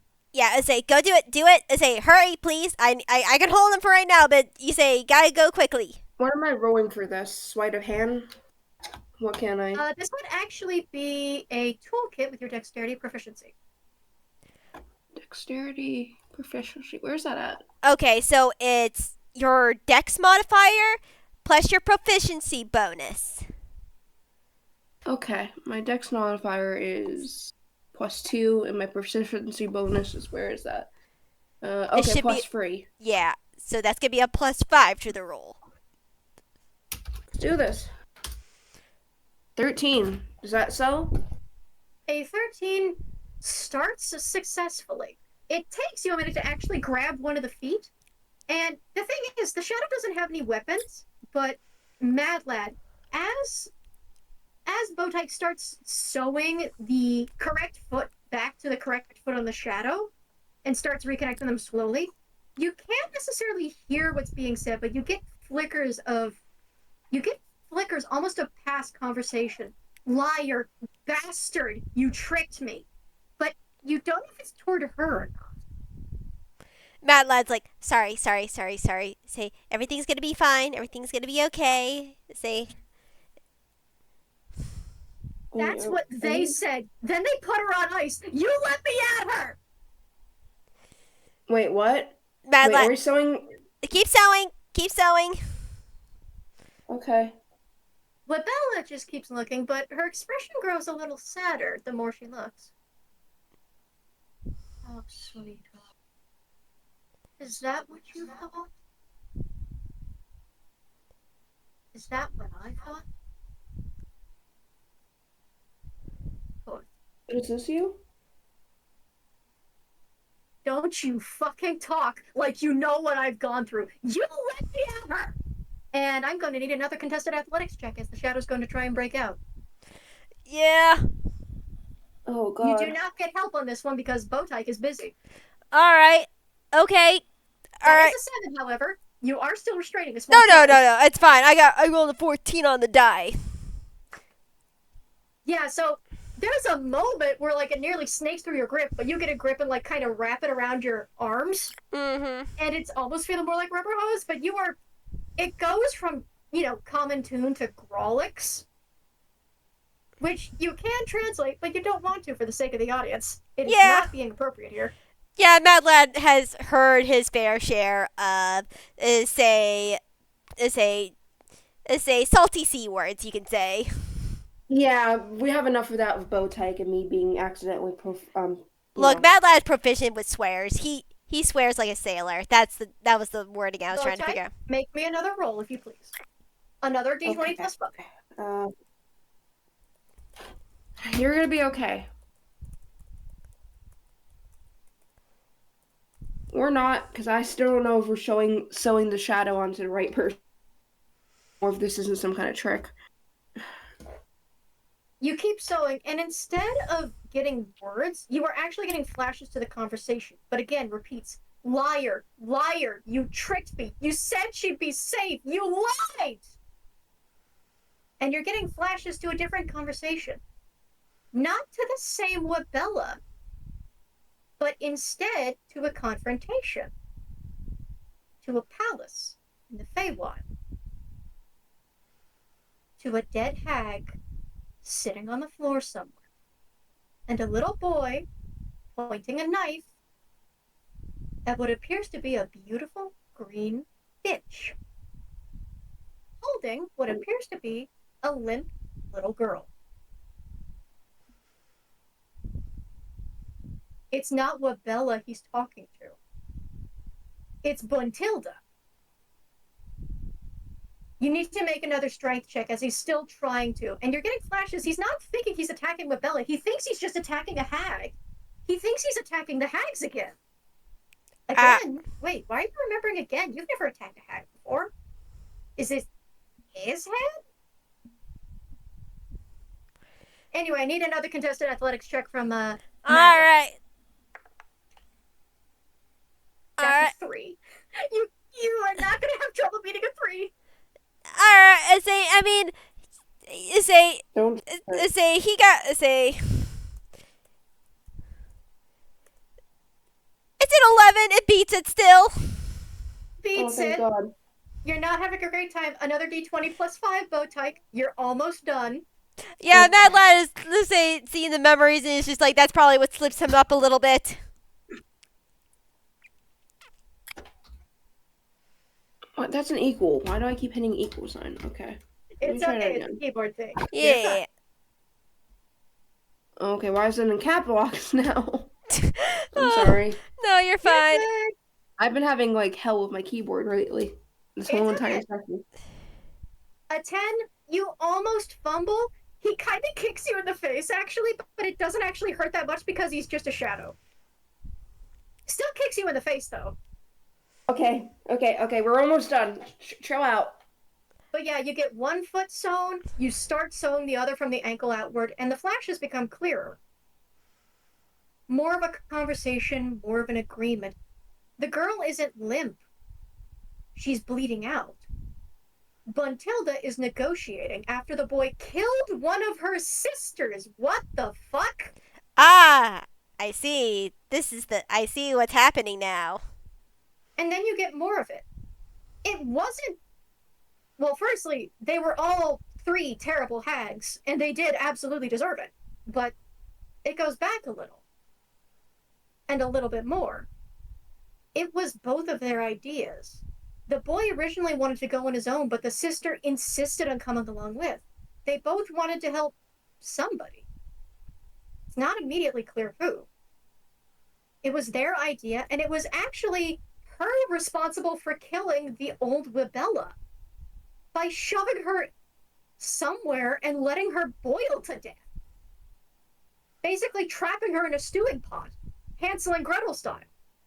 The expression on Buntilda's face for how ethereally beautiful it is wrapped in rage and heartache. And I need you to actually make me a wisdom save, both of you, as you get a flash of a memory that isn't actually the boy's.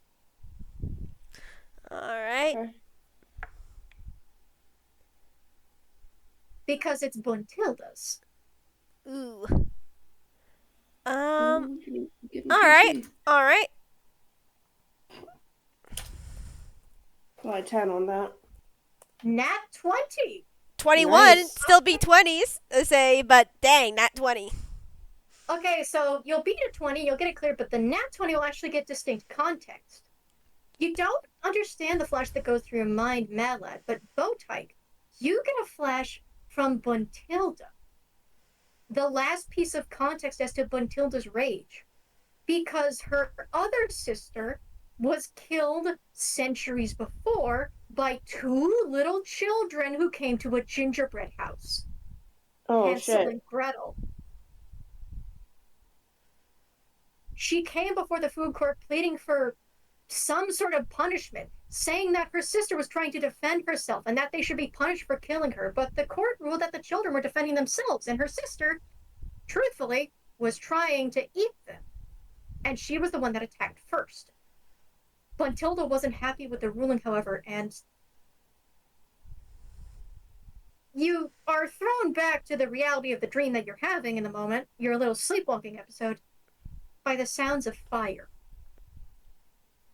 You don't hear any screaming, but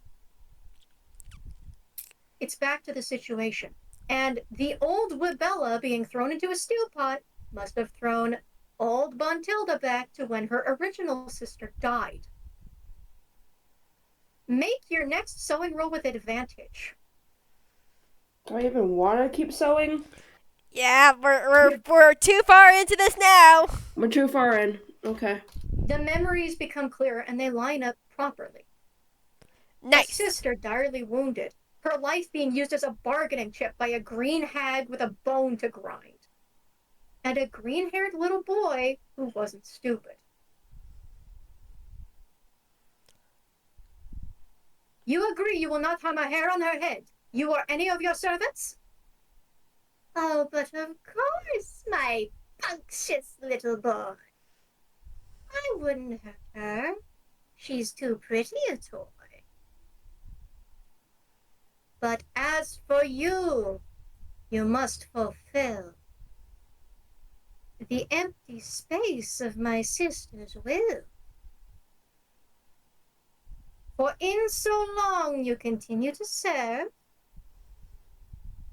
then shall she remain perfectly preserved. An agreement. A terrible bargain between a little boy barely into his preteens, and a hag. I think it An would help agreement is made, and the girl is released. Oh. She's forced out of the building as the boy is drawn away, and the last flashes you get are, quite frankly, something you're thankful you don't actually get to see physically. The transformation of a little boy being forced to grow into a hag that doesn't fit his boots.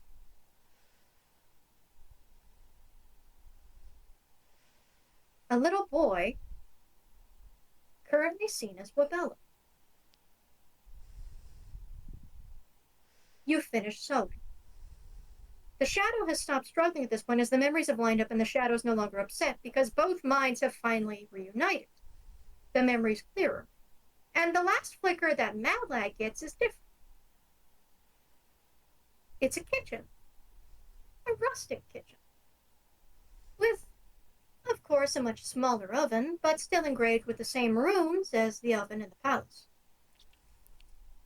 Ingredients, and a small container. A recipe for a coconut blossom sugar cookie sits to the side. You don't get any other context to this memory as it fades. But the cookie does share some odd resemblance to the little girl. Oh shit. The shadow is sewn on, and it perfectly takes the shape of Wibella. But you know her better now. She's not really Wibella. The original Wibella died countless years ago, killed by two particular little children trying to protect their father, who tried and failed, like so many other children. She, of course, tested out, but she now looks like a perfectly shaded Toon, as normal as ever. And her art style, for a moment, looks a little more familiar before she waves her hand, and it goes back to looking like that thread between Luthien and Giblian for the sake of the dream.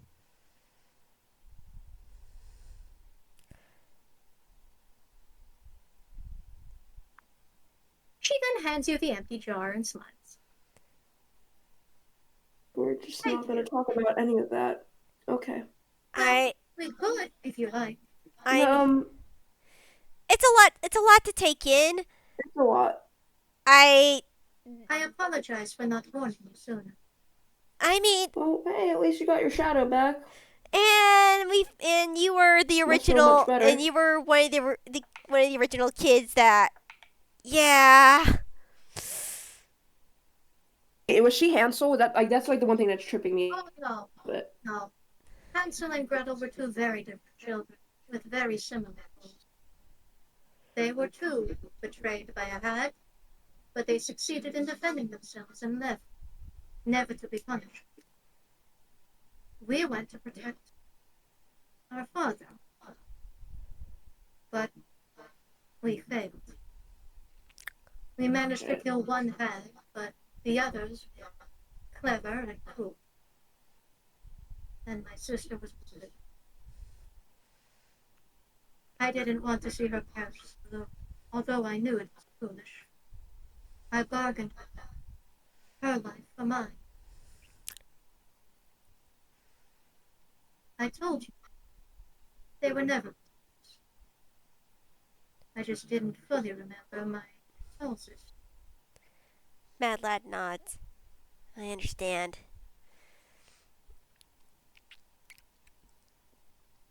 But thank you. I will do my best to conceal that shadow's absence from my sister's ranks until the time is right. Mad Lad. Until then, a favor paid is repaid in kind. And she slowly gets up and walks over to the stew pot and next to it. And she pulls up a very small cauldron and hands it over to Bow Tyke. oh, thank you. If you feel this is not your fancy, I also have a needle that would fit you just as well. Oh no, I'm good. Wait, what do you mean a needle? Sorry. A needle. And she No, seems I'm. to just reach into her hammer space and pull off what looks like an ordinary bone sewing needle, which she flicks, and then it turns into the size of a sword. Oh, Wow, wow, that's cool. that is really cool. Can I? It used to be mine. You may take either if you wish. All right. And Bow Tyke, I guess hands back the pot and grabs the sword, and she's looking, and It still is a how? needle. It's just the size of a sword. It's not actually. Oh, it's not actually a. Oh, It okay. can be used as one, but it still is a needle. Think of it like the mice with the little needle swords. I It's know like that's that. exactly what I was So thinking of. the needle gets bigger, and it turns like it gets bigger, basically, right?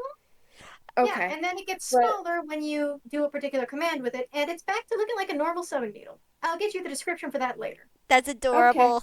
You've unleashed hell onto the world right away. Bow Tyke is never gonna put that thing down. Yeah, She's Mad a Lad's dust like, hag. She's a dust hag. She might as well revel in that a little. yeah, Mad Lad's like, oh, that is so cool. When we get back, we should I don't know, test it out. I'm thinking like tomatoes, like check them.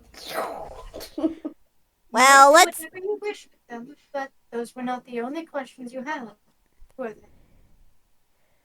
Well, uh, mm,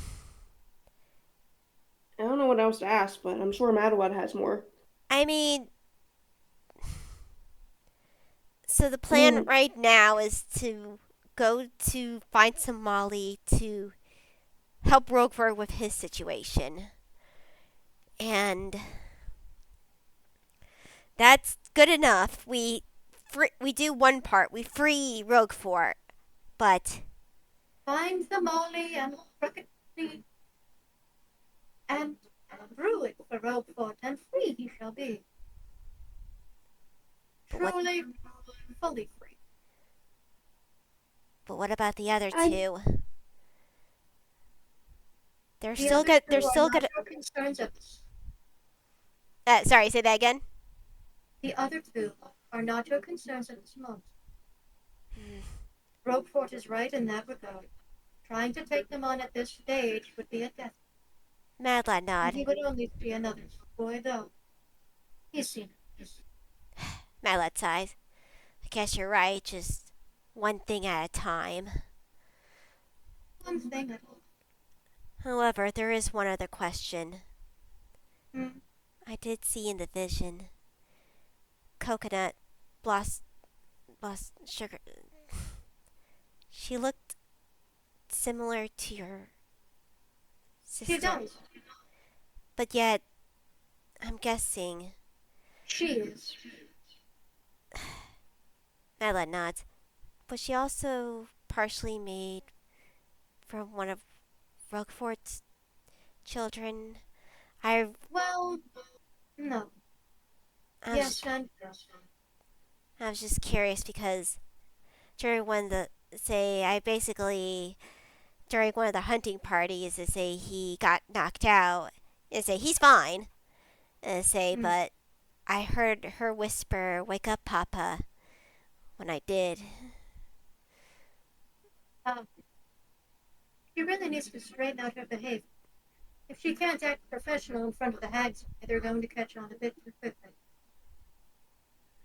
It was a bit say it say that it won't happen again. It say No, you it will. probably already know that that was a thing to prove myself mostly. No, it will. It will happen again. She will call him that multiple times, whether he likes it or not. He will just have to get used to it again. Mm. So she And there will be many other times that you prove yourself over and over again.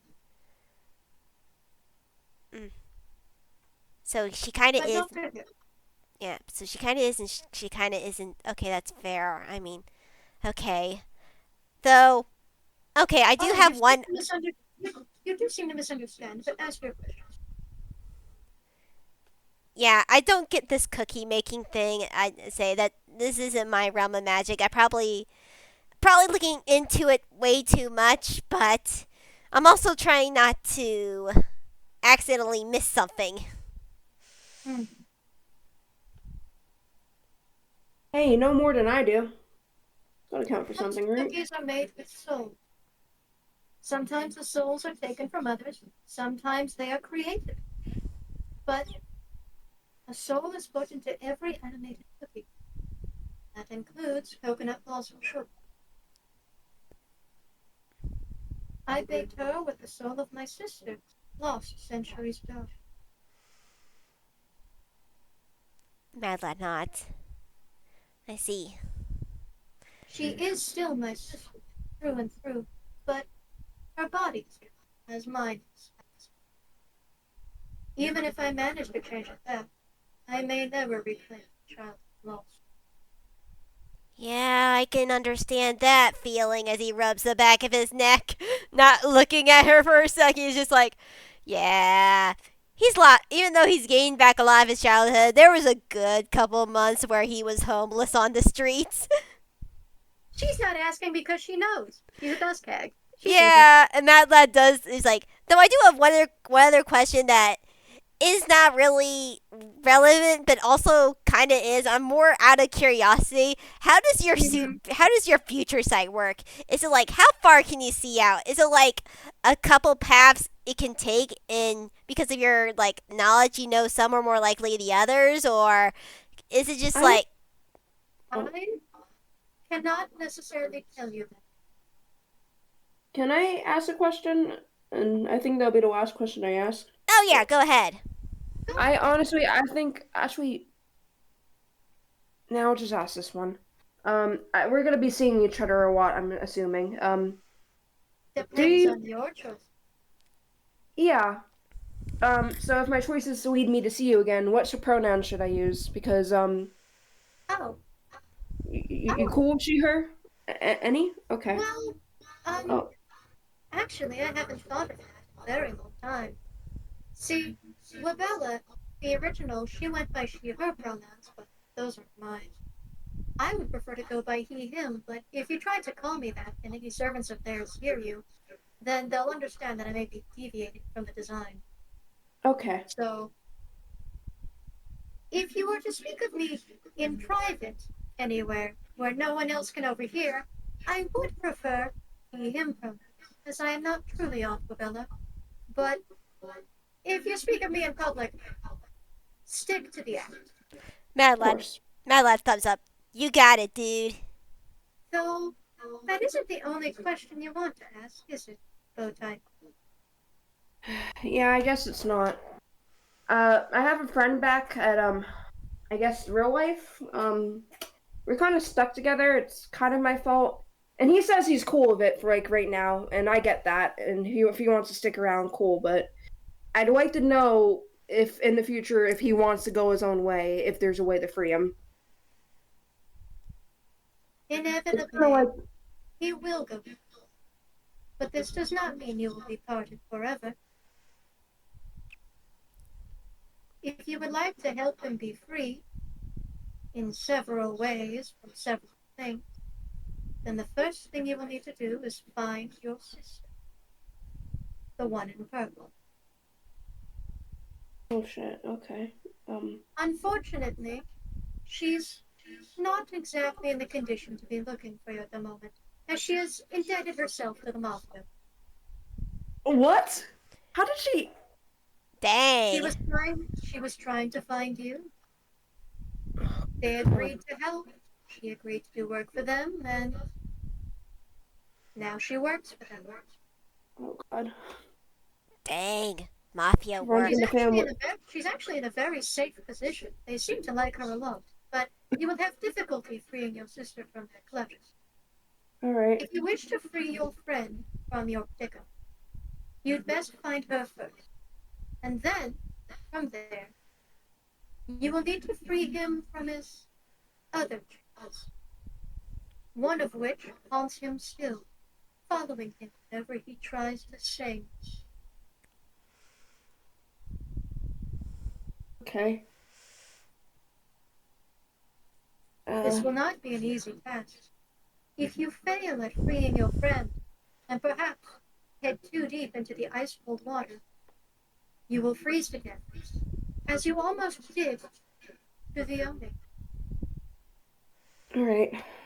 Had it Okay, not fine. been for the hamster alerting them to your situation and acting out sooner rather than after 3 days, you would have died there, too.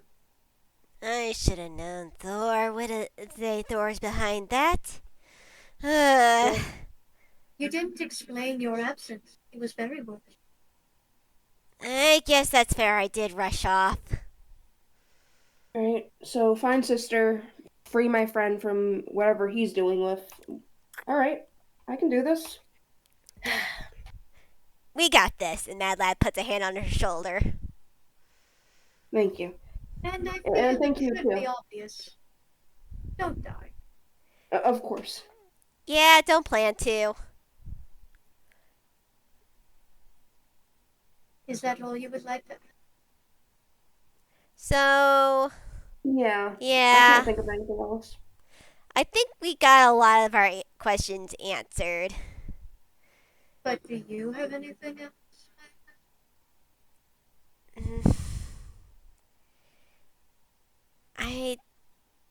I'm just now trying to think of the task at hand and trying to how to think to even start this explaining all this, because I feel like telling him about this will basically help convince him to go find Molly and everything, but at the same time just like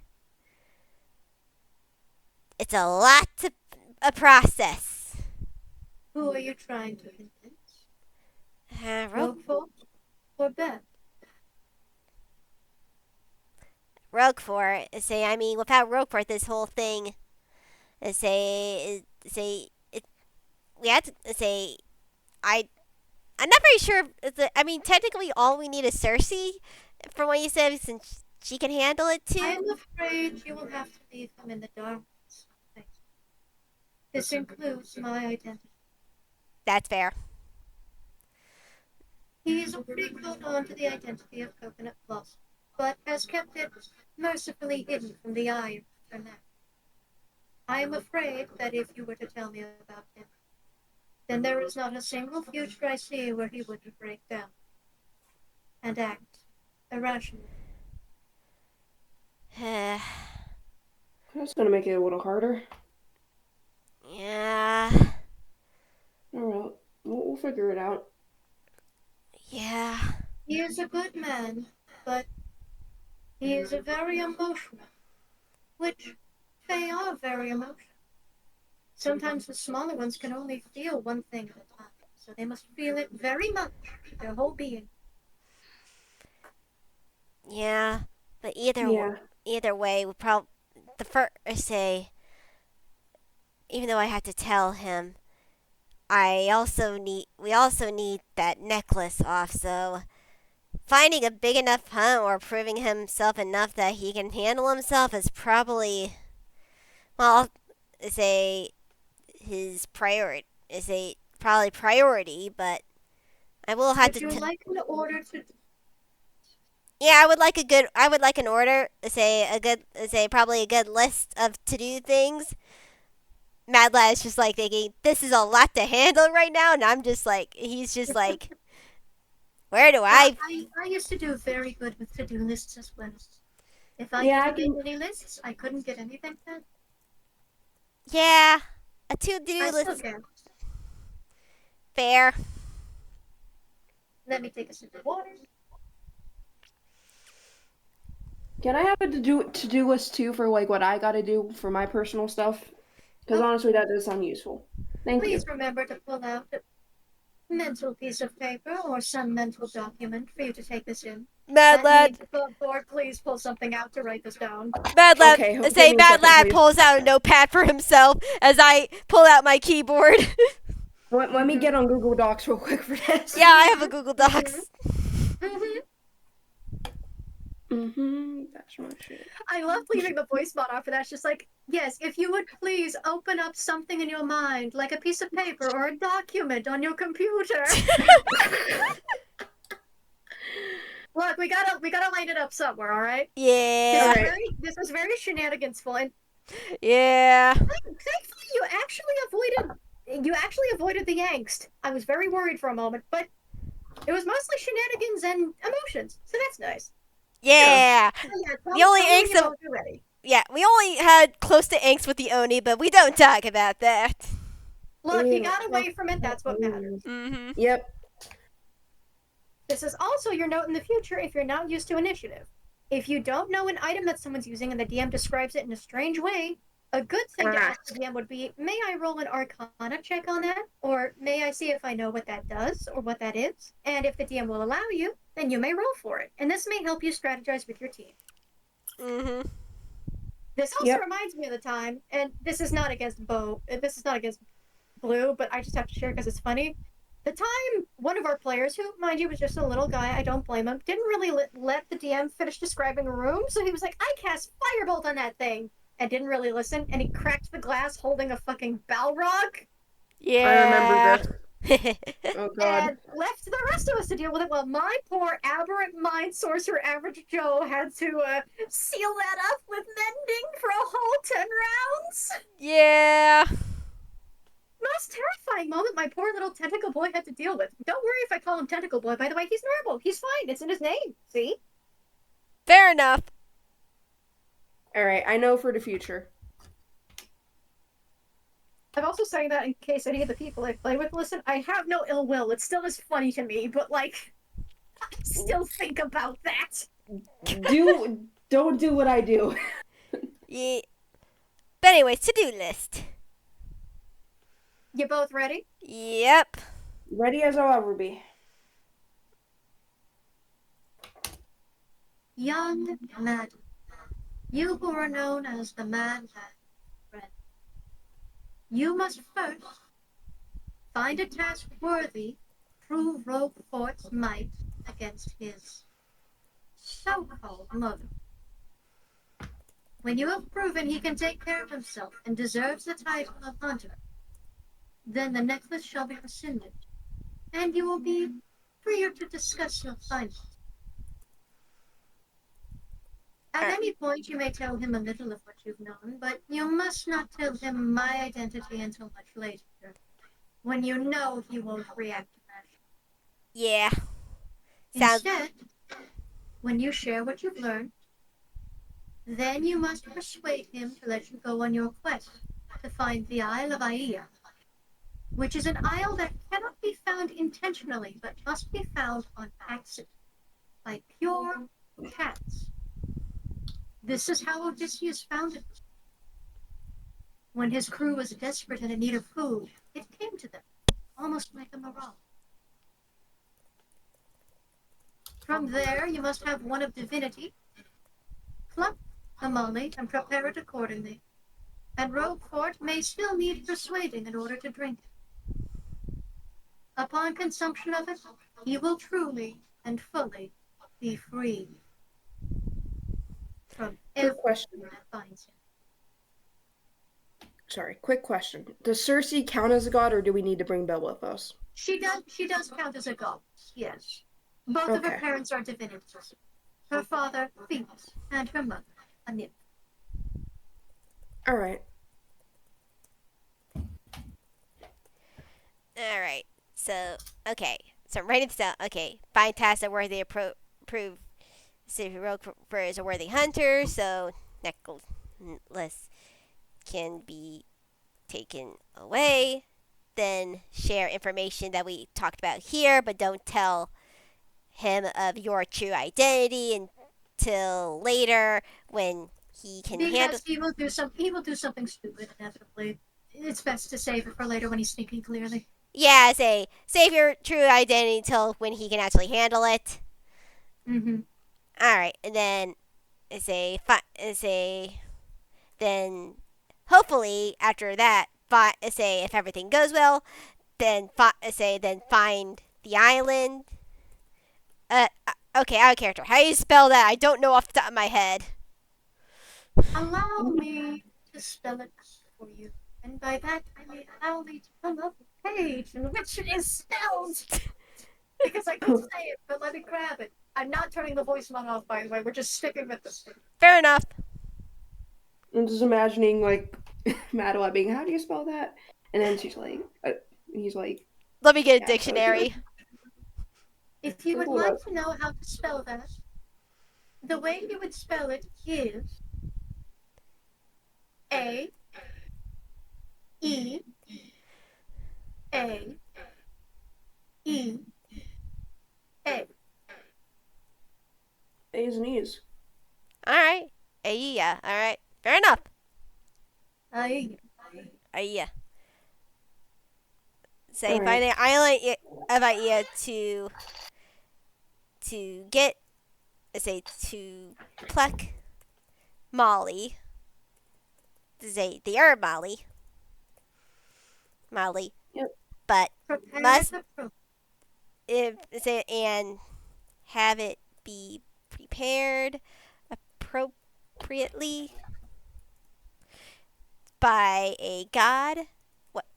And then he writes in parentheses, either Cersei or Belle, and he puts Belle with 3 question marks right next to it. Can he cook? We don't know. and have Roguefort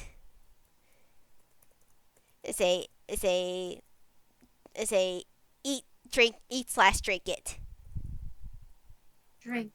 Drink. Crosses, erases, and puts drink. Okay. And if you would like one small hint, you may have it now. I love good hints. All right. It may be best to polish off Roguefort's performance. He used to love performing, but this was stunted, snubbed by his so-called mother, Buntilda. She has never been a fan of the arts, and has never been fond of Roguefort expressing himself outside of her wishes. She's an anti-theater kid. Wow. Huh. I guess we're just... She prefers game. Huh. I could see him liking being a performer, but I've never had that really thought out loud. But I'm gonna write that. You may also bring it up with this young friend, as well as some of the other things you've learned. Hold on, I think my mom called me. All right. I'll be right back. You guys can keep going. Now, of course, Otto's player is inactive at the moment, so this is not something to bug them about. But it's just a little camera. Not. That was in a boat. No, I know that. I know Spiffy is probably not a busy, low spoons, a lot of things happen. Yeah.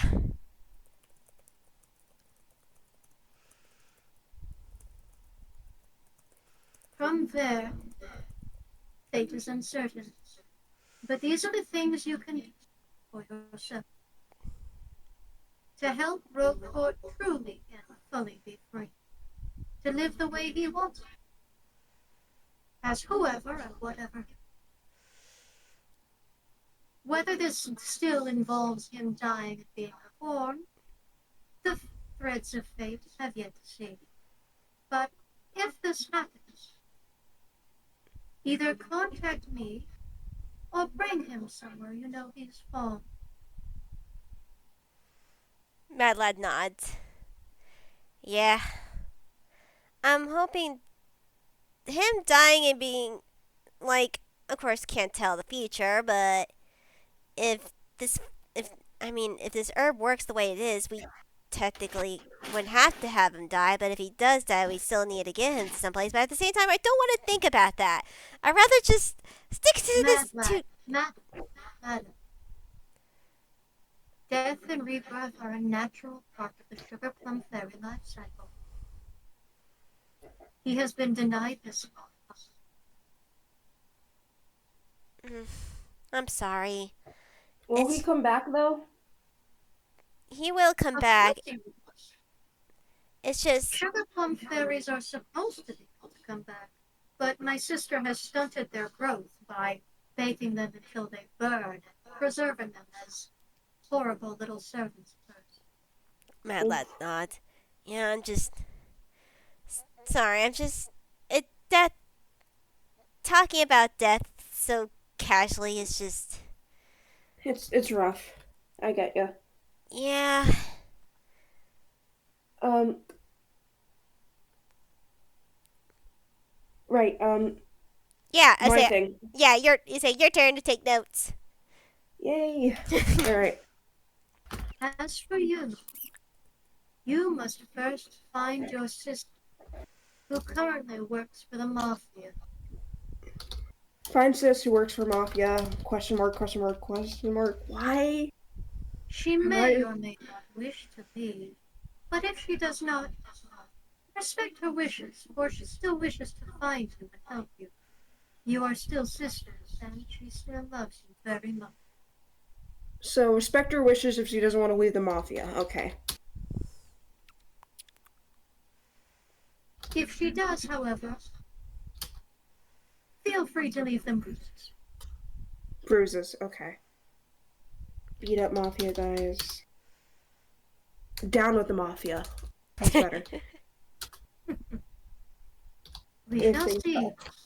Things may work differently when you get there. The All right. threads of fate are always exerted, but Then, there are oh, still some points where they tighten predetermined. right. Find your sister, tell her about your situation and your friend, and she may have the knowledge you need in order to free him.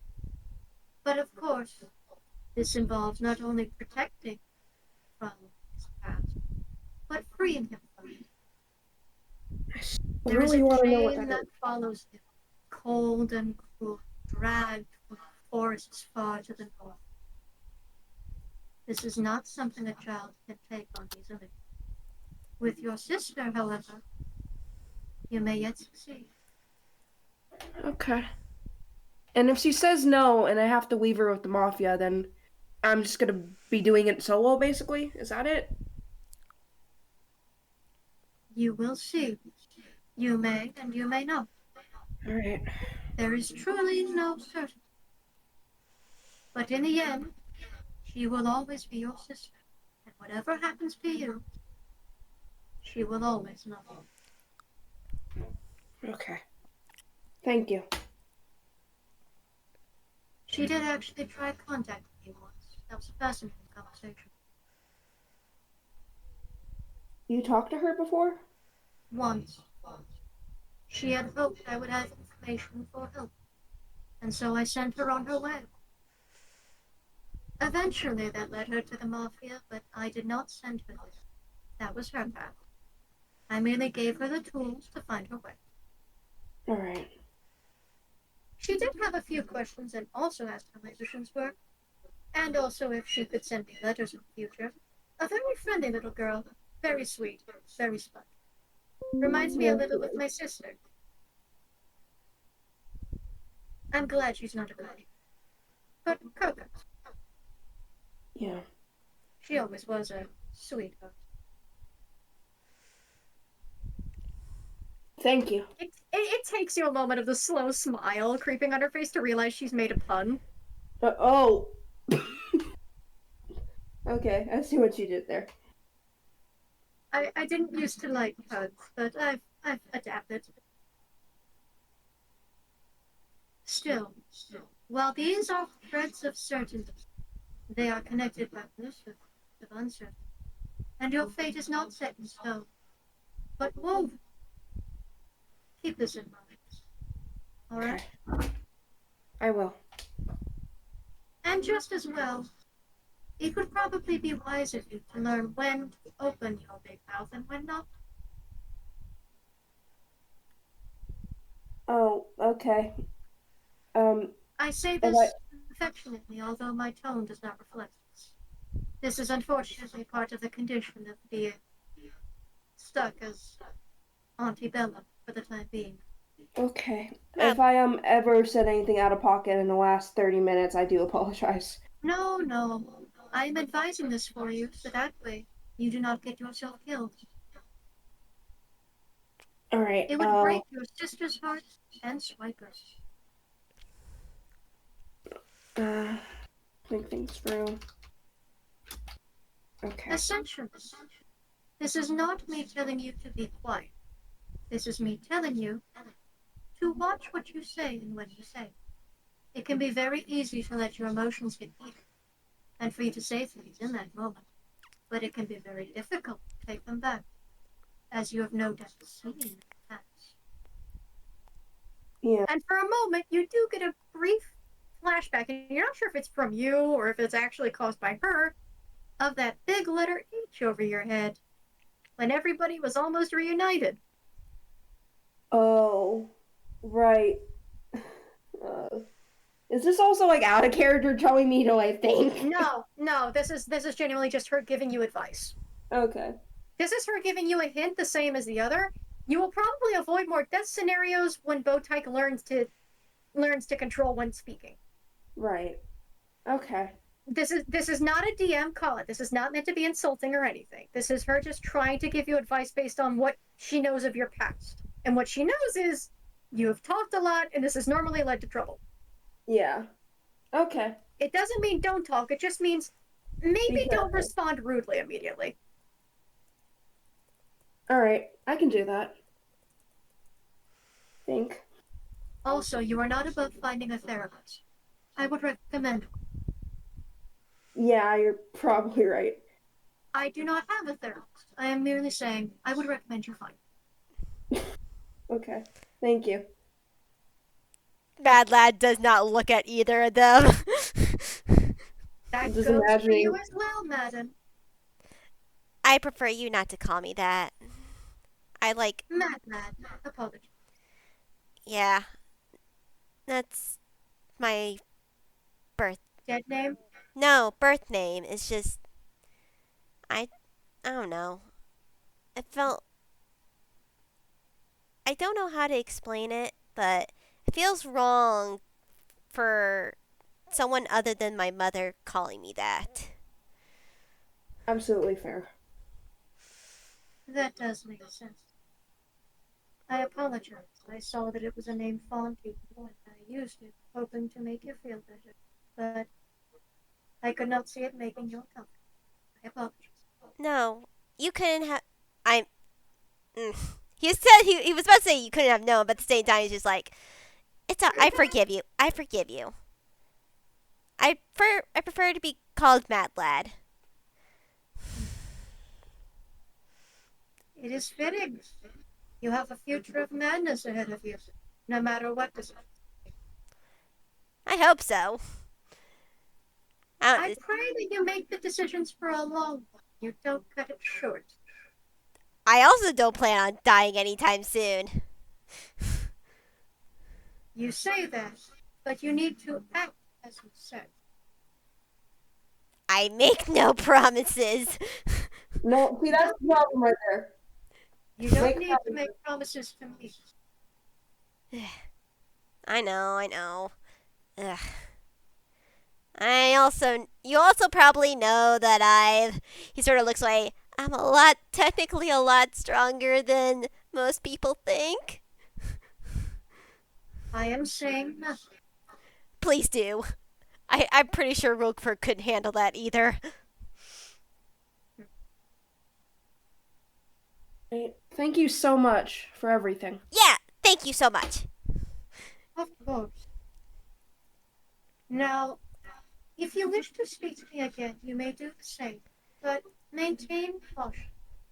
And only do so when you are feeling uncertain. Keep in mind, I cannot set you on path to a stone future. We had to make I it. cannot decide what happens to you in the future, but you. Do you understand?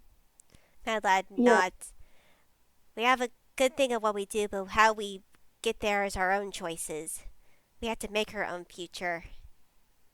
And if you make your own mistakes, Do not expect me to solve them for you.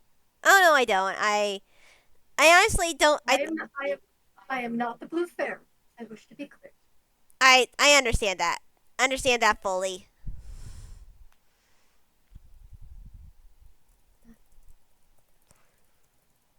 Ready to head You are out? very smart. Oh, sorry. Try not to get yourselves killed. We will. We will. We'll try our Yeah, best.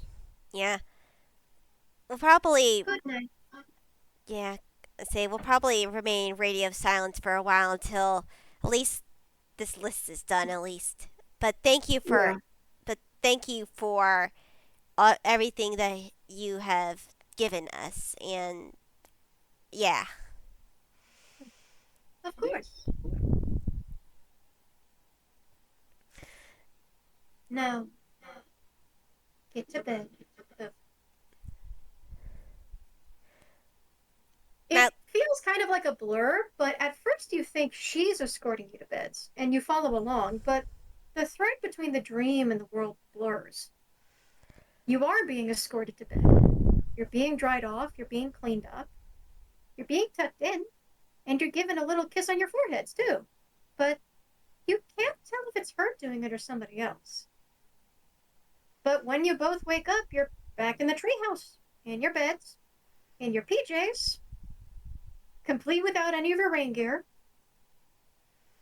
And admittedly, you do have some of the dinner critters actually sleeping on you this time.